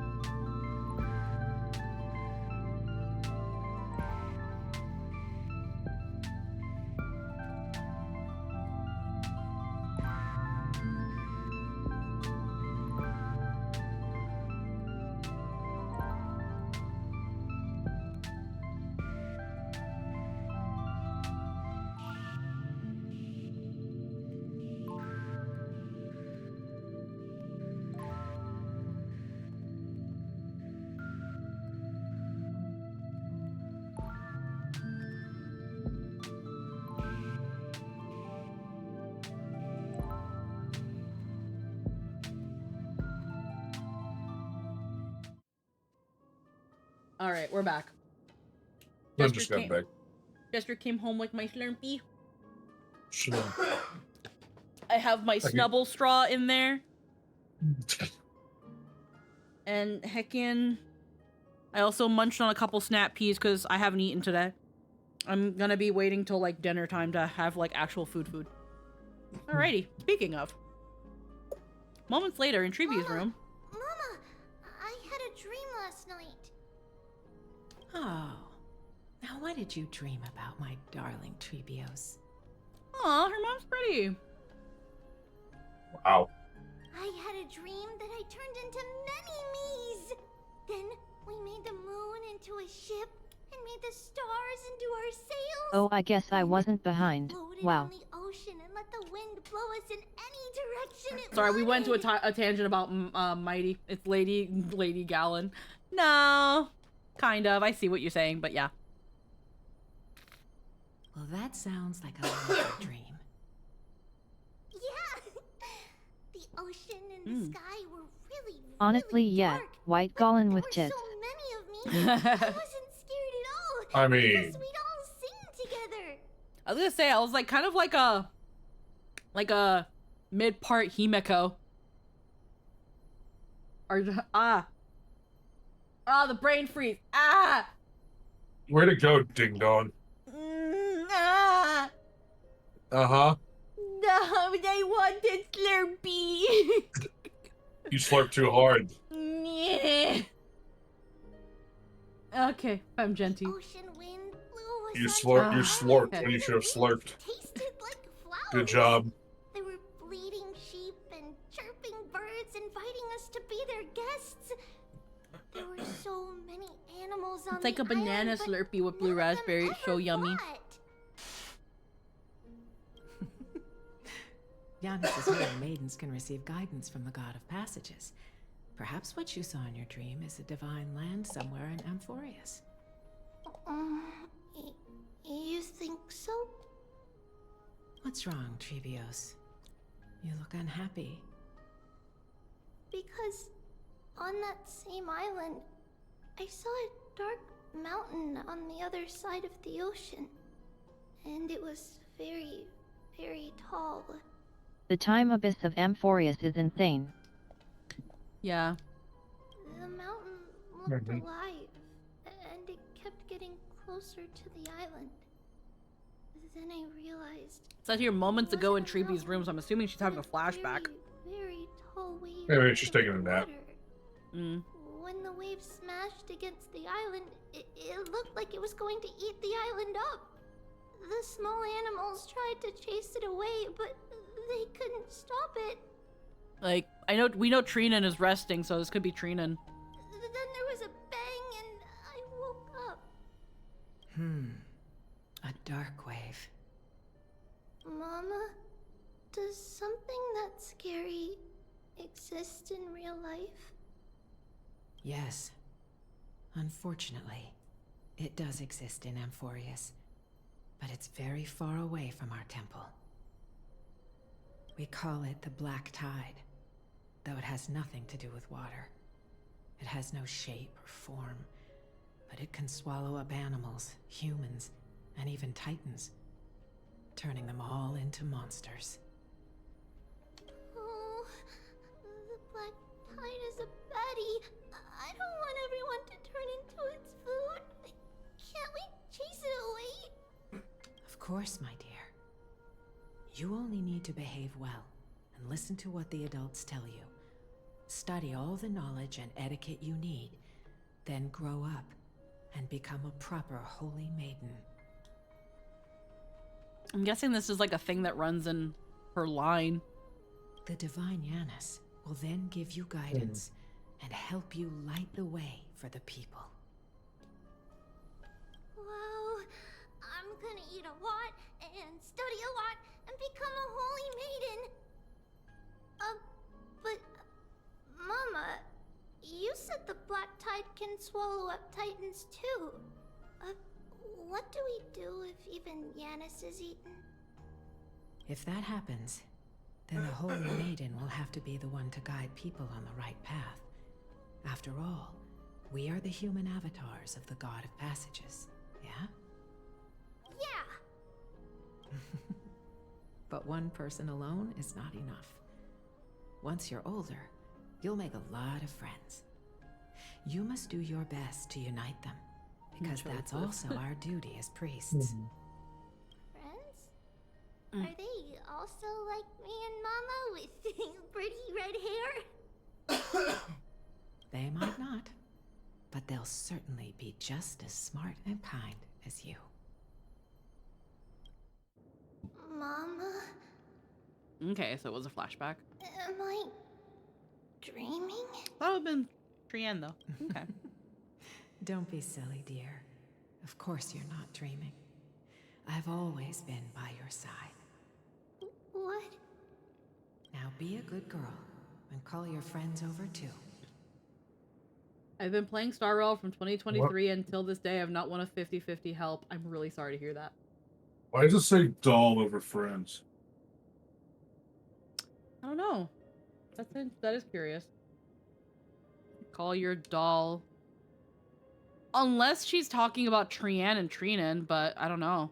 Let's play hide and seek. Yeah. Just like we used to, okay? My Trebios is the smartest girl. I'm sure you remember where everyone is hiding.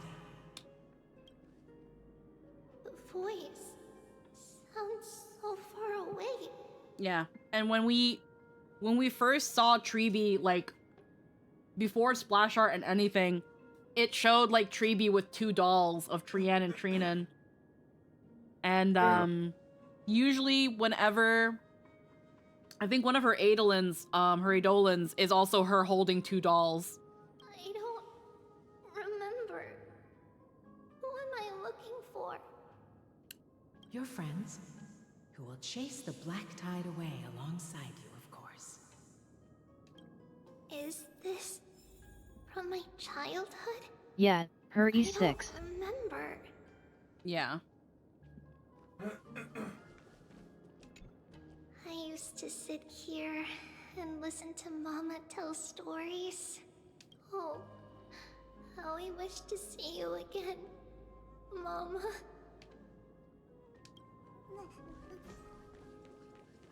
Am I dreaming? Use the spindle to connect everyone. There will be an amazing captain on that big ship.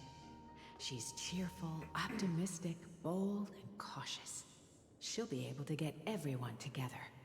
Wow, that's amazing! Can I be the captain? Of course you can. But you'll find someone else who's better for the job, my dear. I think that person lives in a beautiful temple that sits atop a hillside, covered in golden fig trees.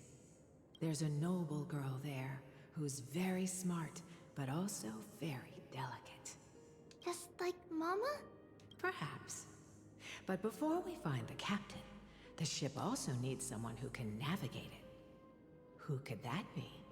Okay, so I'm assuming the captain's talking about Aglaya, but... Let me think. I know! She's Treeby! I named this doll after myself? I don't remember it all. Is this a dream or something that happened in the past?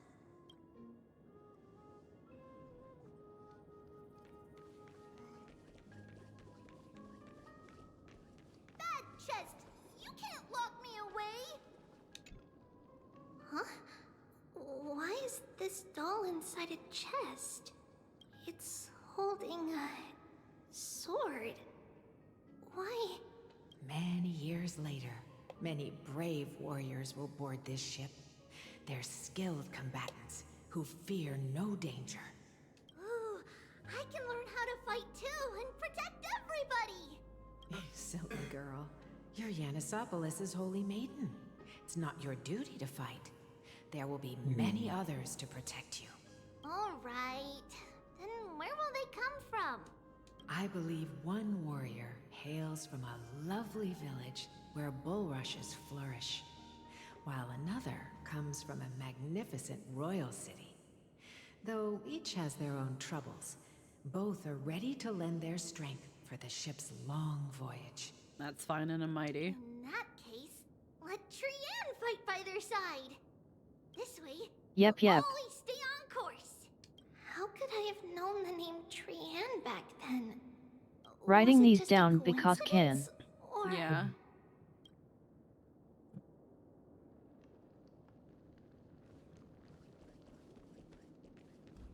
Learning can change your destiny. When navigating at sea, you need to know both astronomy and geography. Isn't Yanis's knowledge enough? Oh, sweetie. The ocean isn't like the land. It's easy to get lost. That's why it's important to learn to recognize the miracle of Aquila. Alright. Even though my brain is already super duper smart, I'll still try my very best. Circe also favors children who try their best. They will send a wise scholar as everyone's teacher to help you reach your dreams. Okay, Anaxa. I want to be a teacher too! Oh, wait. I'm super duper smart. So, I want to be the teacher's teacher. Why not?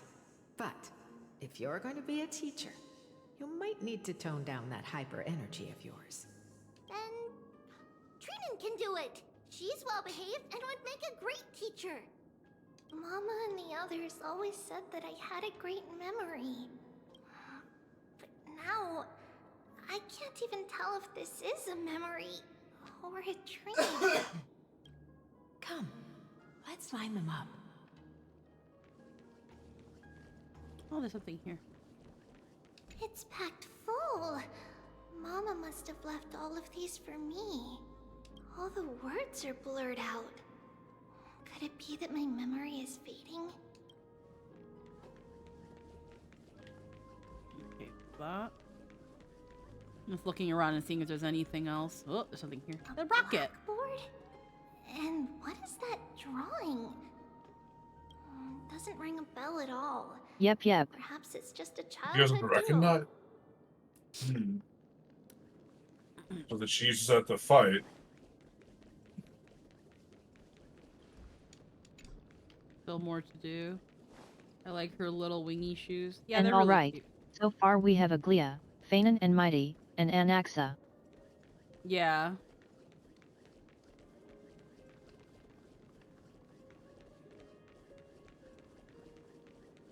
Curiously, no mention of Casto Rice. Yeah, no mention of Castorus or Hyacinth or Cypher, which we only got like one little mention of Cypher earlier in the thing. Trebios, set them on this music box and let them compose a melody for our song. music box? What's that? Sweetheart, are you still groggy from your nap? You invented it. I find Cast particularly curious given she's been with them for a very long time. I invented it? What does it do? Machine inventor. Oh my lovely. Yeah, she's a little event. You're usually so bright. What's gotten into you today? Yeah, something that was said about Trebios in her little storybook thing that you do with like Mem when you fill out the cards and stuff. That Trebios was an inventor.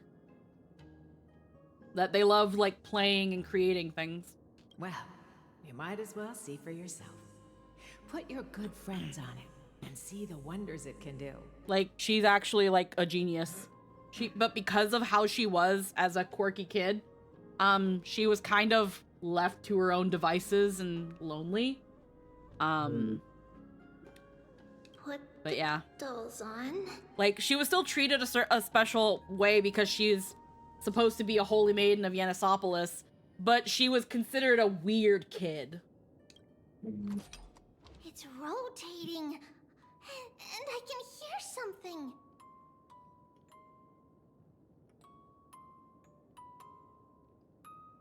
That's right. It's a music box. If you place the dolls in the right spots, it will start rotating and play beautiful music.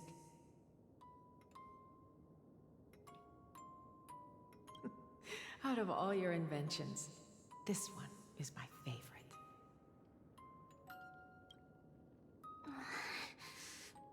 I don't remember. It's all right, my child. I'll sing along to the tune, and it will help jog your memories.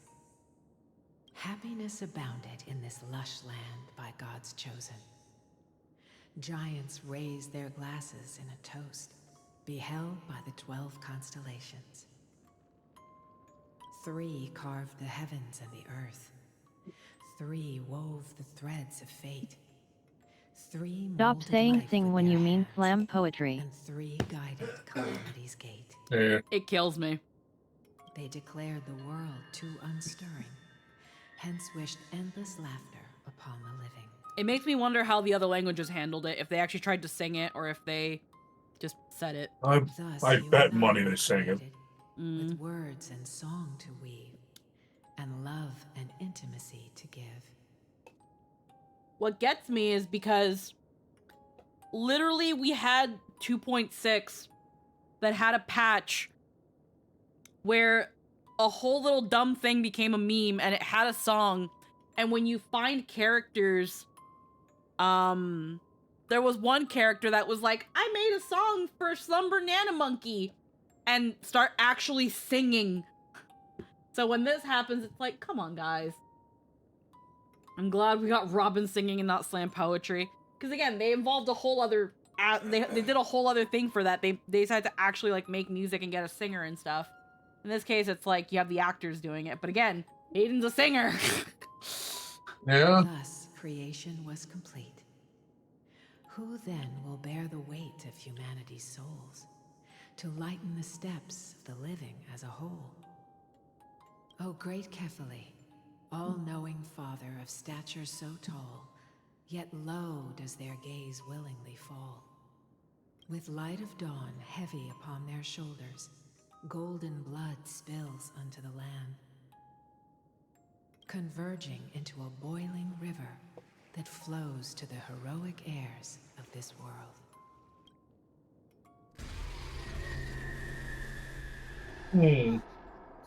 What's going on?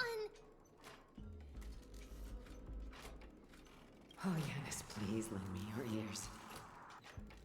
In the black mist, as death and fate draw close. On the bloodied earth, the living dead, but ghosts. What is this world? It mirrors your maze-like fate. What is this world? A silent lament without a trace. Interesting.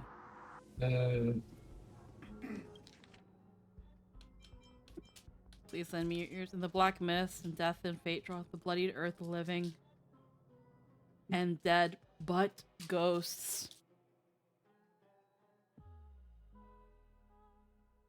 What is this world? It mirrors your maze-like fate. What is this world? A silent lament without a trace. When did GLaDOS get here? This is interesting.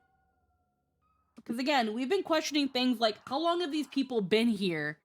And like, why does Aglaia not want people to know that people in fact died? About with the whole thing with like what happened at the Grove. I think the fact this world was a giant infinity loop, right?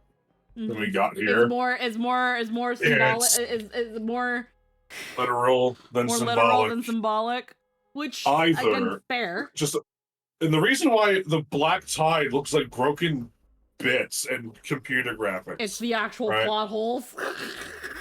I think it's one of two things. Mm-hmm. Either the world of Amphoreus is in a state of never-ending cycles, where it just keeps resetting, or most if not everyone is dead, and this is a simulation. Or again, one of the theories Lynn had that a lot of people have is that this is just one big memory bubble, which is why only the Garden of Recollection can access it. And you need the help of a memo keeper to access it. You can't find Amphoreus. It doesn't exist anymore. Yeah, that's why for the most part people were like, this place doesn't exist. That's why Akavili couldn't find it. It's not there. At least not anymore. Now, again, we also know that this place is being manipulated by 3 paths. We know the erudition, we know the remembrance, but we don't know that third one. But the predictions were the enigmata, the finality, and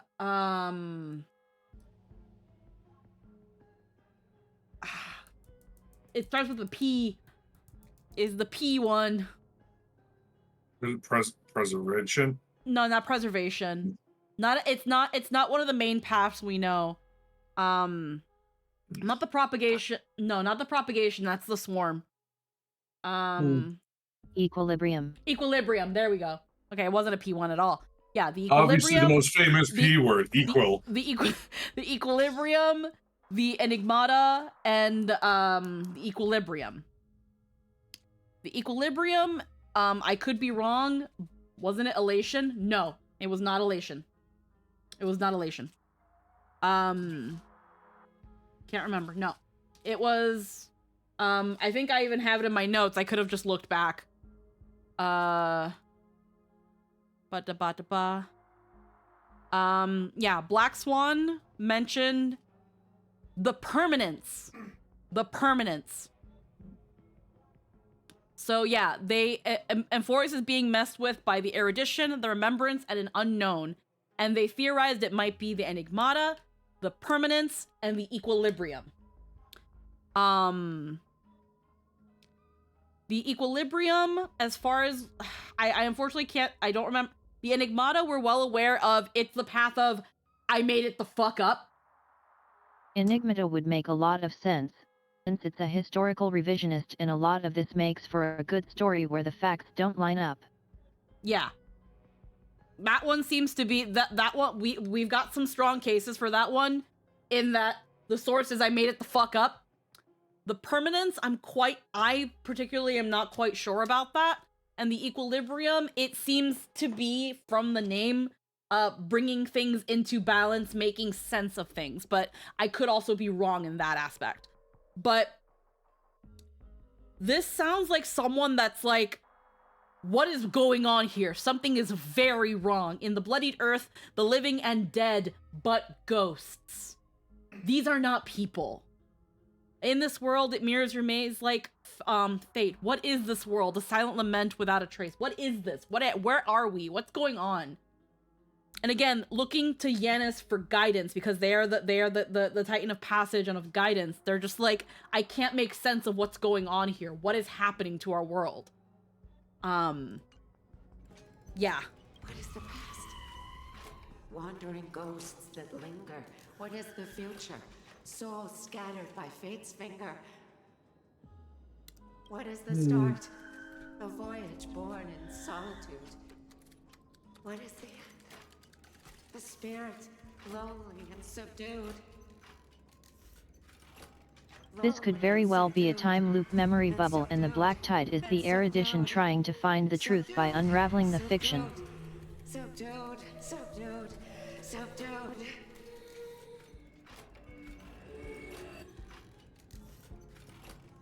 I actually did get to notice to see which tree beat all. Okay, go with the thread, and it's gone. Mama, what's going on? Hurry, run! Trinos, run! The Black Tide has arrived. Oh. Where can I go?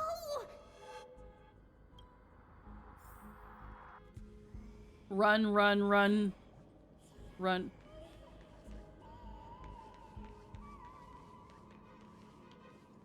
Filled with dolls. I love how, like, Star Rail can just immediately become a horror game. Oh, shit. It's impressive. Is this supposed to be reminiscent of the Black Tide consuming people?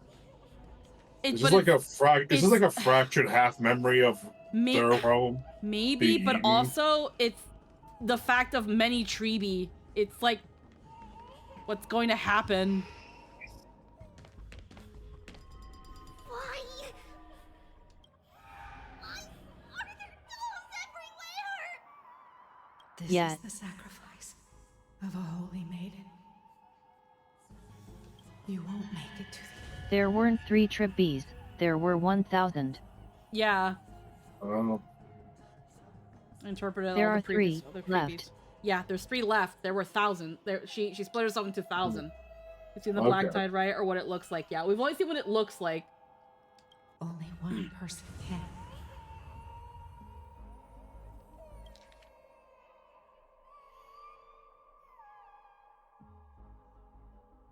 You can hear like the crying. Yeah. I know! It's fine if we can't reach the end. Our minds are made up. Go.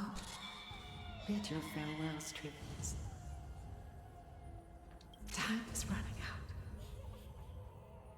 Mama, are you going to leave me? My sweet girl. I will never leave you. But remember this, Trevios.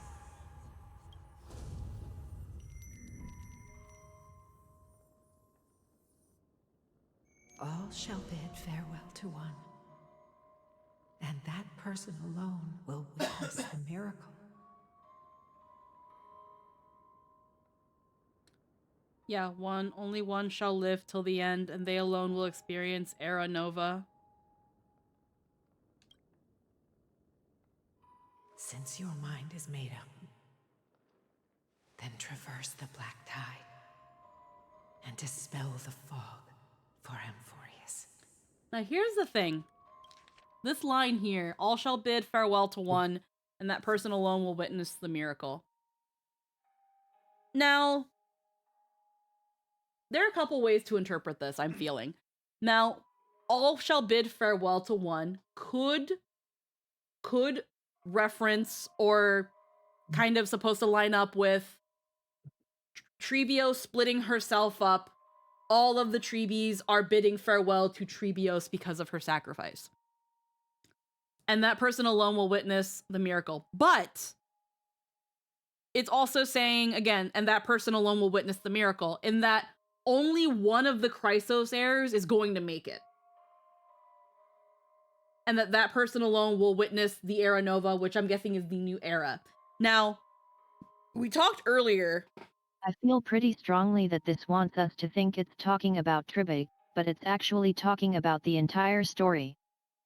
Yeah. Another way I feel like some people might interpret this, because I know we had a previous conversation of what happens when Trebi, if Trebi becomes Trebios again. And we talked about the possibility of Trebios coming back. Another way to interpret it as all shall bid farewell to one, in that when all the Trebies are gone, Trebios comes back. Or and Trebi alone will witness the new era. Another way to twist that, to really make it a fucking knife to the gut, is that out of everyone here, like you said, it insinuates that Trebi might live because literally everyone else dies. Except maybe the Trailblazer, obviously, but everyone in Amphoreus dies. Aglaya, Fine, and Mydei, all of the Chrysos heirs die. They all bid farewell to Trebios, and Trebios alone will make it to the new era. Just to really set the tragedy home. That she sacrificed everything to save Amphoreus, and now she is left alone in it. There are a lot of ways to interpret this line. Yeah, I personally wouldn't expect Trebios to come back until after all the fragments are gone. Yeah.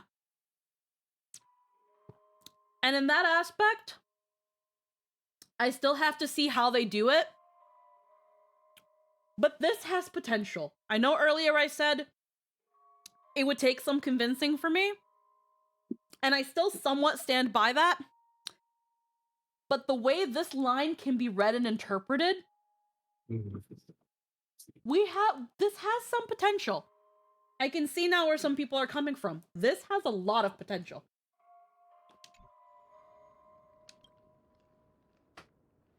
I shall see you tomorrow, my dearest Trevius.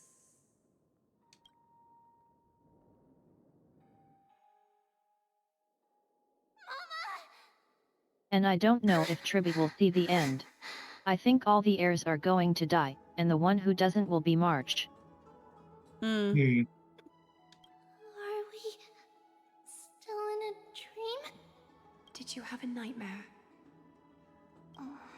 Maybe. But it's been a long time since we had any dreams.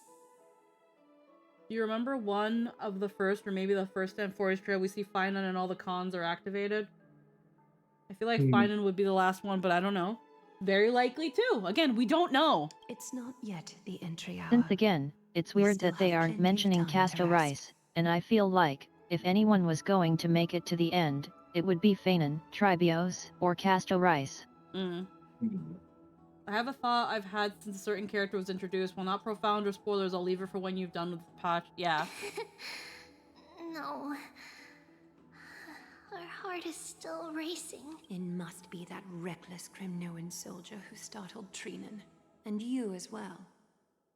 If you want. Casto Rice is desperately afraid of loneliness, despite being condemned to it, and if only death remains, that would be terrible. It must be that person that upset you. I can kill them if you want. Maggie, cut it out with the scary talk. I'm just kidding. If I were serious, I wouldn't have waited until now.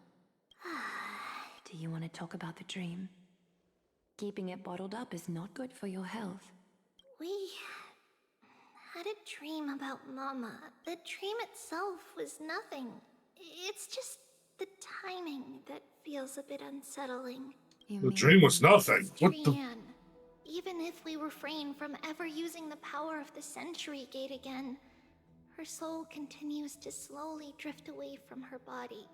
There isn't much time left. Perhaps it wouldn't be such a bad idea to let her relinquish her role as the gatekeeper and live out her days as a even if carefree Tribios child. returns, I don't think she'll make it, since I don't think anyone will make it. Yeah. At least not as they were. I think what Trevi is trying to say is that the dream was nothing, and that had the dream happened at any other time, she'd be like, well, that was a bad dream, and leave it at that. It's the timing of it, like she said. It's literally that, the timing of it. You have a point, Aggie, but our decision has already been made on that matter. So is Trevi like an actual child, or are they an incarnation? So the dream we had was clearly memories that Trevi is very likely memories Trevi had as a child. Eventually, she did grow up. She took on Yanisopoulos' core flame, became a demigod, and split her soul into the Trevi that we now have. So, both. So both run away. I believe there's still another way. Souls will be spent until they dissolve into dust. Such is our fate once we had a whole and connected body. If that body were a tree, then its trunk and branches would share the same fate, decaying at the same pace.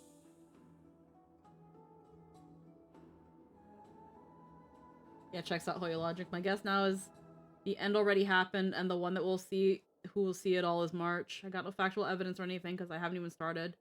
It's still in Peliconi. Yeah. Now, we are fragmented into numerous selves.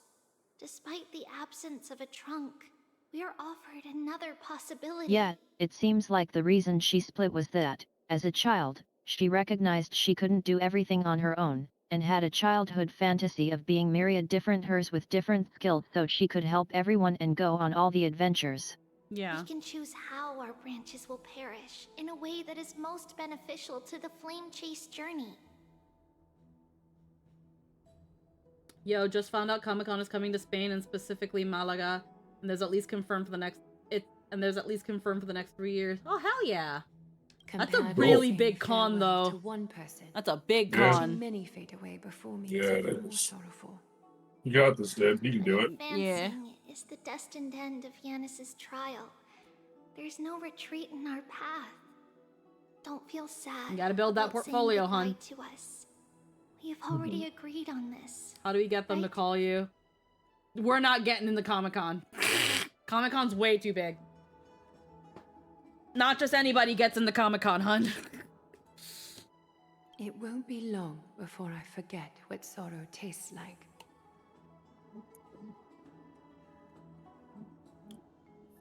Not with that attitude. Hey, Pot! You're fucking black. What? No, Din said not with that attitude. Oh, yeah. I say this right now because, first off, not even with me. Not even just, like, saying me, like, I'll never get into Comic-Con. Comic-Con is a big con. Secondly, Nat 19, and I've talked about this in one of our team meetings, but I won't go too into it. Nat 19, while is a pretty established presence online, not big and popular and famous, mind you, but it's still, in the D&D community, is at least known. But even then, not fully, because we're absolutely no Critical Role. Yeah. When it comes to the local level, we're not. Recently, I went to SakinoCon. I had the privilege of being invited as a guest there. But that's not because of Nat 19. That's because I know Scylla. So I'm not gonna lie, and I'm not gonna lie to myself and be like, oh yeah, I came here because of hard work and effort. I knew somebody who also, I knew not only Scylla, but I also knew Lakaios, who works for the con. And okay, so Ale speaks Spanish, so he can be invited. Oh yeah, absolutely. Ale can probably get into Comic-Con. Ale is big. Ale can probably get into Comic-Con.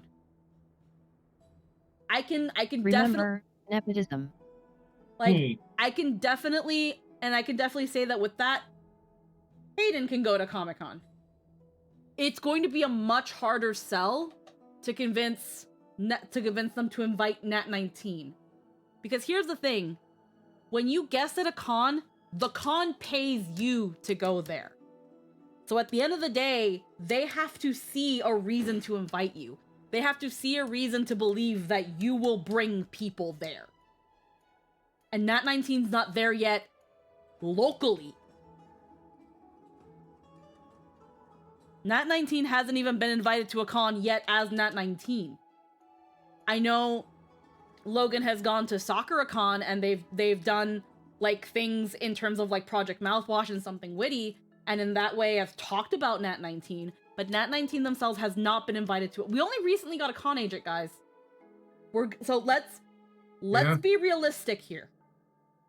I had the privilege of being invited to a con because I knew the right people, and I also had enough on my plate that I had something to show for it. But really, at the end of the day, it's also I knew the right people. I knew someone that was going to the con and had been going to the con since as an attendee and then eventually a guest. And then I also knew somebody who worked for the con that was able to throw my name at the right people. Data's in September, so I'm wondering if this upcoming con will help to get on that one. Yeah, you never know. You want to build your portfolio right now, Den, is what I'm trying to say. When I'm saying build that portfolio, it's because if you don't have anything to show that you are worth being given the invitation to be a part of this con, whether it's a seller or a guest, you won't. Like, I'm not gonna completely be like, I ain't shit. I had enough on my plate. I've done VTubing for enough. I've built a audience and a community to an extent myself that I had something to show. But if nobody was here, if I didn't stream, if I didn't try to do something on social media, if I didn't do anything on the internet for these past 15 fucking years, why invite me anywhere? Yeah. I didn't just bat my eyelashes and be like, hey, can you please invite me to a con? No. That's not what I did. People knew I did stuff, and I also knew people. Because when it comes to these sorts of things, there is some nepotism to it. You do need to know people. And they do have to be able to speak for you. And right now, and what I've said... Networking is very important to building platforms. Yeah. And right now, Nat 19, like something I said in this team meeting, when it came to us going to cons, I specifically suggested that before we start looking at SoccerCon and those big cons in the States, we need to look at the small local cons like TsukinoCon in Canada and then move our way up. We need to let people know that we exist. That we need to put ourselves in front of people, anyone that is, and start locally and expand from there. We can't, like, for example, Logan wants to be invited to SoccerCon. He's like when we had a con agent, they were like, how do we get into SoccerCon? You don't. Why would they invite us? Put great goal, but we need to show SoccerCon that we're worth inviting. We need to go to other cons first. We need to establish a presence in Canada. I would say even try to build ourselves to being the Canadian Critical Role. And then and then from there go to, we're not another Critical Role. We're another D&D group. We're another tabletop group.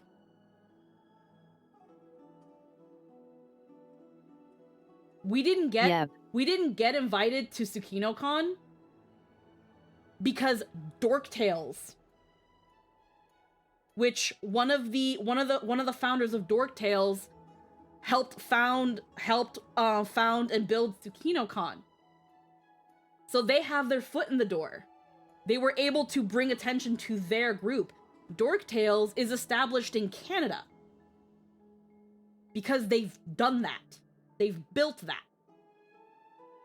And we need to follow in that direction. Even though Nat 19 has a much bigger presence online than Dorktales. When it comes to the local level on the small scale with people in front of us, I had a lot of people while I was elated and so like amazed to see people had heard of Nat 19. Most people didn't. Most people that came by didn't know about Nat 19. Clicked on this thinking this is the VTuber from TsukinoCon, only to hear it name dropped right away. Hi Koto, hello, hello. I am the VTuber from TsukinoCon. I'm not. No, these are my friends. But that's mostly what I'm saying. Like Dorktales has been doing it right, and that they're establishing themselves not only online but on the local level. And Nat 19 direct yourself to the pink thing commencing the yappening. So Nat 19 needs to do the same before we start being like, well, we want to go to big cons. Why? Why should they bring you? And you need to build that. It's like building a resume. What have you done? Where have you gone? Who have you been around? Who have you worked with? And Nat 19 has worked with amazing people. We've worked with Alejandro Saab, Sayu. We've worked with Sayu. Sayu has been in Nat 19. I'll tell you right now, I'm almost positive that 90% of his audience doesn't know that.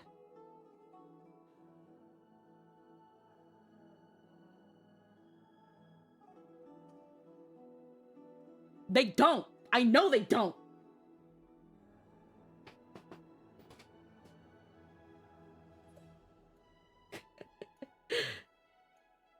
Yeah. Like, so all that to say, I guess, I love you, Din. And I know what you're trying to say, and I love you. But having a realistic attitude... And of the 5% that do, I'd imagine less than 5% of those have actually tried to watch it. Yeah. I love you, And I know what you're trying to say with not with that attitude. I'm not coming at this from a pessimistic attitude. I'm coming to this with an attitude of someone who lives in reality. Who has been doing this for way too long. Yeah. I have been doing this for this can come off wrong to some people, and it's not what I mean. I have been doing this internet thing for almost as long as Ale and all of those. Have I tried as hard as them? I will say absolutely, probably fucking not. No. Because at the end of the time, people still has to survive. I've had to work jobs. I've had to go to school. You know, I could have had better opportunities had I been prepared for them. So it's definitely on me.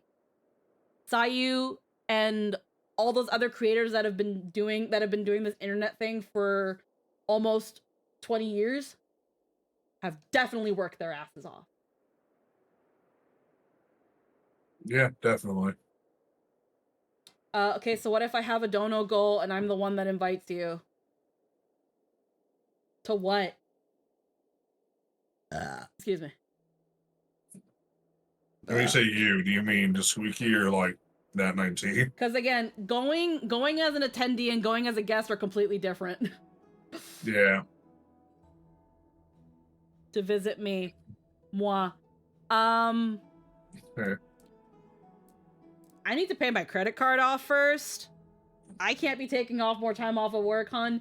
I'm trying to make this hustle.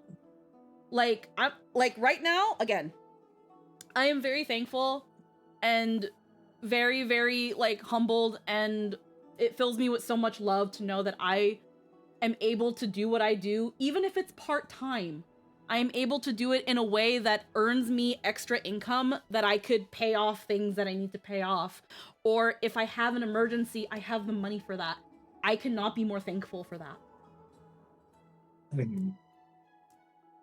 But I'm not in a position to make this full-time.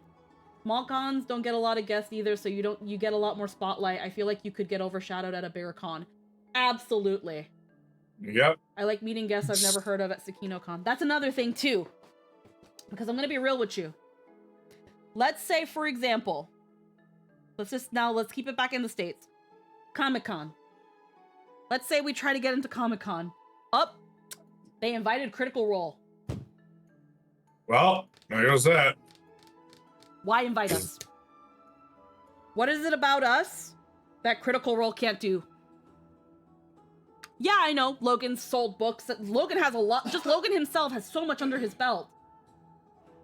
But we don't have the size like Critical Role. We don't have even half of the star power at the moment that Critical Role has. Some of us have side jobs. Some of us are like, you gotta be realistic. You gotta be realistic. When it comes to my time online, doing things online, because again, I've been in Yu-Gi-Oh! Abridged, I've been in Fandubs, I've done small mobile games and audiobooks and NSFW, I've done a bunch of shit. I'm not gonna sit here like I haven't done anything with my life that I've been living online. But when it comes to being on the internet and making content, streaming, playing video games like this, these past couple years that I've been streaming and finding ways to put myself in front of people and making content and have some sort of flow, this is the most serious I've been. And even then, I keep finding things that I need to do better at, that I need to stop procrastinating in, that I need to try harder in. And that doesn't stop.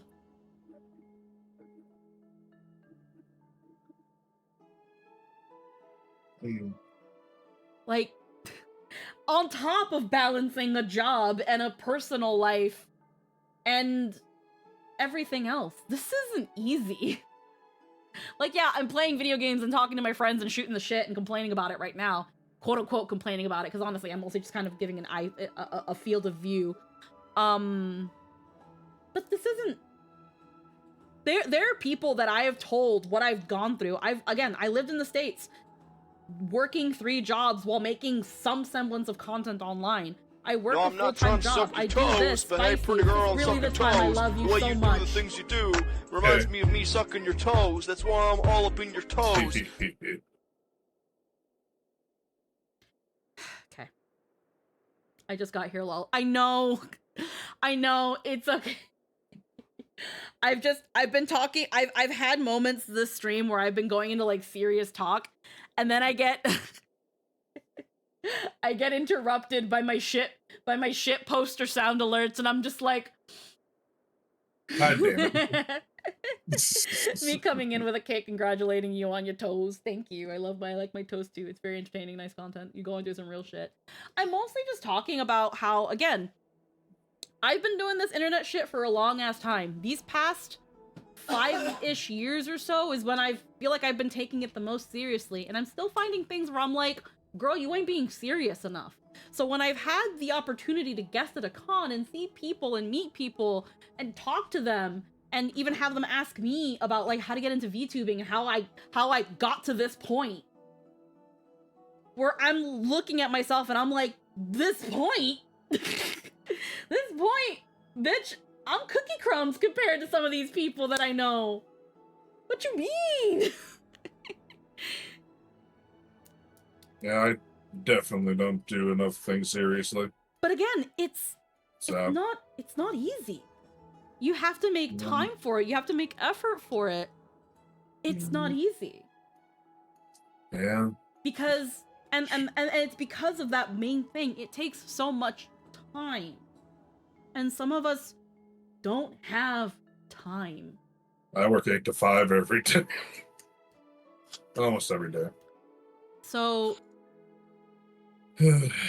and again, sometimes you can pour in all that time and effort and everything, and sometimes you still don't reach it because... Yeah, the big thing is that streaming playing games looks super easy, but in actuality streaming is way harder than just playing, since you have to play the game, run commentary, monitor and engage with chat, manage your OBS, and be entertaining.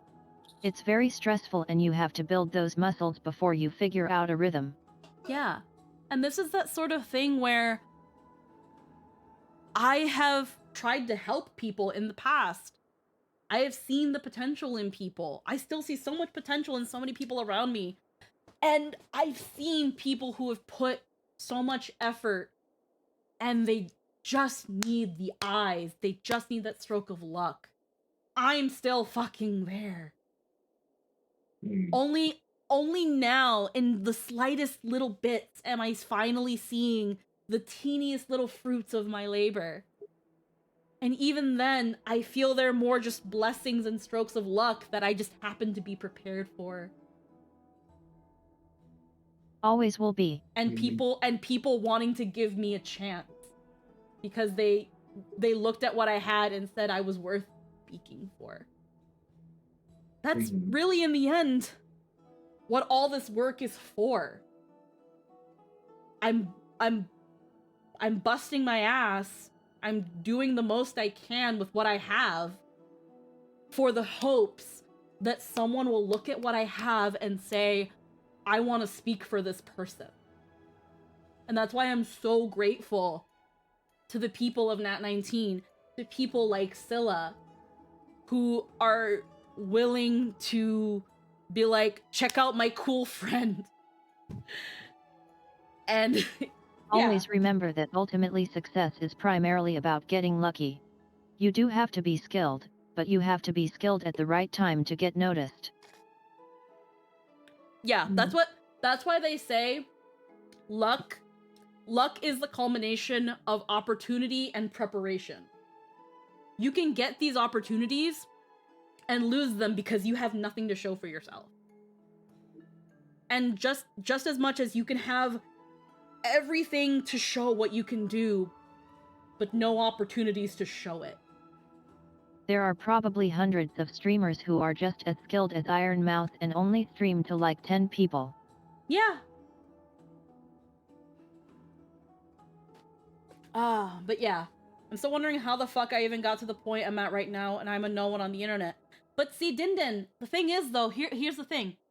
And I'm not gonna take the credit here because at the end of the day, you still bust your ass. Even if you like to write it off as, I'm just making fan art for people, I'm just doing dumb little drawings. No.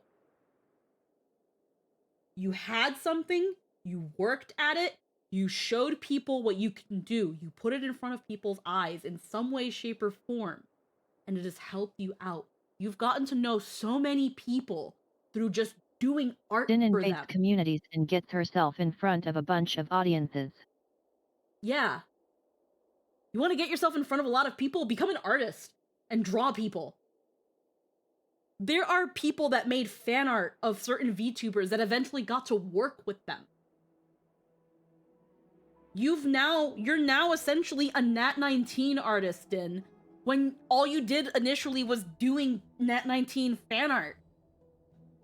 That's just hyperfiction doing its thing. Din, you're doing it again. I gotta use the bathroom. I'm not going on BRB though. Someone freaking talk to Din. Just because it's natural doesn't mean it's not a skill. Okay. Yeah, it's true.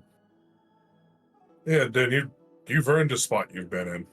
Like, you've been through a lot of shit the last couple of years, especially, and still doing what you're doing, still meeting all these people and doing these things with people. You're far from unknown. So, you know, own it.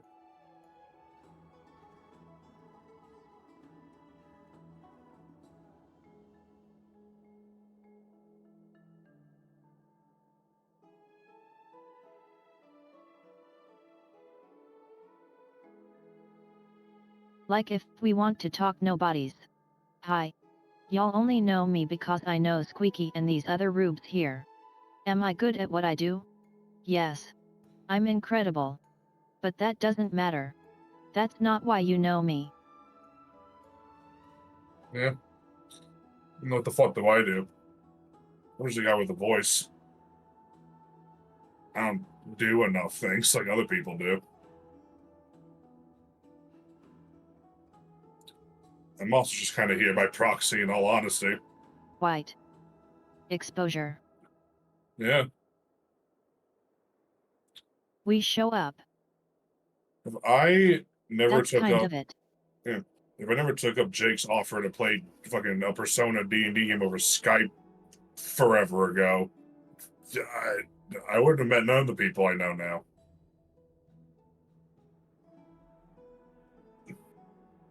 Also, yes, Anthony could do radio. I could. Probably.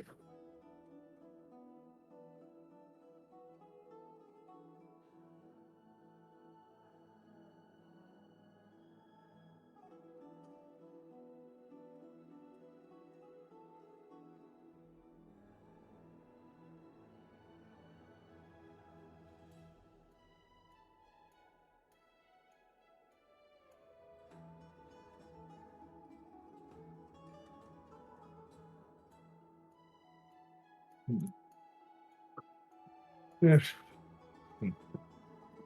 I think that location, like, yeah, you know, opportunity. Just get lucky with it. But really, Din has fun by finding communities and then drawing stuff, dropping it and absconding.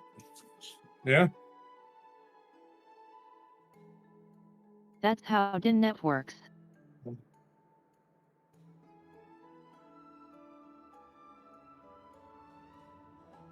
And it's why Din knows so many people.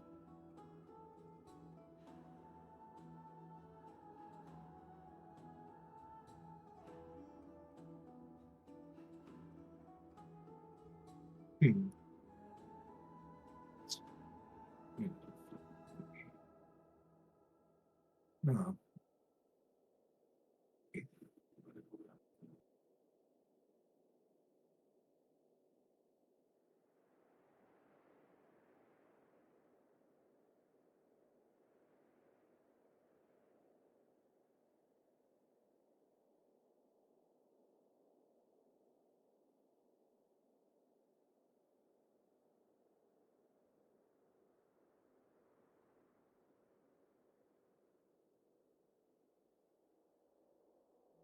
Din also isn't actually that awkward, she just refuses to think herself as worth anything.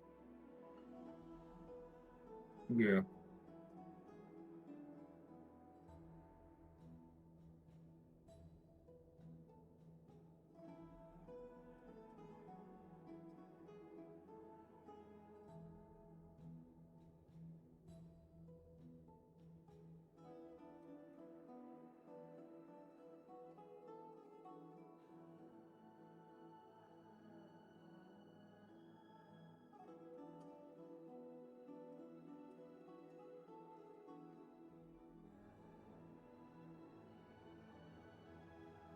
Din's that person who you give them a compliment and she reacts like it's an insult.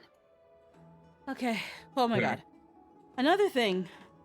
The self-loathing runs real deep. Another thing, Din. Again, Relatable.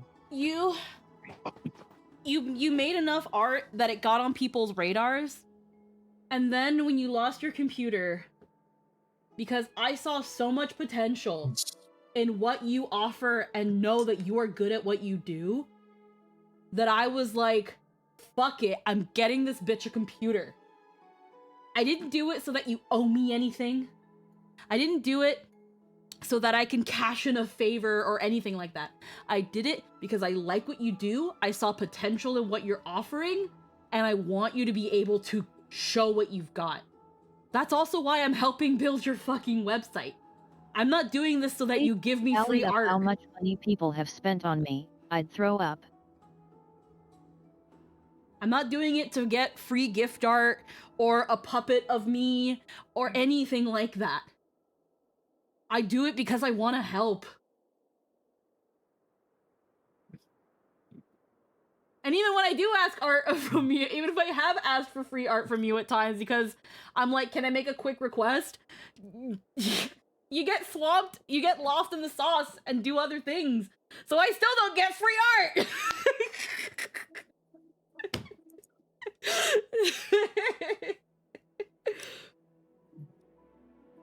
So I don't do this for anything for free. I don't expect any. Pay no attention to the tome of PG.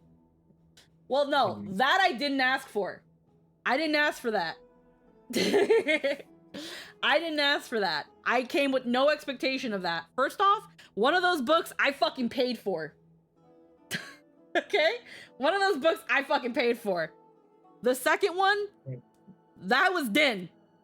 When I'm saying that I don't get free art, I'm saying that I don't get free art that I explicitly ask for. And when I have, she got lost in the sauce. But that's not the point. Din has given me plenty of free art. Trust, she has. But none of it is anything I asked for with an expectation of getting it. If that makes any sense. If that makes better sense of it. I distinctly remember you on multiple streams. I need art of that. Yes, but that wasn't an invitation for Din to actually do that. No. So no, I have never explicitly asked Din. And hey, also it's usually Runaway. Yeah, and with Runaway, it's more of a joke than anything, because he won't charge me even though I ask him to send me an invoice. But no. I have never explicitly ever been like, Din, can you draw me something? And not followed that same sentence with, and I will pay you, or started that sentence with, how much for?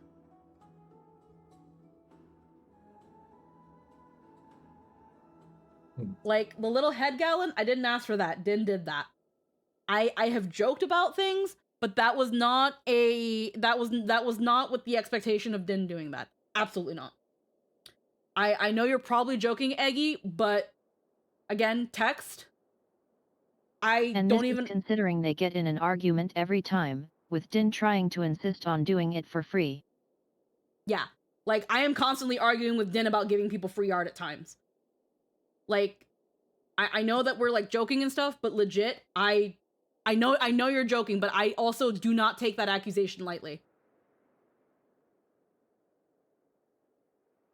I may have joked and been like, oh man, I need art of this, and blah, blah, blah, but that's not knocking on Din's door expecting it. Fun thing is I make art for Squeak when they don't ask, and when they do it, may get lost in the pile. I'm a sarcastic bitch. Yes, Eggy River, but as I've said many times in the past, unless you explicitly say that you're being sarcastic, I need to take text at face value. I know there are people in the chat who are usually sarcastic and sassy. That's why I'm giving you that benefit of the doubt. But at the same time, sometimes I have to take it at face value. Because that, at least to me, was also low-key an accusatory statement. I don't ask people for free art.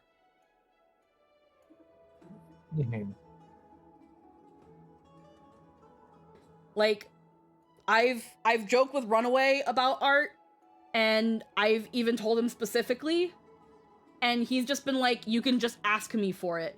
But every time I joke with him, not only to send me an invoice, but also because I know how much effort Runaway puts into his art, and at this point, I don't care how much the invoice... He sent me an invoice for $1 as a joke after I told him, Runaway, by the way, where's my art and where's my fucking invoice? And he sent me an invoice and I fucking paid for it. Because I'm serious.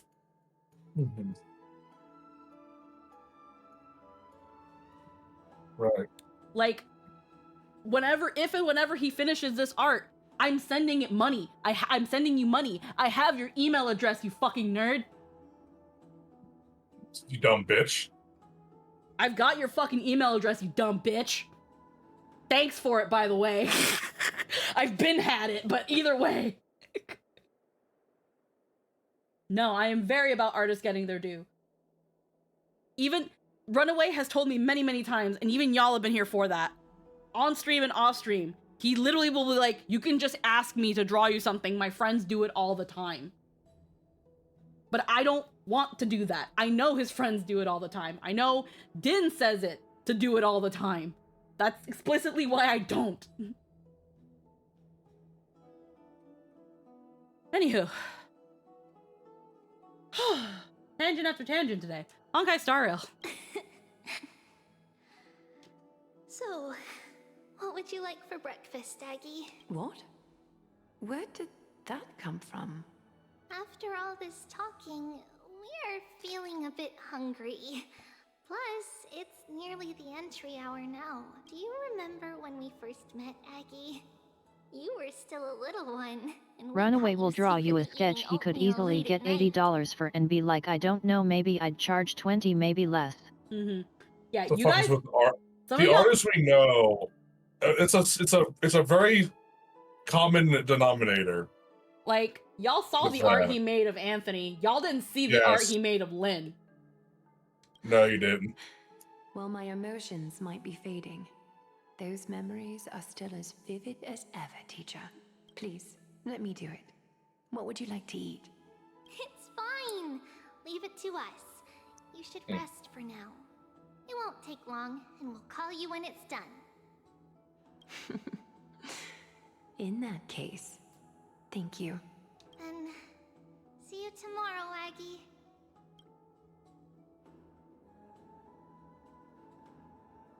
Nevertheless, that nightmare is ominous. Memories are slipping away. Even the image of Mama. Just as expected. Another trip must be made into the abyss of fate. Hopefully Orynyx will be willing to help us.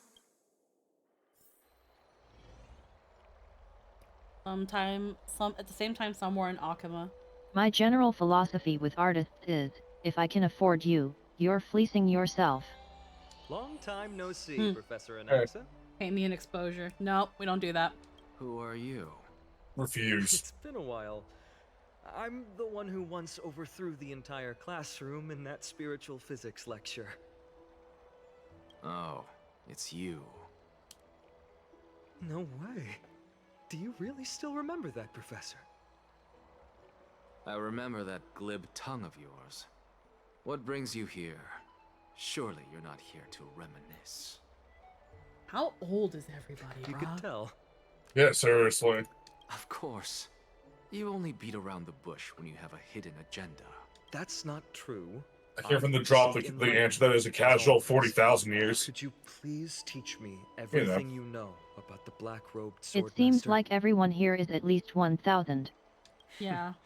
Rumors sure travel fast. Unfortunately, I too know nothing about it.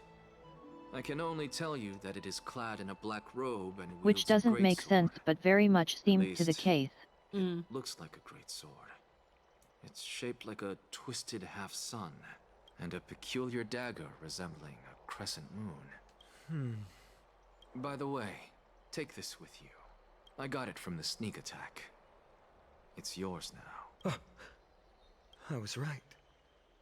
It is this thing. The one who torched Mydei's Elysiae to the ground. Since it's not just the Chrysos heirs, even some of the normal people are many, many lifetimes old. Don't try to be a hero. No one in Akama stands a chance against that thing right now. Is that what the Titan said as well? Not at first. But the god relented after having had a taste of its power. Even with the god possessing me, I couldn't fight against that blade. That incredible power doesn't seem to be granted by any Titan. Are you suggesting that it originates from beyond Amphoreus? It's possible. Much like the Black Tide, no? Nonetheless, it's an enemy we must overcome. We? Drop the pipe dream, Phynon. No one wants to see you fall by their blade. His mere presence will endanger the Holy City and the Flame Chase. You know that I don't believe in... You don't believe in the so-called prophecy, I know. However, I'm here to seek your assistance, not at the request of Aglaya or Treeby. Sometimes you gotta lock the door behind them and say, hey, how long did you spend on this? Oh, like 10 minutes. Cool, around the nearest hour. Oh, you like 20 bucks. I just want to eliminate a threat to the city I pledged to protect. That's all. The tragedy at the Grove must never happen again. Take a seat. Since you are sincerely seeking enlightenment, I suppose I can tell you one more thing.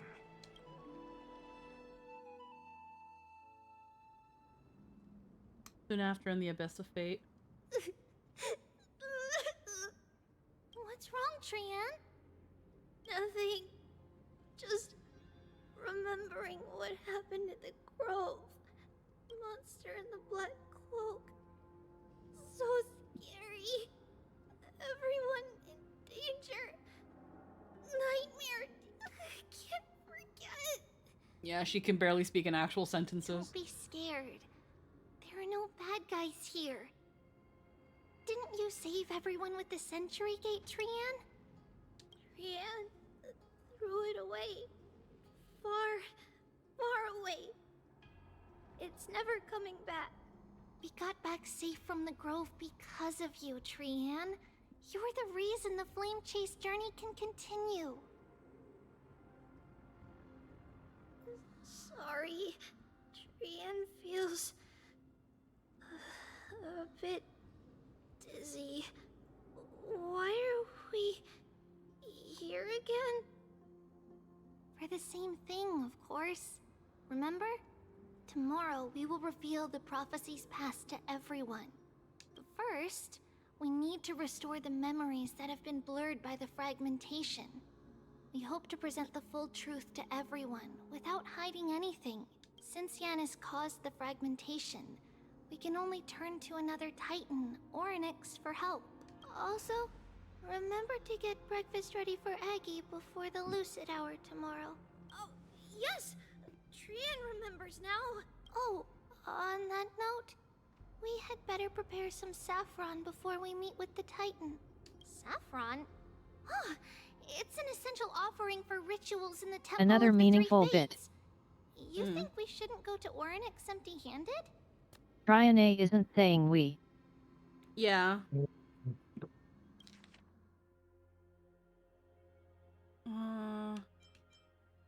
Yeah. Saying specifically Trian. Which you said we right there, but... Yeah, It's but she's also talking a about all symbol three of them. But when she refers to herself, If she's we are saying to replicate her name. memories, we need to use something that has experienced those days. And when we first met Aggie, we added that to the porridge we made for her, and she really loved it. I see. It's like killing 3 birds with 1 stone.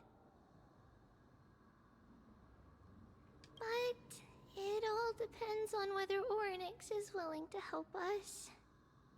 This could be a problem. After all, it was us who took the core flame from Yanis, from Orynyx's kin.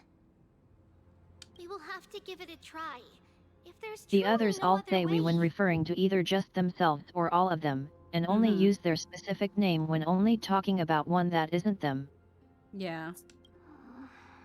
In our current state, we probably can't do anything to them. We'll cross that bridge when we get there. Leave it to Trian. Trian knows how to play cute. Like what exactly happened just now? In any case, let's look for Saffron first. I hope there's still some left in the temple, untouched by Nikador's soldiers. I remember that aged saffron is preserved in sealed jars. Let's be on the lookout as we go.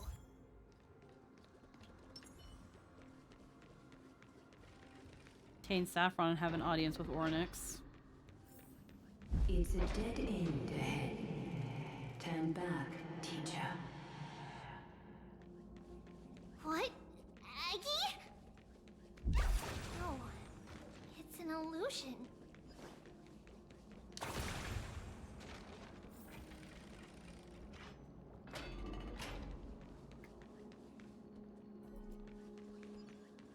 I feel like we're gonna have a lot of puzzle and moving pieces again. Wow, this room is huge. Trinan, did you? Yeah, I saw it. Was that a warning from Orynyx? What are you two whispering about? Treeby? Trinan? Trian can't even hear our own telecommunication. Well, never mind. Trian suddenly feels like this place is quite familiar. Oh, there's a whiff of safari in this room. It's right over there. Over here. Yeah, Trian A seems to have disconnected. Yep. She's on the way out. Yeah, she is. Right. There's a treasure there. Follow Trian and look for the saffron.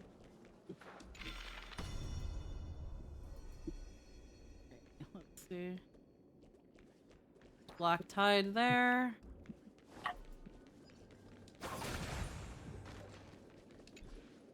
Can't control that yet. Even if separation is our fate, a futile death is not the solution. She's far enough gone to not even be able to recognize she can't do things anymore. It appeared again.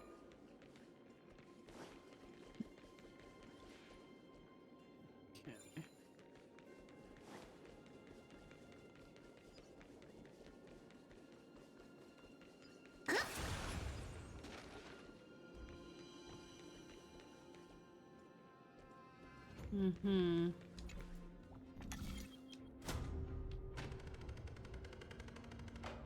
I see.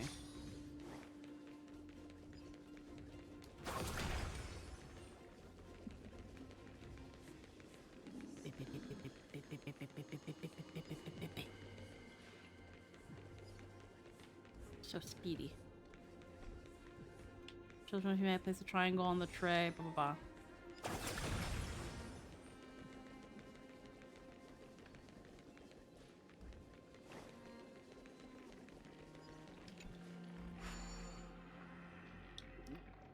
Changes that.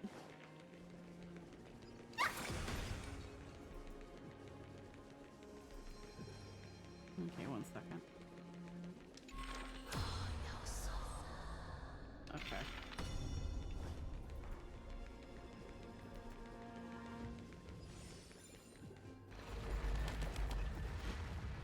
Damn it.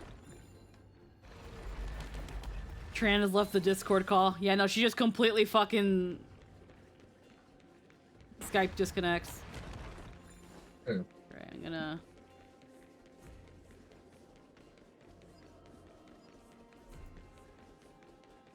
There's a whole other book here.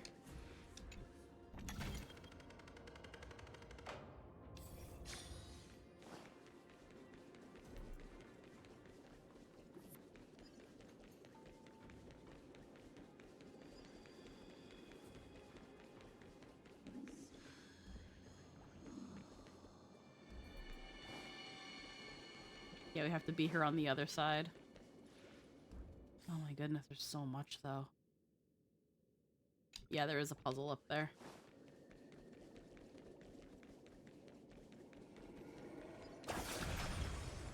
Oh yeah, we're gonna have to find a way to clear that. Scapegoat. Goat. Goat puzzle. 9 steps. Jesus.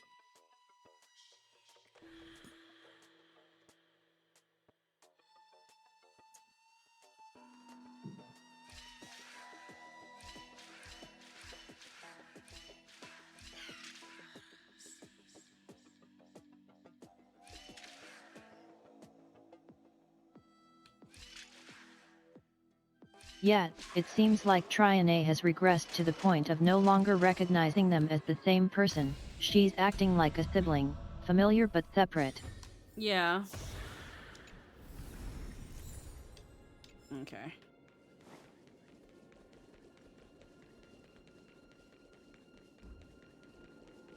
I was about to be like, please, game, don't give me a puzzle. I can't solve. I'm too stupid right now. Alrighty. Yeah, we can't. We can go up this. Oh yeah, we're gonna fuck all around with a lot of shit. Oh wait, I see.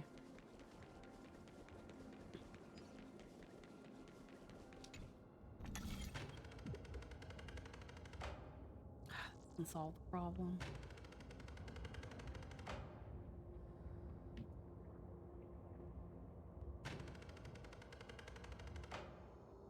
Yeah, that doesn't solve anything.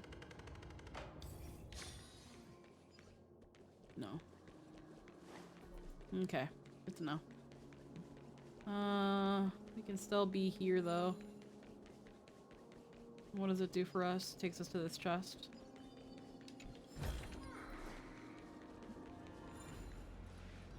And then...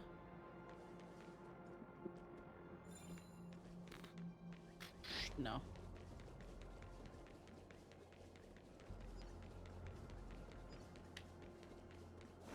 Okay, let's catch up with Trinan again. Read the letter Trinan found.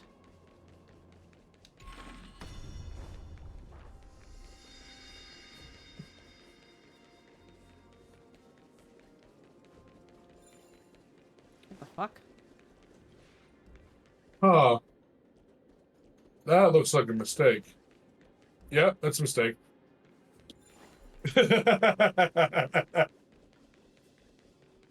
Yep, that's a graphical error. Huh. Yep. Yep.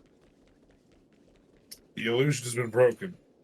It's hollow on the inside. That didn't happen to me. What the fuck? That's funny. Yeah, that's funny. Anywho. Yeah. Well. Right here! I summon thee, Orynyx! Stir up ripples of past reverie! Something's appeared! Wait, we should read it first. That's a screenshot moment there. I mean, I have it on stream. Dude, Mr. Wilka. What the hell's Mr. Wilka? I don't know. For many years, Yanisopolis has relied on the rose myrtle to obtain the boon of the gods. We have spent 5 or 6 years now digging with its roots. Red tree is on the verge of collapse and has long since ceased to serve its purpose, yet it still seeks to spread its canopy and eclipse Yanisopolis. Fell this tree. Make a small move. The rose myrtle will slip away. As for the next sacred tree, we're planning on selecting another puppet. As for the rose myrtle's daughter, Rebios, we'll call her Saffron for now. In my eyes, I think it would be fine to just find an excuse to off Saffron. However, Codex, the Acolyte, is extremely resistant on raising her to become the next sacred tree. She's undergone related education since she was a young girl, which would save a lot of the work on our part. As for identity as the daughter of Rose Myrtle, she is still young and has not yet grown wings. If we can just keep her grounded, the power of the Divine Oracle will remain tightly in our grasp. We both know that the Saffron's most outstanding property is that it can be cooked in so many ways. Put it in porridge, stewed, or fried. No matter how you cook it, this plant will always be a delicacy.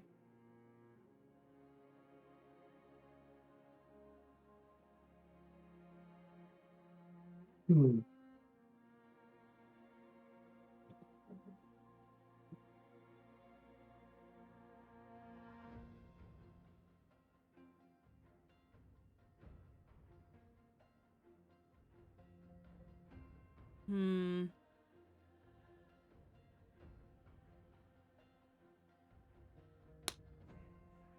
It definitely seems like something to get rid of Previos's mother. And now they're using, like, code words. This is a letter? Yeah. It mentions something about Saffron and Treebios? Isn't that name... Never mind that for now. Why is this letter here? And how did Trian sense it? Could it be our lost memories? Is it possible that we were already noticed by Orynyx and entered their trial? But why haven't they said a word? Orynyx has the whims of a child. Perhaps they're toying with us on purpose. Come on, this isn't the right time to be playing games.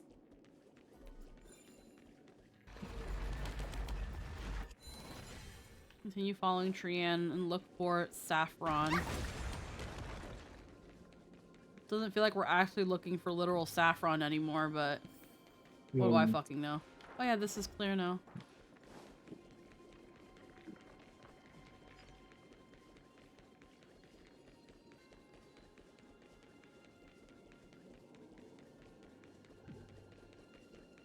Oh.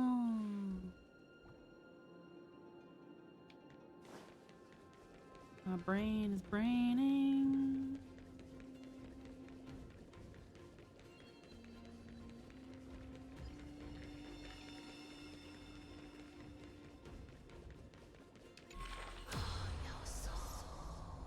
Yeah. Nice. Okay.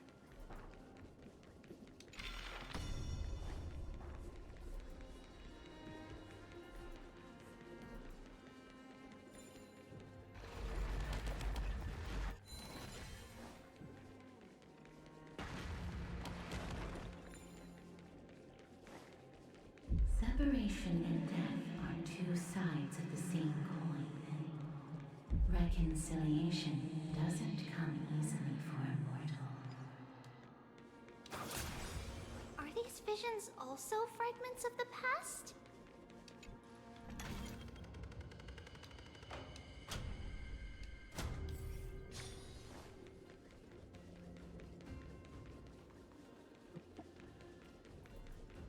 I see, game. You want me to go that way, but fuck you. I want the funny chest.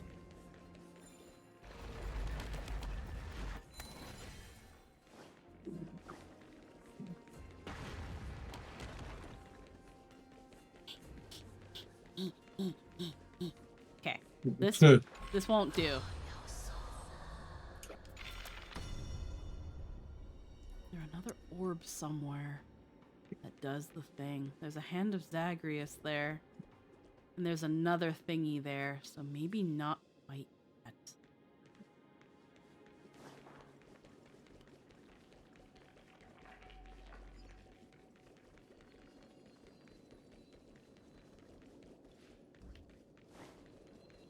Oh, that's concerning. Anywho, carry on. Yeah, no, I'm just... This is gonna vanish when I activate this, though. Yeah. No, I can't get that chest yet. I gotta get access to the upper floor. Okay, where's Castris? There's totally not Casterus. He's over there. I could have just gone across the street. I'm an idiot. Okay, cool. Nothing new. Nothing new, nothing of value was lost. Exploring, but gotta solve a way around the other side. Yeah, no, gotcha.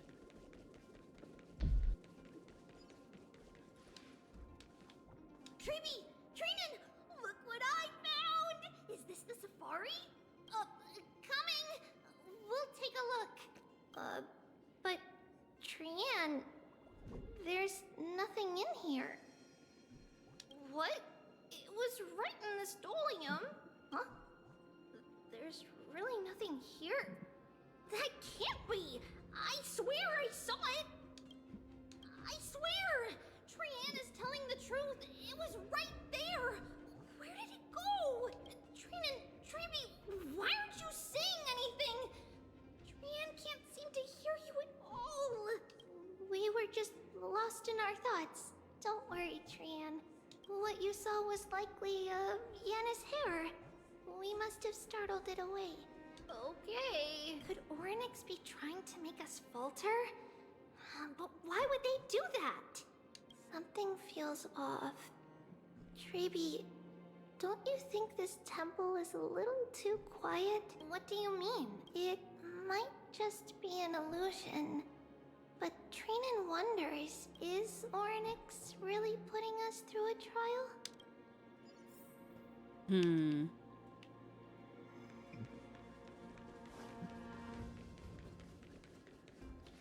Okay. Still no luck finding any safari. I suppose we can do without it. Let's try to convince Orynyx. At least they didn't toss us out straight away.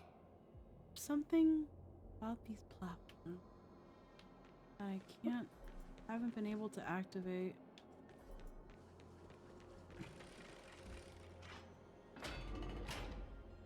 We'll always be able to come back here, worst case, but yeah. Whoa! Treeby, Trinan, look at this! So cool! There are so many of us now! Did they all have a tree, like a name that starts with try? Probably, yeah. God, that must have been the fucking most unbearable shit in the world. Get up that hand of Zagreus. I didn't see another way up. No, I just don't think I can right now, unfortunately. If there is, I can't see it.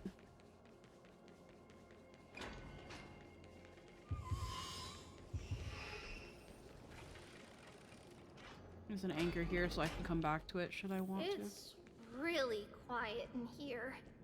Do all Titans live in dark places like this? And here's the concerning thing.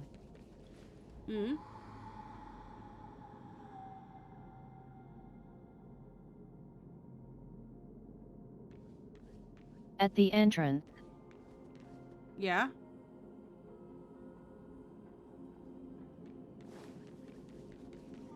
I'm still at the top of the stairs. Yeah, there's like dead things here. Oh wait, oh! There are dead tide monsters here. Yeah. Also a bug. They weren't here before.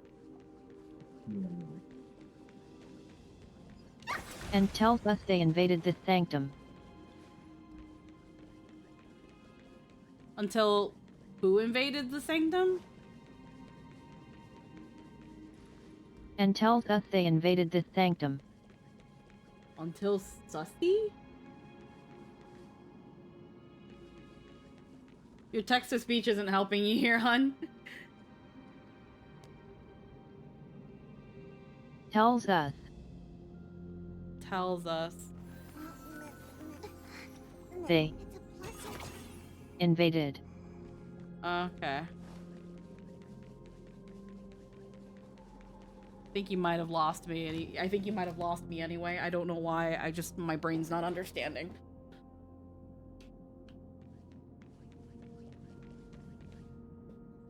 These monsters weren't here before. Yeah, I know that. The black tide monsters be wild.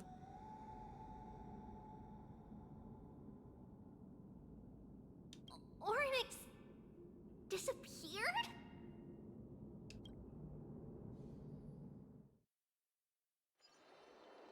And it was said they invaded. Yeah. Not long ago in Akama. Okay. Are you saying that the black-robed swordmaster is not just tied to the black tide, but is also hunting for core flames everywhere? This is the most plausible possibility. First, it has a vessel that can hold core flames. Second, I'm one of its targets. Let's start with the first premise. Its peculiar ceremonial blade can interact with a core flame, as evidenced by the pull I felt when it stabbed into my chest. I hypothesize that the blade can sense, absorb, or even retain core flames. The second premise is even more explicit. When it was engaged in fierce battle with many of us and was heavily distracted, it remained consistently focused on me. Or rather, on the Titan Circes inside me. So it's plundering the flames. But if your argument holds up, wouldn't he be headed to Akama soon? The vortex of Genesis is full of the Titan's core flames. Not necessarily. Let's call that person the Flame Reaver for now. If my presumption holds, that person has 3 targets. The first target is me. The second target is Oryx, who hasn't yet fallen. And the third is Akama and the Vortex of Genesis, where the core flames are housed. But I suspect Akama won't be their first target. Kefali's core flame is guarded by the Council of Elders' arcane power. And Fagusa's water curtain should be able to block out any external perceptions.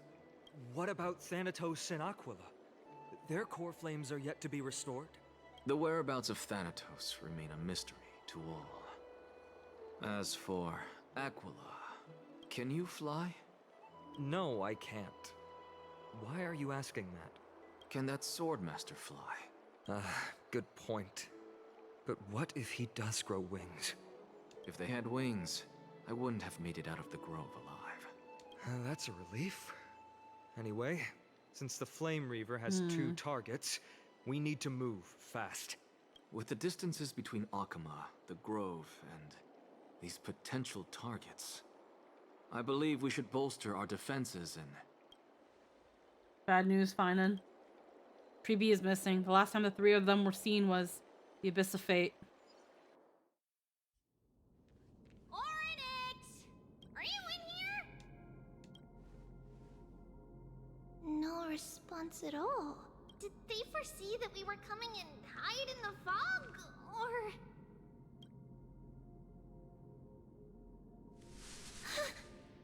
Treeby, we should leave. This temple has other people in it. What?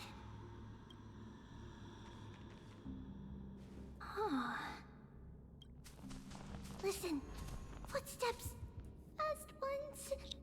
3 or 4 people coming this way. Come on, we need to hide. Whoever they are, we can't let them see us. Treeby, Trinan, come check this out. What's this? Trian feels like it's so familiar.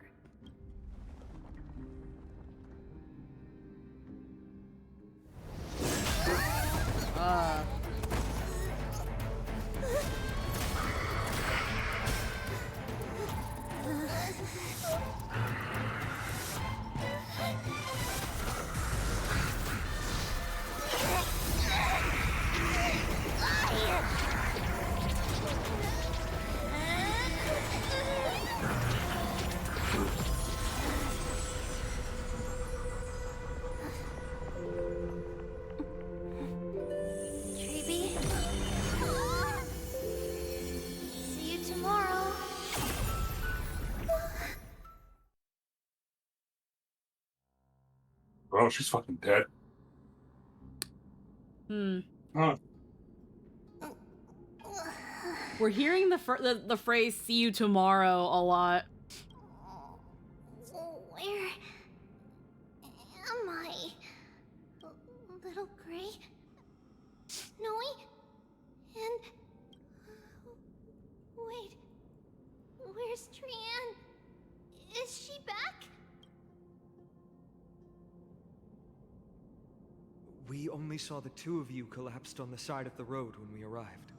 Danny and I looked around, but we couldn't find any traces of Lady Trianne. What about the black-robed swordmaster? Blast it! Of course it's him. We were still too late. I fear something bad has happened to Orynyx's core flame. Then Lady Trianne... She doesn't have much divine power left. We can barely sense anything. Need to go after that black robe. Trianne, I have a bad feeling about this. That you're both safe is already a blessing. Everyone, we must take action now. We should split into two groups. One group will stay in the Abyss and meet up with Aglaya's reinforcements, then search for Trianne's whereabouts. The other group will come with me to pursue the black-robed swordmaster and recover the core flame. You know where it's headed? I didn't get to tell you this before, but Anaxa and I already have our misgivings about the Black Tide, so we've made preparations. I'll tell you the details as we move. Opportunities are fleeting on the battlefield. We should hurry. Lord Finan! Lady Treby and Lady Trinan. I'm glad you're all right. Did Aglaya's people get here? Yes. Lady Aglaya already knows about the situation and sent along a message. Finan, I understand that Swordmaster is of great importance to you. But if you charge in without a plan, I fear that you won't be the only one who dies in vain. I understand. Hatred is a hero's deadliest poison. I have no intention of fighting alone. If that Swordmaster really is related to the Black Tide, the Chrysos heirs must not take them lightly. I have indeed planned to return to the Holy City and discuss the strategy with Aglaya. We'll need all the help we can get for this encirclement. Why don't we split up as previously discussed? Hyacinth and I will stay to regroup with the reinforcements. You go back to the Holy City with everyone else and tell Aglaya about your plan. Trinan will stay in the Abyss too. That way, both sides can communicate with each other if anything happens. 1 second moment.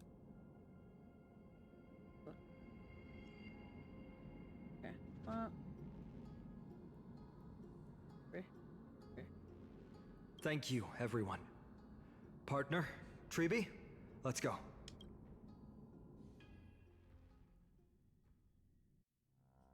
We're back, Aglaya. You should have come to me first, Finan. Aggie, there's no need to scold Snowy. Akama is currently in grave danger. I know. It's beyond my imagination that the only two titans humankind can still rely on fell in such quick succession.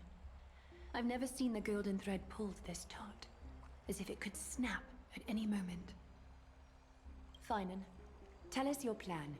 Time is of the essence. Finan recounts Anaxa's discovery. This being is not just hunting titans, but taking the core flames too? Yes, just like the Flame Chase journey is doing. Professor Anaxa thinks the Flame Reaver's arrival is likely a sign the Black Tide has spread further. Regardless of whether you're right, this being is still far more aggressive than we expected. But its madness is also an opportunity for us. If its goal is the core flame, then that means us humans can lure it into a trap. Anaxa had already left the Holy City with Circe's core flame while we were on our way to the Abyss, so he can make preparations for the battlefield. Tell me, what makes you think this won't end with us losing another core flame? Because this time, the power from beyond the sky is also at our side. She is the key. Hi. I knew it. Of course it's gotta be me. Really, you're sure I can? I have a Stellaron. Can we pass it off as a core flame? We need your other companion, too. Ma'am, do you mean... I chose 3. Me? Yeah. Yeah, I was like, can you pass off the Stellaron? I chose that one. Oh my god, you spoke! Do you mean me? I see. Finan, that battlefield you mentioned, is it Castrum Krymnos? Yes. I'm sure everyone remembers the astonishing miracle our partner here performed with her companion during the battle with Nikedor, and how they awakened Castrum Kremnos' past. That will be the key to our victory. We will use Orynyx's power to once again open a passage to the past and lure our enemy inside. Then, we'll seal the Flame Reaver in the maze of time. Impressive. Orynyx has fallen, and Yanis's divine power already belongs to Akima. Once we take back the core flame, the Swordmaster will have no means of escape. It's very clever, using the element of surprise instead of brute strength. Can you do it, little one? I just have to throw back that black cloak guy into the past and lock him there, right? With the memory fragments, I can open a door no problem. As for the rest, well, let's just say that she and I can do anything as long as we're together. Yeah. Oops. Can you feel their fervent gazes? This is a big deal. We can't let everyone down. Such enthusiasm. I'm glad to see you're confident. By the way, the Council of Elders declared a state of emergency when Trebi went missing. Kynus and her following have heard tell of the incident at the Grove, and are galvanizing support in secret. I fear she'll make her move before the next assembly of the citizens. What are they plotting? That short-sighted politician likely believes the Chrysos heirs have outlived their usefulness, and is making preparations for her next step. That ugly side of humanity is something we'll have to deal with eventually. But that's a problem for another day. I've sent Castorus ahead to the council with a message. She should be able to keep the situation under control for the time being. Finan, it is my hope that we can come to an understanding on this. We must take down the Flame Reaver in one go, and retrieve the core flame. And in doing so, grant ourselves an advantage against the Council of Elders. Of course. You may count on me to lead the charge. I apologize for tasking you to spearhead the plan once again, but Akima is currently beset by enemies from within and without. The situation brooks no delay, and we have precious little time to confer and discuss the plan with you. That being said, you are the key to our success, and I shall respect any decision you make. How do we know for sure that the plan will work? I may not be as masterful as Trian when it comes to the Century Gate, but even I can open a nice big gate if I have enough time. As for whether we can take back the core flame, that will be up to Anaxa's capabilities. Based on what I know of him, he can do it. How do we guarantee my safety? I'll be honest, we can't. But the Flame Reaver will have to step over my dead body if they wish to do you harm. Whatever Mem's plan is, I'll follow. Reserve the right to no. Hey! I'm so worried that you'd be mad at me. We are grateful to you for your aid. And to the rest of you as well. Now, let us be off to begin the hunt. May carefully sharpen our gaze and grant us victory over the enemy. Feels like we're missing someone. Where is Mydei? Mydei. He's dealing with a different problem. Okay. Don't worry. That man would never miss out on this fight. Vortex of Genesis, Akima. Meanwhile. Farewell, my dear friend. You must lead us back home. You and I, we are both the same. On strife and fear. If you're truly capable of leading our people beyond this blood-stained fate, then prove it to me once more, Mighty Mos. Are you gonna listen to what Zangetsu told you, Ichigo? Never. I knew you'd be here. I heard you're about to set off on an expedition. That's right. It's going to be a tough battle, and our destination is... turns out to be Castrum Kremnos. Is that why you're here? To pray to the dead Nikedor? No, just the opposite. I'm here to tell you, you can entrust the front lines to us this time. You can't afford to lose your upcoming battle either. Have you heard the story of Geocles the Mountain Breaker? Sounds like you've spoken with Cartonus. That's the name of the legendary mountain dweller, right? Let's have a chat before we go our separate ways. Cartonus told me that back in ancient times, the mountain dwellers lived in seclusion. They spent their days quarrying and gathering, living a simple and peaceful life away from strife. But Geocles was different. He resisted their traditional way of life, yearning for the world beyond the mountain. They're safe, but humdrum culture was like fetters around him. He sounds a lot like you. Yes. That is why he, too, faced the same dilemma as I do. One day, during one of Geocles' many ventures beyond the mountain, he spied a battalion of Lydonians stationed at the foot of the mountain. The Lydonians were at war with their arch-enemies, the Companions, and they used the mountain as a base to carry out guerrilla warfare operations. When Geocles, who had taught himself the common tongue, approached a soldier, he learned a shocking piece of news. The Lydonians were planning to plant mines and explosives all over the mountain, and then lure their enemies within. With danger lurking with every step, the mountain dwellers' homes were no longer safe. Geocles quickly returned to his village to bring the news to his people. But... let me guess. They refused change and chose to put up with the situation instead. That's right. The mountain dwellers were fearful of even the smallest change to their lifestyle, let alone leaving their home. Despite the imminent war, the elders would rather negotiate for peace instead of leaving the mountains. This made Geocles both angry and sad, but he didn't give up. If you were in his shoes, what would you have done?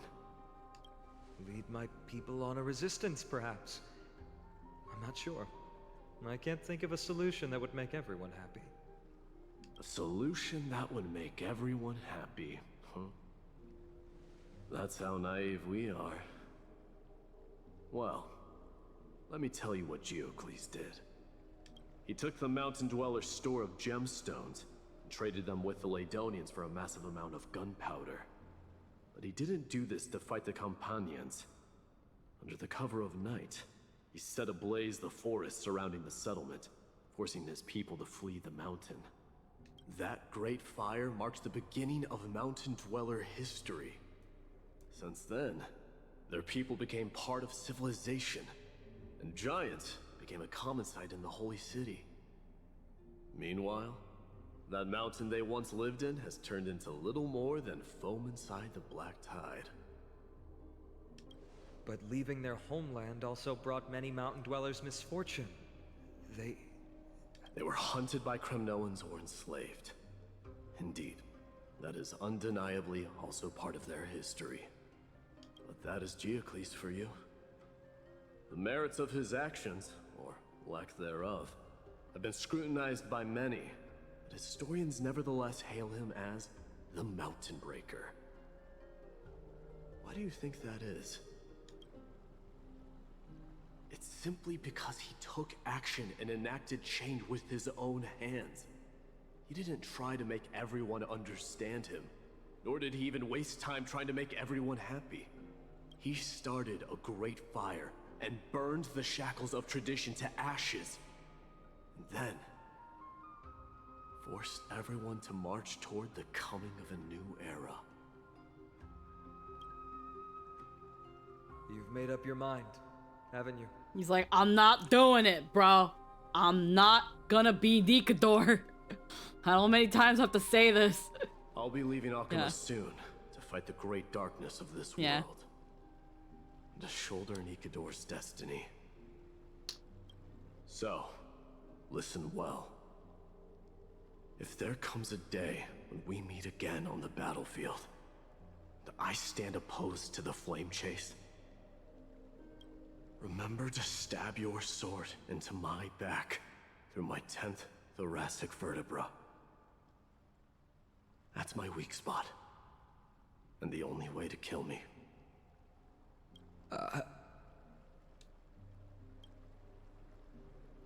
You have my word.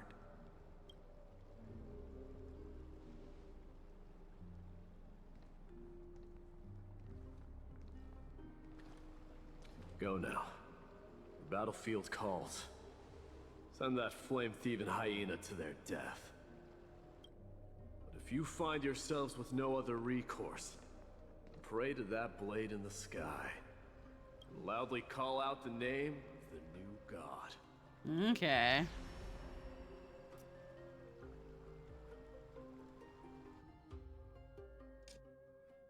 That's the sound of an all-out war. Not the kind of ruckus Professor Anaxa can raise on his own. Let's hurry. The battlefield is just ahead. You know what's really funny about the whole doomed Yaoi thing? Is that if people are going to embrace doomed Yaoi and doomed Yuri, I don't want to hear people complain about bury your gaze.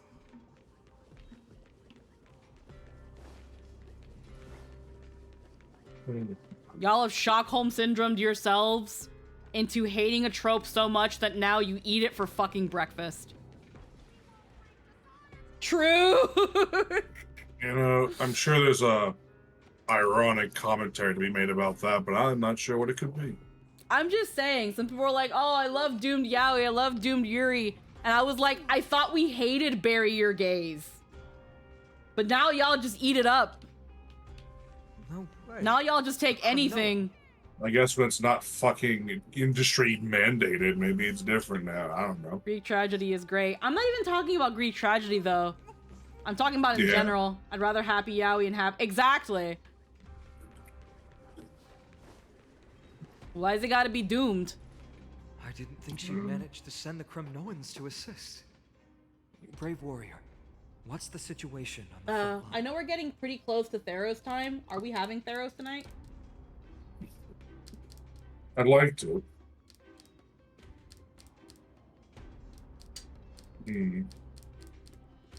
What time is it? I've been It's 10 to completely 6. observed some. Huh, it is.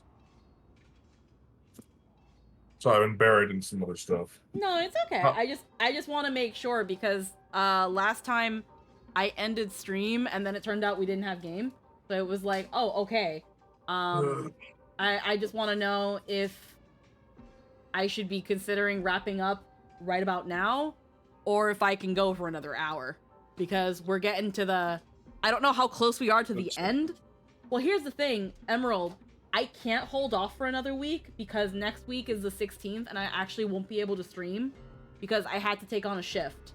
So I was thinking if I have to call it now, then what I could do is I could finish it off tomorrow, and depending on what time we finish tomorrow, then we can move to 16. But I just kind of need to know where things are landing here.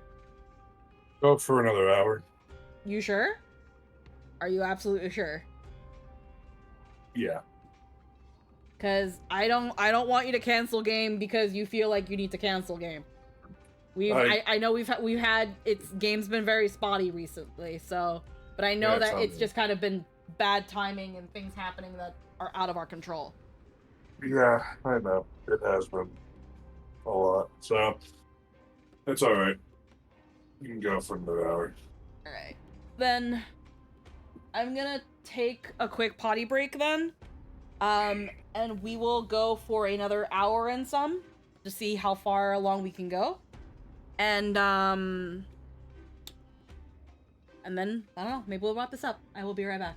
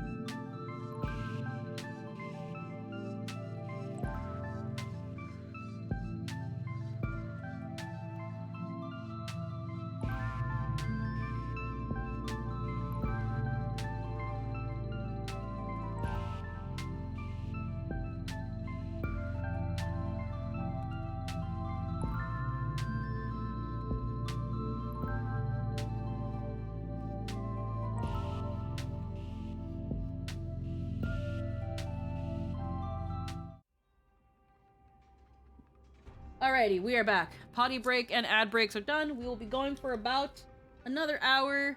I have a feeling we'll still probably not finish things off, but at least we'll be closer to finishing when we get the case. I caught up in that manga. Okay. What? Didn't Aglaya tell you? We have been instructed to assist you in trapping the Flame Reaver. Aglaya, that vile usurper. I spit on her name. Our king will be back soon. He'll be able to deal with you and that black road. Let's see. A hoarse curse lodged in his throat, refusing to escape. Moments later, he convulsed, his head drooping on his spirit, as his spirit departed his body, drifting towards the abode of Thanatos. The Kremnoans really are just like their king. Rest in peace. May your glory last forever. Did they come to fight on their own accord? Or... I can still fight. You must become king. You must become king.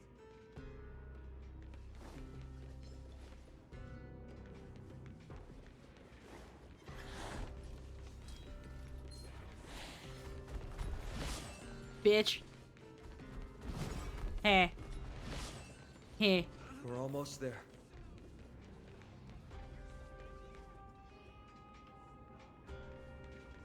I can't see.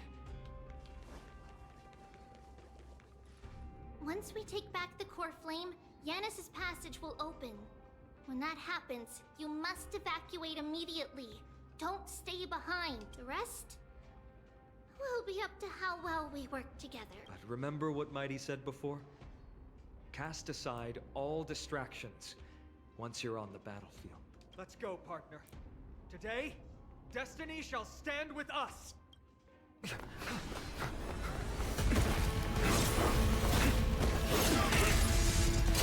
Finally. Aw, man, love that no fucking dialogue. Mem, it's all yours. Yep. Pent in the memories of the dead! Executioner! You sure Yeah, I love it. Man waited. Yep. Any later, and I fear the Titan would have sacrificed me. Flame Reaver of the deepest dark.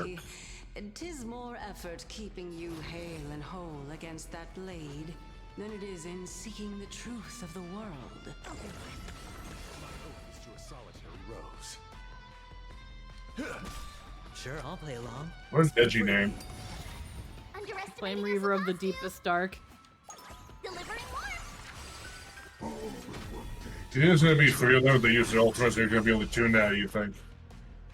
That part probably won't change. 'Cause Yeah. they're probably not. That part's probably not gonna change.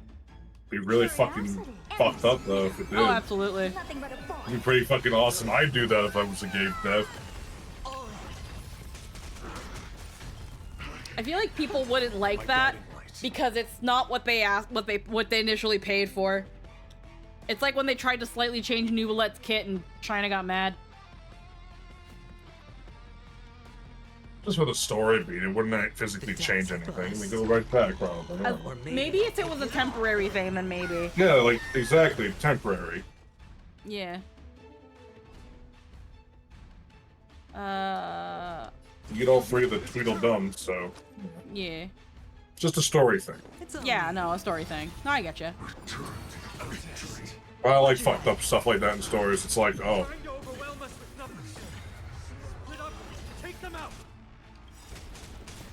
Oh, what a spirited display, Deliverer. It's coming! Guiding the west wind, away we go! Expand your thinking. Watch it crumble.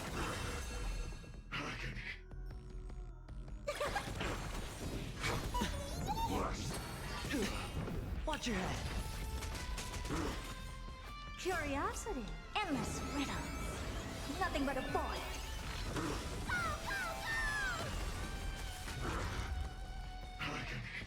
Limited and fleeting. Never seen perfection before. I've never seen a boss Hold out much longer. take more health damage than break damage and be this fucked up. Yep. The dice have bust. Or maybe I'll take it all. Oh. Torment.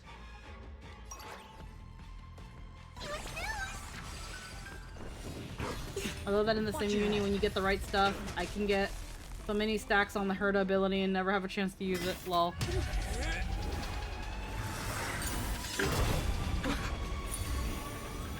At long last.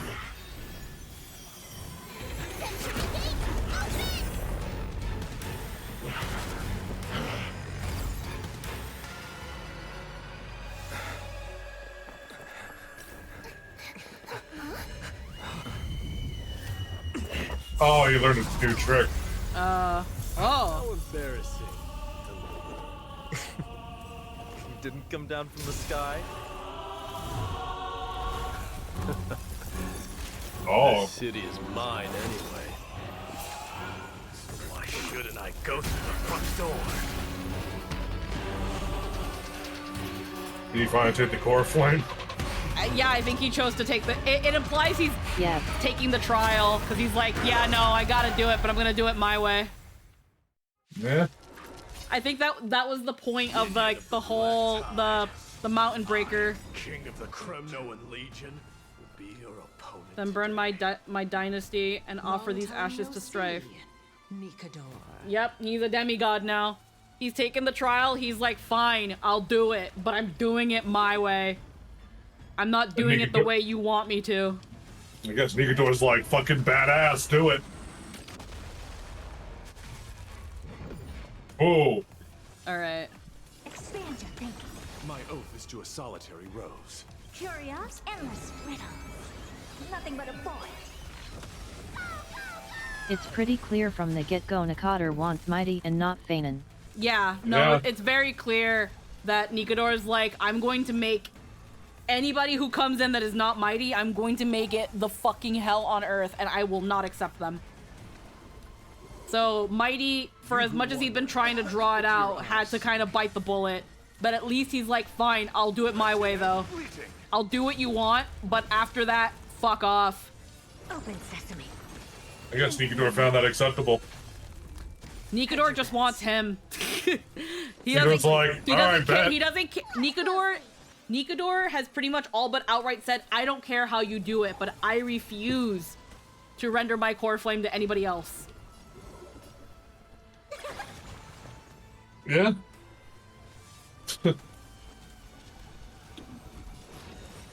Expand your thinking. Leads to self-destruction. I am but sending a dynasty to its end. Oh. Whoa! Fuck, what an ult. My God, such petty tricks. I kind of want to see like the regular speed version of his ultimate like that. That was sick. Until I see that light one, I will protect all Are we sure this guy's not going to be a playable character?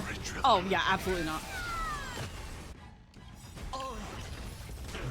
Curiosity, endless riddles. Nothing but a point. Open sesame. I love his ult, it's so crazy looking. Honestly, we might beat him before he gets a chance to do it again. Underestimating us will cost you. Well. I put it in slow motion for it. Never seen Sick. perfection before. Yeah. I mean, there's I'll look it also up on YouTube. going to be doing like the boss things for the boss material, so there's always that too. Yeah. See ya, fucking Whoops. generic isekai protagonist Kinda edgy endless. name. Okay, I was gonna do it again. Ooh.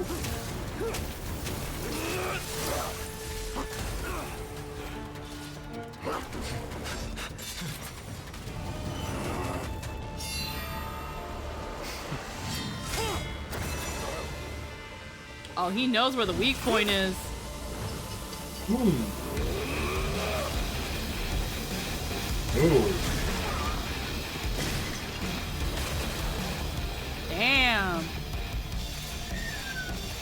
Theodore's fucking...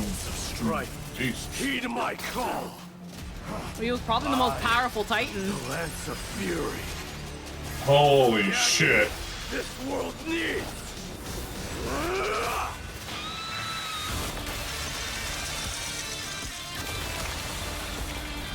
Oh.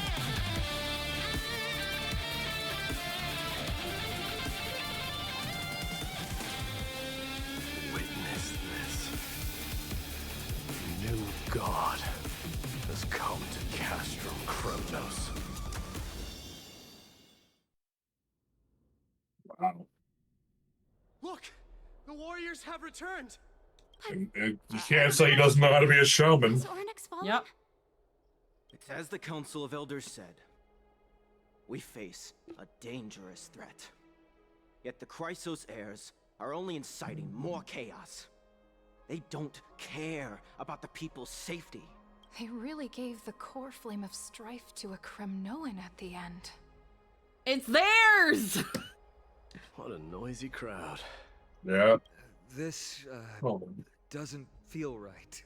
It's probably because Orynyx is gone. Orynyx was a generous titan in the eyes of the people.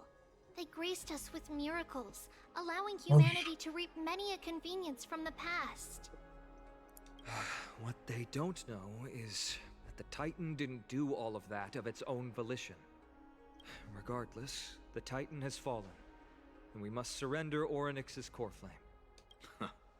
A meeting with that woman again so soon? Dude, it's the Timewinder powers. Right now, us. Professor Anaxa, why don't you find someplace to rest first? Matters that require Aglaya's attention are piling up.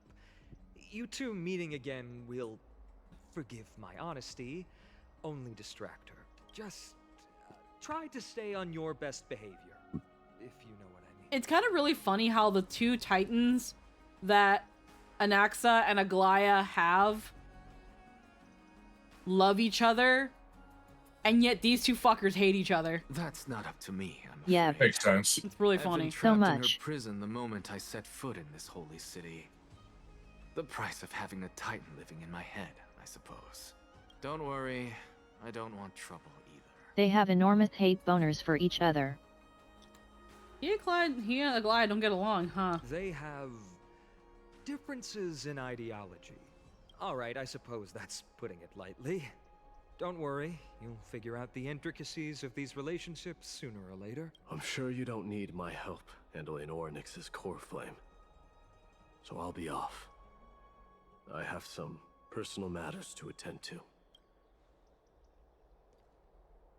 somehow feels like D has closed himself off even more after he completed his trial. Yeah, a lot has happened in the past few days. You've been lost in thought for a while now too, Treeby. Did Trinon bring news? Yes. She has found Trian. She was at the bottom of the valley outside the temple. But that's where the good news ends. I'm sorry. It's alright. Oh.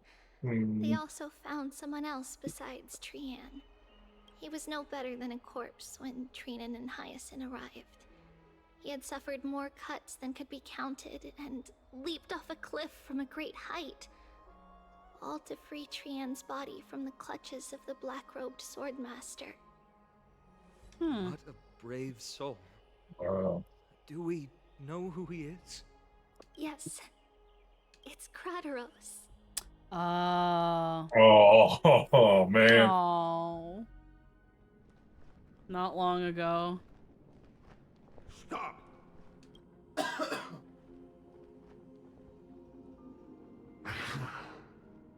If you want this girl dead, you'll have to kill me first. How ludicrous. Your body made of flesh and blood as it is will not survive more than a single strike from me.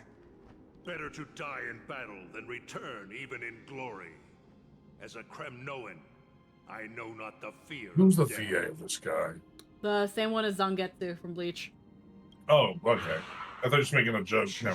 No, he actually is Zangetsu's voice actor. In an empty shell. That's funny. But answer me this, child of strife. Why do you raise your shield for her? As the leader of the God Shield Brigade's elite, I protected the king against the Black Tide with this very shield. And I've done this over and over, hundreds and thousands of times. A pathetic killer like you could never understand the weight of Oh, that's Thalen's symbol on his sword. That is. Hundreds and thousands of times, huh? Like rusted iron. Good. Supreme glory shall be I was also mine noticing that as I indulge in the libations and incense the Flame Reaver was offered by my descendants. absolutely aiming for the weak spot on Mydei. And Mydei has only recently told freaking ooh. You think this is fight? You think it's like a dark version of Fight On? For my king. Lynn mentioned earlier that the first time we saw him on screen, we saw the weird like frosty ice thing that kind of tends to appear whenever we go back in like memory and stuff. So something's up here, but yeah, no, I've noticed that too. The half suns and stuff, like He has like a crescent moon sickle and a sun sword. yeah, and that's and again like the sun could not be more plastered on Finan. Amphoreus. Moon Knight coded, who knows?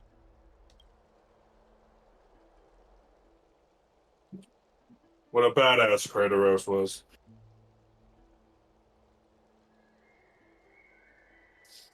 We foresaw this cruel parting 1,000 years ago. Today is but a reminder of that bitter taste. 1,000 years ago. But Lady Aglaya, I don't understand. It wasn't life itself that Lady Trian lost. Why does she look like she really turned into a doll? I don't understand. Oh, that's her fucking corpse?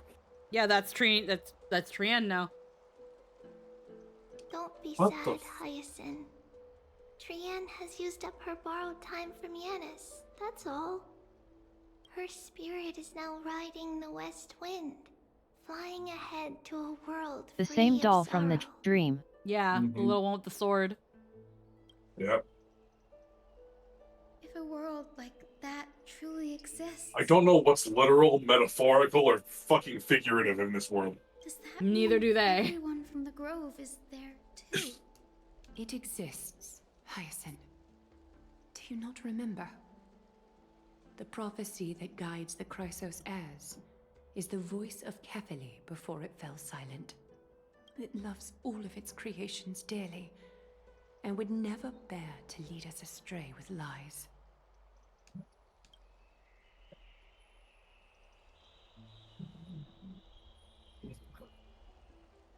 What about the Crimnoan veteran? How is he doing? Yeah, he's alive, I think. No, never mind. The Twilight Courtyard has done all we can. Even so, we've only managed to keep him from breathing his last. I had to use the Sky Priest's techniques to help him to walk again. But if light ever disappears from Akama for good... No. Let's hope that never happens. He's hanging by a fucking thread. This is this is already nothing short of miraculous. When we found Kratos, he was no better than a corpse.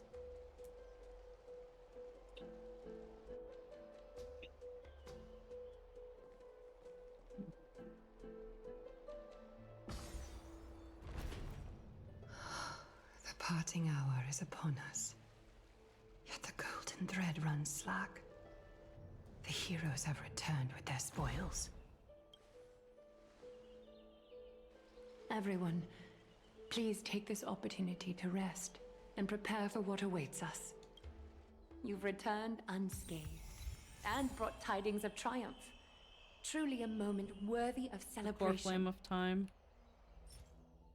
The fallen soul of Orynyx, the core flame urgently awaits to return to its place, and its demigod will assume the authority of the vacant station after completing the trial.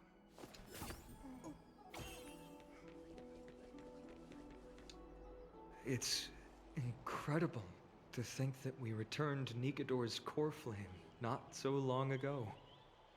It wouldn't be an exaggeration to say that you and your friend's arrival has melted the glaciers of history.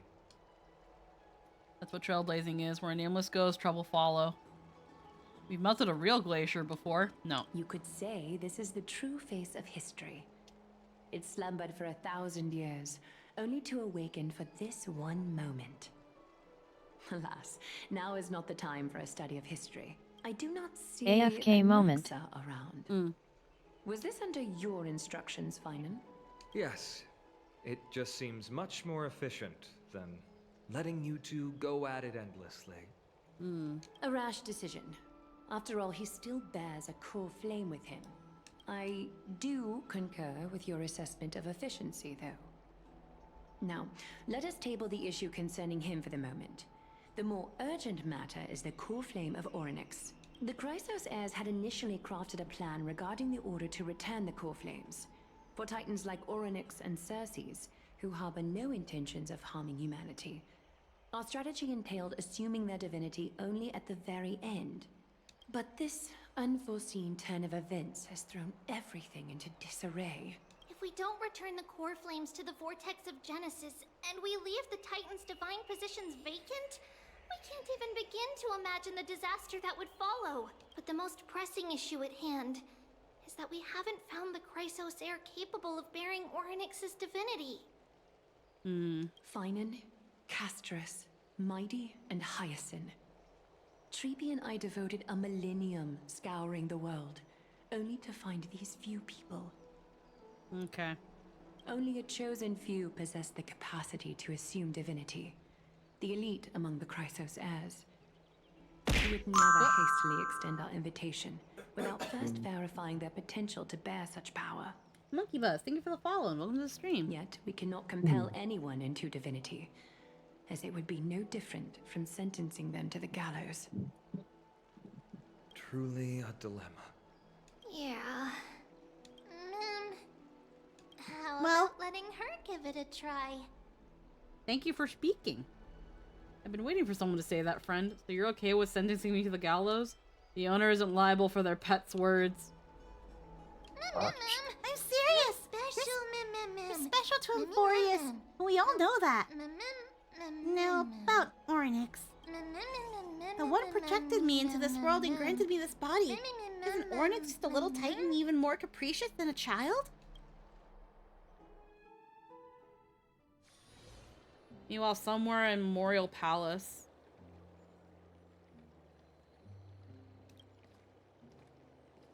Oh.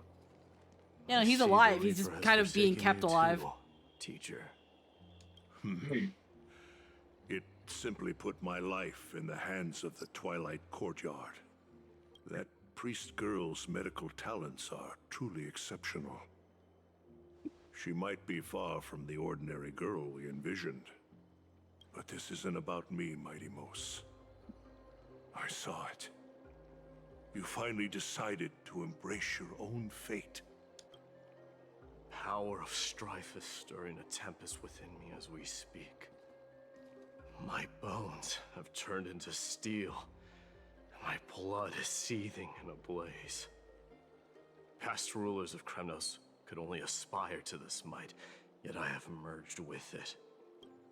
I've made history, and henceforth divinity and kingship shall coexist as one. Indeed, you've realized the aspirations of every former king of Kremnos. And now, you can at last bring our people home and reforge the glory of Kremnos. Unfortunately, I harbor no such desire. What? What do you mean by that? Over 2 millennia past, devotees of Nikador's might banded together beneath their feet and erected a city of their own. Ever since then, Kremnoans have served as the blades wielded by the god of war, following the Titan's path in its conquest. Yet, gazing upon our history through the lens of my newfound divinity, I now see it with unprecedented clarity.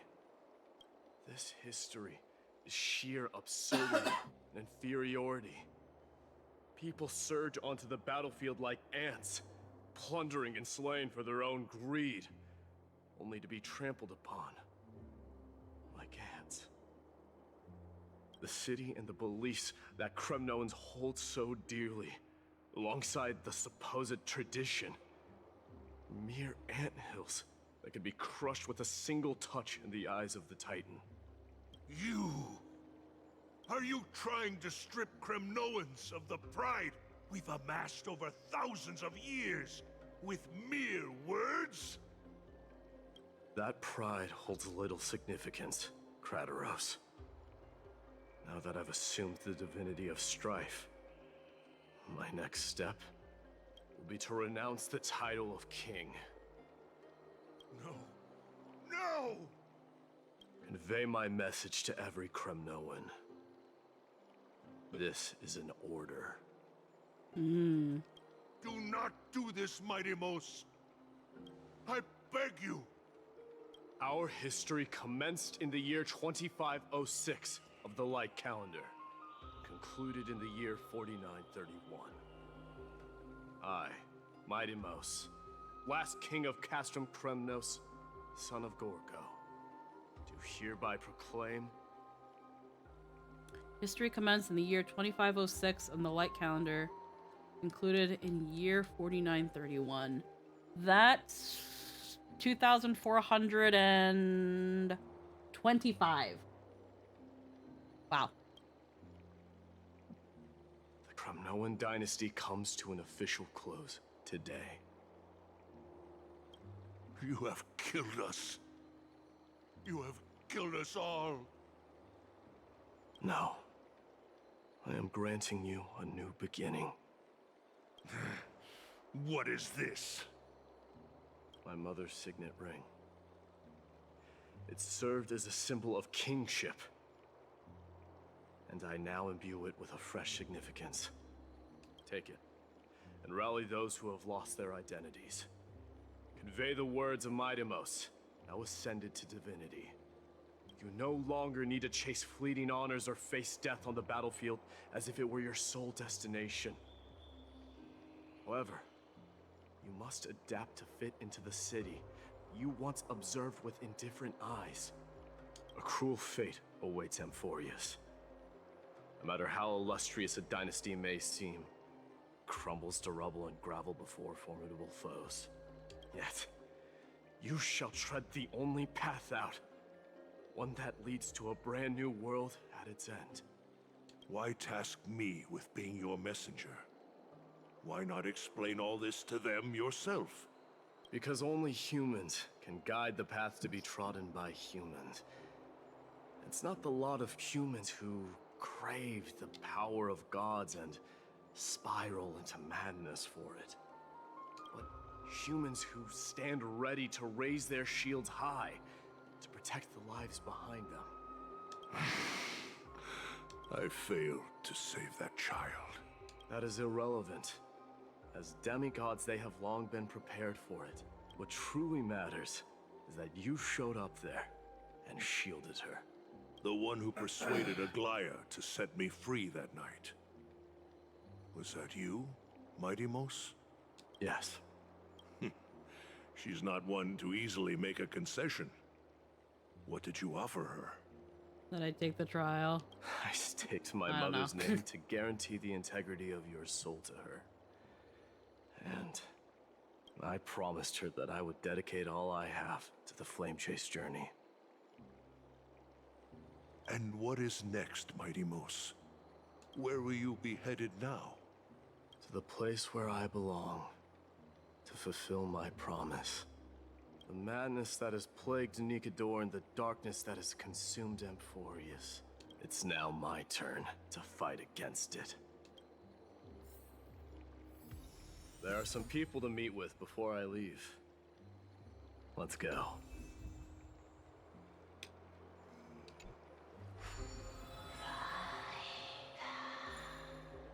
Sure.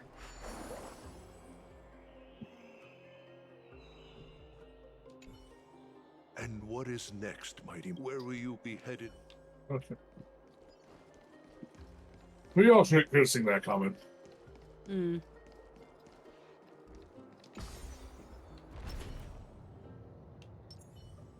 I guess that was his way. Yeah, just... Hmm.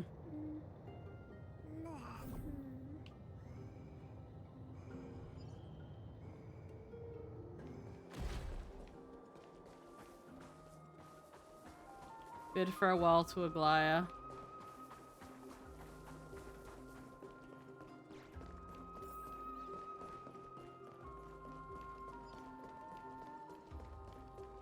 Hmm.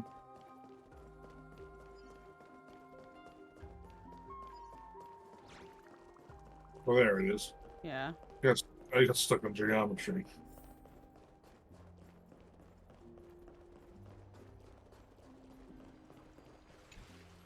You're here, Mydei. It seems that you are prepared. Yes.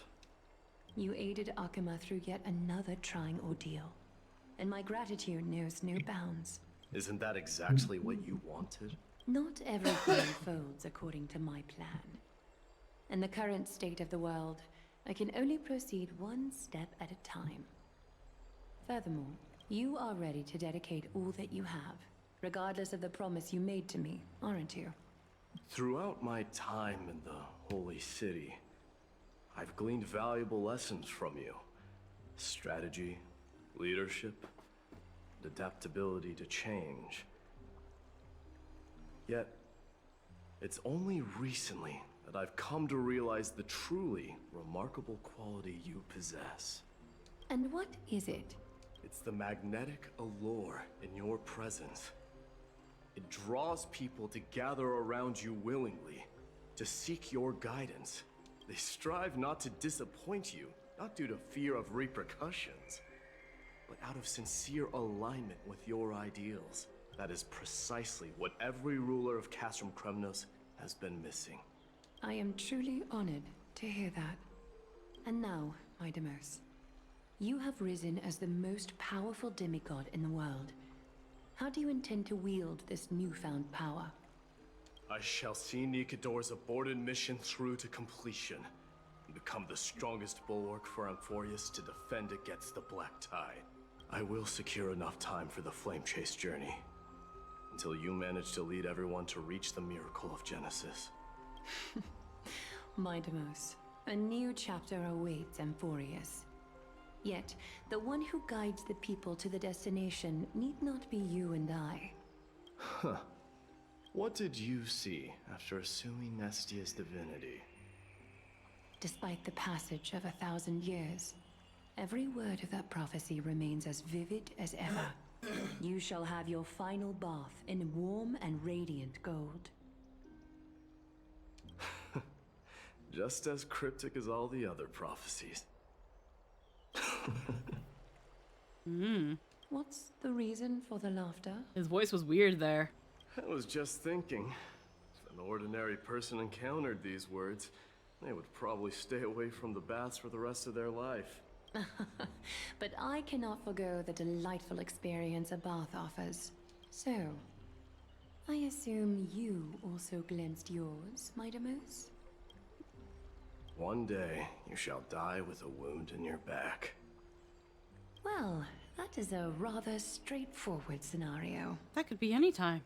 If I were to be terrified by drivel with no basis, I would not have attracted your gaze and joined the Flame Chase journey in the first place. You speak the truth. May you be destined for a powerful fate, and may we reunite in the promised new world. Farewell, Mydei. Bid farewell to the Trailblazer and Don Hung.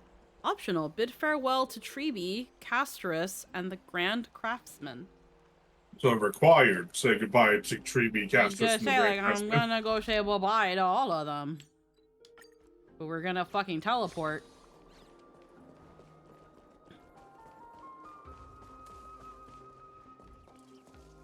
Is Lady Trebios not here? Lord Mydei!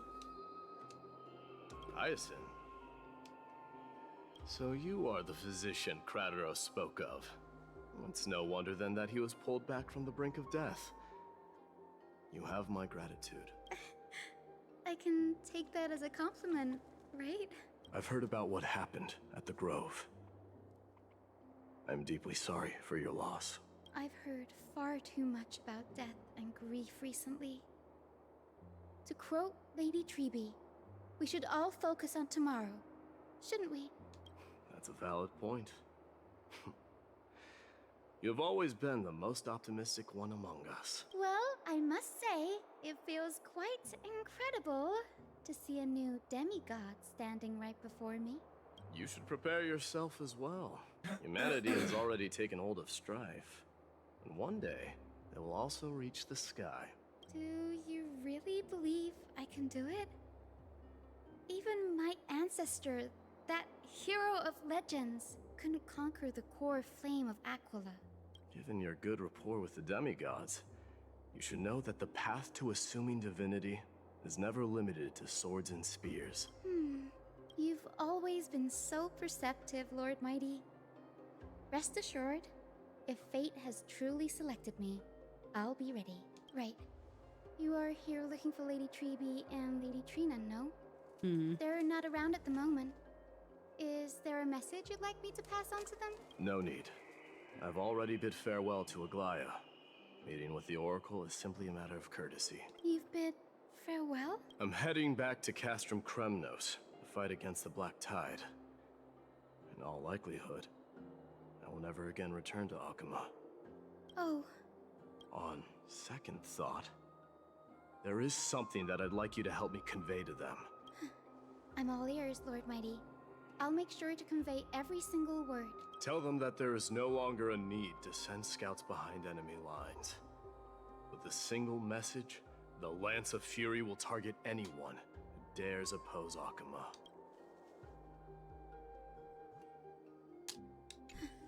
I'm all ears, Lord Mighty. Alright.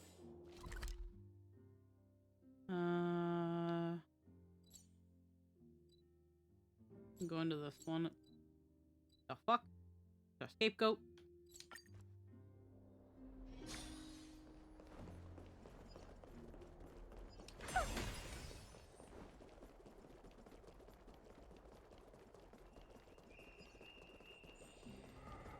How long has this bitch been here?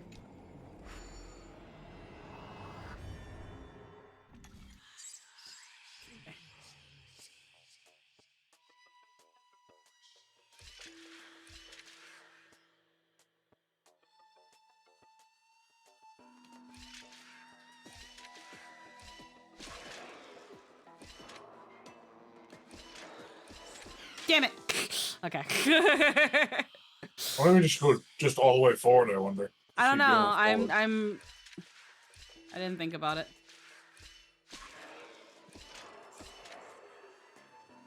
Oh. Okay, I think I see.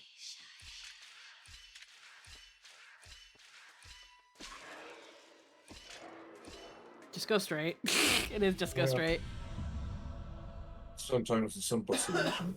Is that thing of like, is it really that simple? Let's try anyway. Alright. That was probably there from like day one and I just walked past it. Castrus. Lord Mighty. I'll be embracing my destiny before you do, Castorus. Can you feel Thanatos right now? I don't feel them at all. Regrettably, you have been painstakingly seeking that Titan for so long. But have you ever considered reaching out to me for help? You mean? Death refused to ferry me. If you were to send me to the Netherrealm, I may uncover clues along the way back. I would never do that, Lord Mighty. Death is not a game. You're right. That may very well be the reason why my people have struggled for millennia. They underestimated the significance of death. So, are you returning home alone, Lord Mighty? Returning home, you say? Maybe. At this moment, Castrum Kremnos is not just my birthplace, but also my fated destination. Work harder, Castorus. Go and do what you have to do, so that the trials we have endured may have meaning. I will, Lord Mighty. May we reunite on the other side, where the warm west wind blows. Ready? Still one more. All the way over here, apparently. Yeah.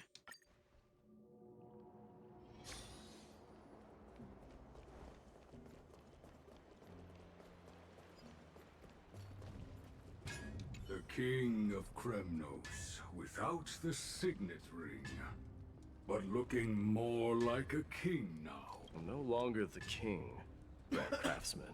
Matters not the title. Surpassed all former kings your achievements have. I will honor your trust and liberate the world from the clutches of fear.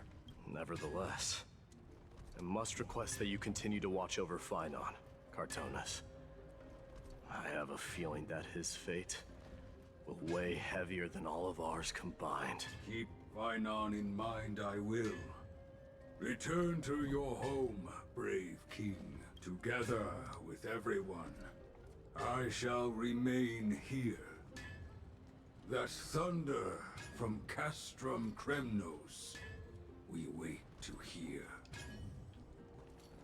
Alright. Weep.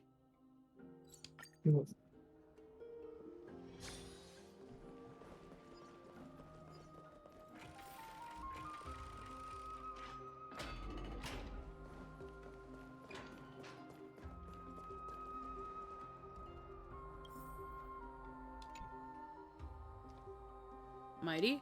Outlanders? No. Trailblazers.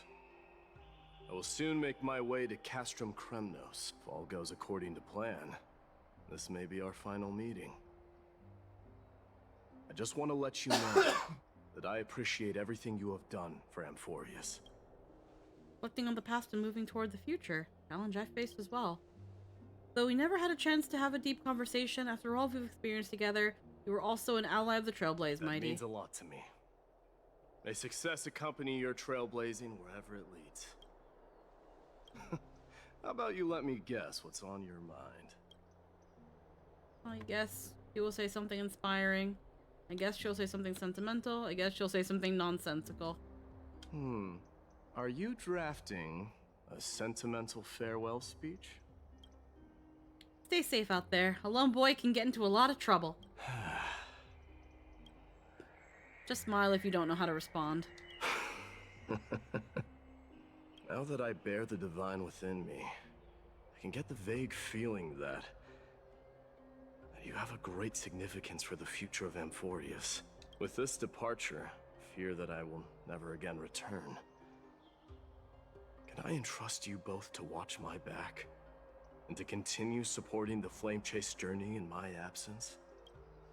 Rest assured, we'll do everything we can. You have my gratitude. Then, farewell.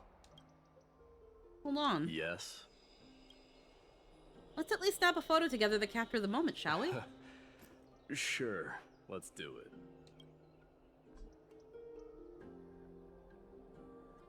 Use the function to take a picture with the camera.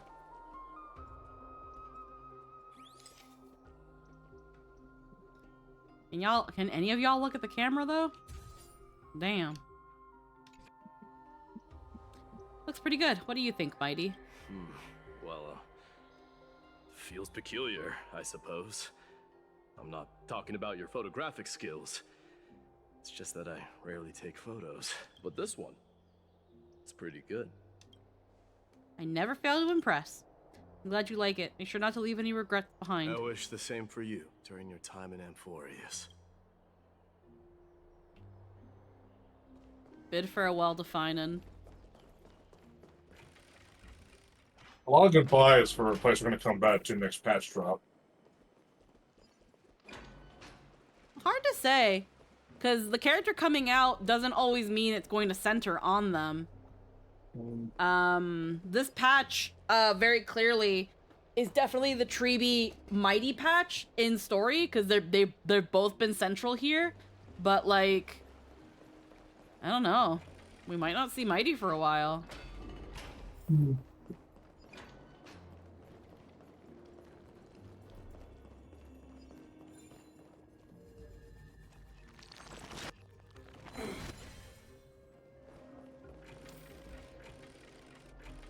I think there's the difference between expectation and reality.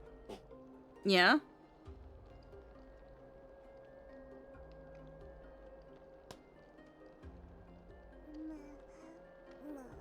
He assumes he'll be leaving to stand his eternal vigil.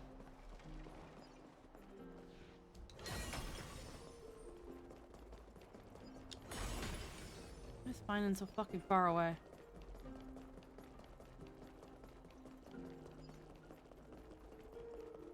Okay, where are you fucking taking me?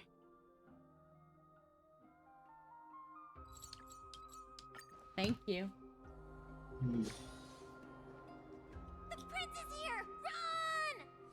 But I don't think there's much time for that. He's going to buy a few weeks at most. Yeah. What's going on? Already. Bid farewell to Akama. Throne. Throne and those long years forlorn. You're already gonna be for it. Yeah. May glory be with always be yours. May glory be with you. It's been a while, Guardian. I should have known you were the mastermind behind this. Hey, don't go pointing fingers without cause. I swear I'm innocent this time. See those kids over there? They're the ones who brought everyone together. I admit, that took me by surprise. Were you seriously just going to sneak off without a word with me? Well, I was actually on my way to bid farewell to you, but ended up running into this. Oh, that's quite an honor, I suppose. We better not leave them waiting too long, don't you think? The road to Castrum Kremnos from here is long. Perhaps it wouldn't be a bad idea to take a moment and etch their faces in my memory one last time. Talk with Finan for the last part of the journey. I see more than just the Kremnoans here. I'm thinking maybe it's about time the god of strife gets a new name. Hurry the fuck up. How about the god of solidarity or preservation? Dong Hung mentioned that one to me. Yeah. I recommend that you steer clear from any... Ah, fuck. He calls for naming things. All right. It's about time for us to part ways. Any final goodbyes you want to share? This might be your last chance. Why so quiet? I thought divinity would wash away some of your sentiments. Do you truly feel as carefree as you seem? Or is this just a facade you wear? You know what? You sound just like a Gly at this moment. But you're not off the mark. I just thought that putting on a nonchalant front for this occasion might help us preserve some dignity. I can see through your deception, even without the power of mind reading. Am I really that terrible at controlling my facial expressions? Well, with that said, thank you for aiding me in defeating my archenemy, Mydei. No need to thank me. This triumph brings no delight, nor does it signify closure. You understand that more than me. Indeed. In the end, I still haven't unraveled the mystery behind that black-robed swordmaster. And I can't even ascertain their demise. Maybe I've never managed to cut off my destiny. But that matters not. Pain may be cured, scars remain, and this should not be effaced. Even with the divine might of Ornyx, you cannot stop the past from leaving its marks in our blind spots. Can you genuinely let go of everything as soon as that Swordmaster is dead? That's impossible. Revenge is merely an obligation that must be carried out, and no one can find mental fulfillment through it. You're right. Look forward. Chew up and swallow your past. And make sure emptiness and bitterness are not the only flavors you know. Remember that there is a whole world behind you waiting to be saved.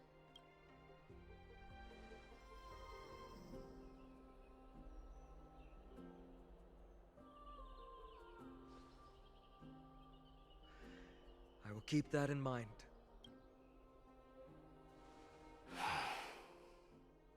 I have a final favor to ask. Please look after the Kremnoan warriors in my absence.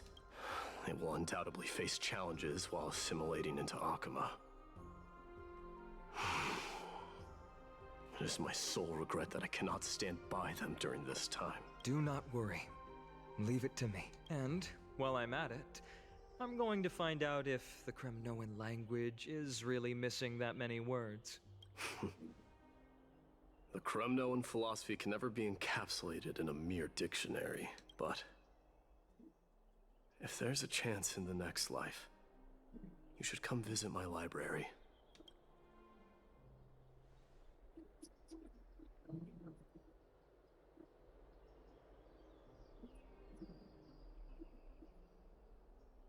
I'll be on my way, Deliverer. Remember to stay alive till the final act. Yes. Same goes for you. Don't die too easily. May triumph always be yours, Mydei.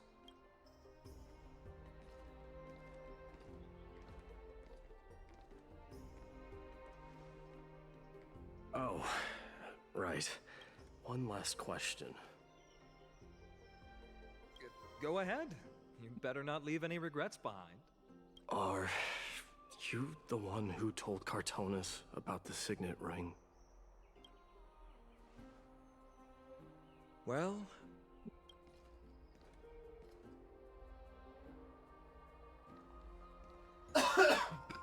who knows?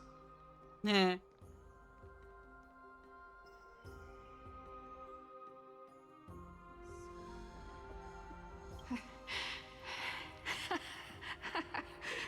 Get up, my son.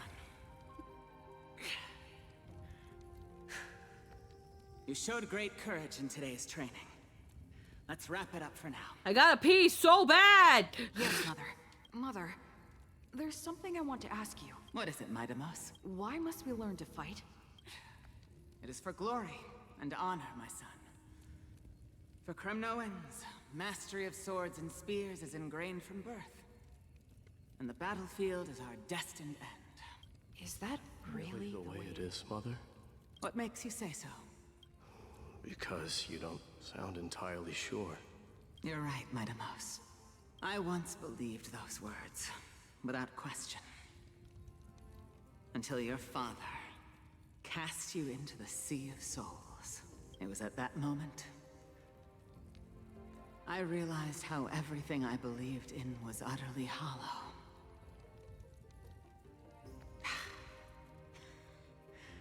Perhaps the spirit of Kremnos had once existed. But as greed bloomed in the hearts of humanity over the years, such spirit had long faded alongside our glory. I no longer put my faith in any oath or doctrine. Now I have just one role, that of your mother, Mydei. Your guardian. That dream always ends there. The journey back to Castrum Kremnos is proving to be longer than expected. Krateros said that shortly after my fall into the sea, my mother challenged my father to a duel. She died through father's treachery, and I never saw her face. Yet each night she would show up, waiting by the flickering firelight. I always anticipated the sequel to that dream. believing she had more words of wisdom or guidance to offer. But now, I think I finally come to understand. That is all she wished to tell me. And now, I too am left with but one role. Return home. Okay. I think we're gonna stop here. It's a cliffhanger, but not only stop and save your current progress, select quit completely to exit the challenge without saving. Pause and save, obviously. Yeah. Cause Need something? I gotta pee so bad. If not, then I'll be leaving. And we gotta go. I got things I need to do, and I did say only one more hour. Haha. But this is a great spot to leave. Thank God it lets me freaking stop. I can't recall if there's much left, but yeah, I have a feeling there's still quite a bit left. But I think as we get ready to leave, let's see. You know, we haven't raided Civis in a while. We're gonna heckin' raid into Civis. They are she's currently playing a game called Death of a Wish. I don't know what that is. That sounds interesting though. We will finish up 3.1 tomorrow. We will definitely finish 3.1 tomorrow because unfortunately next week there's a chance we won't be having a stream. We'll see where things go from there, but I think because we're close to the end, we're gonna finish things up tomorrow, and then depending on when we finish and get our yaps in, which might be the whole stream, but if we don't, we will go back to some 16. That all being said, I hope to see you all heckin' tomorrow.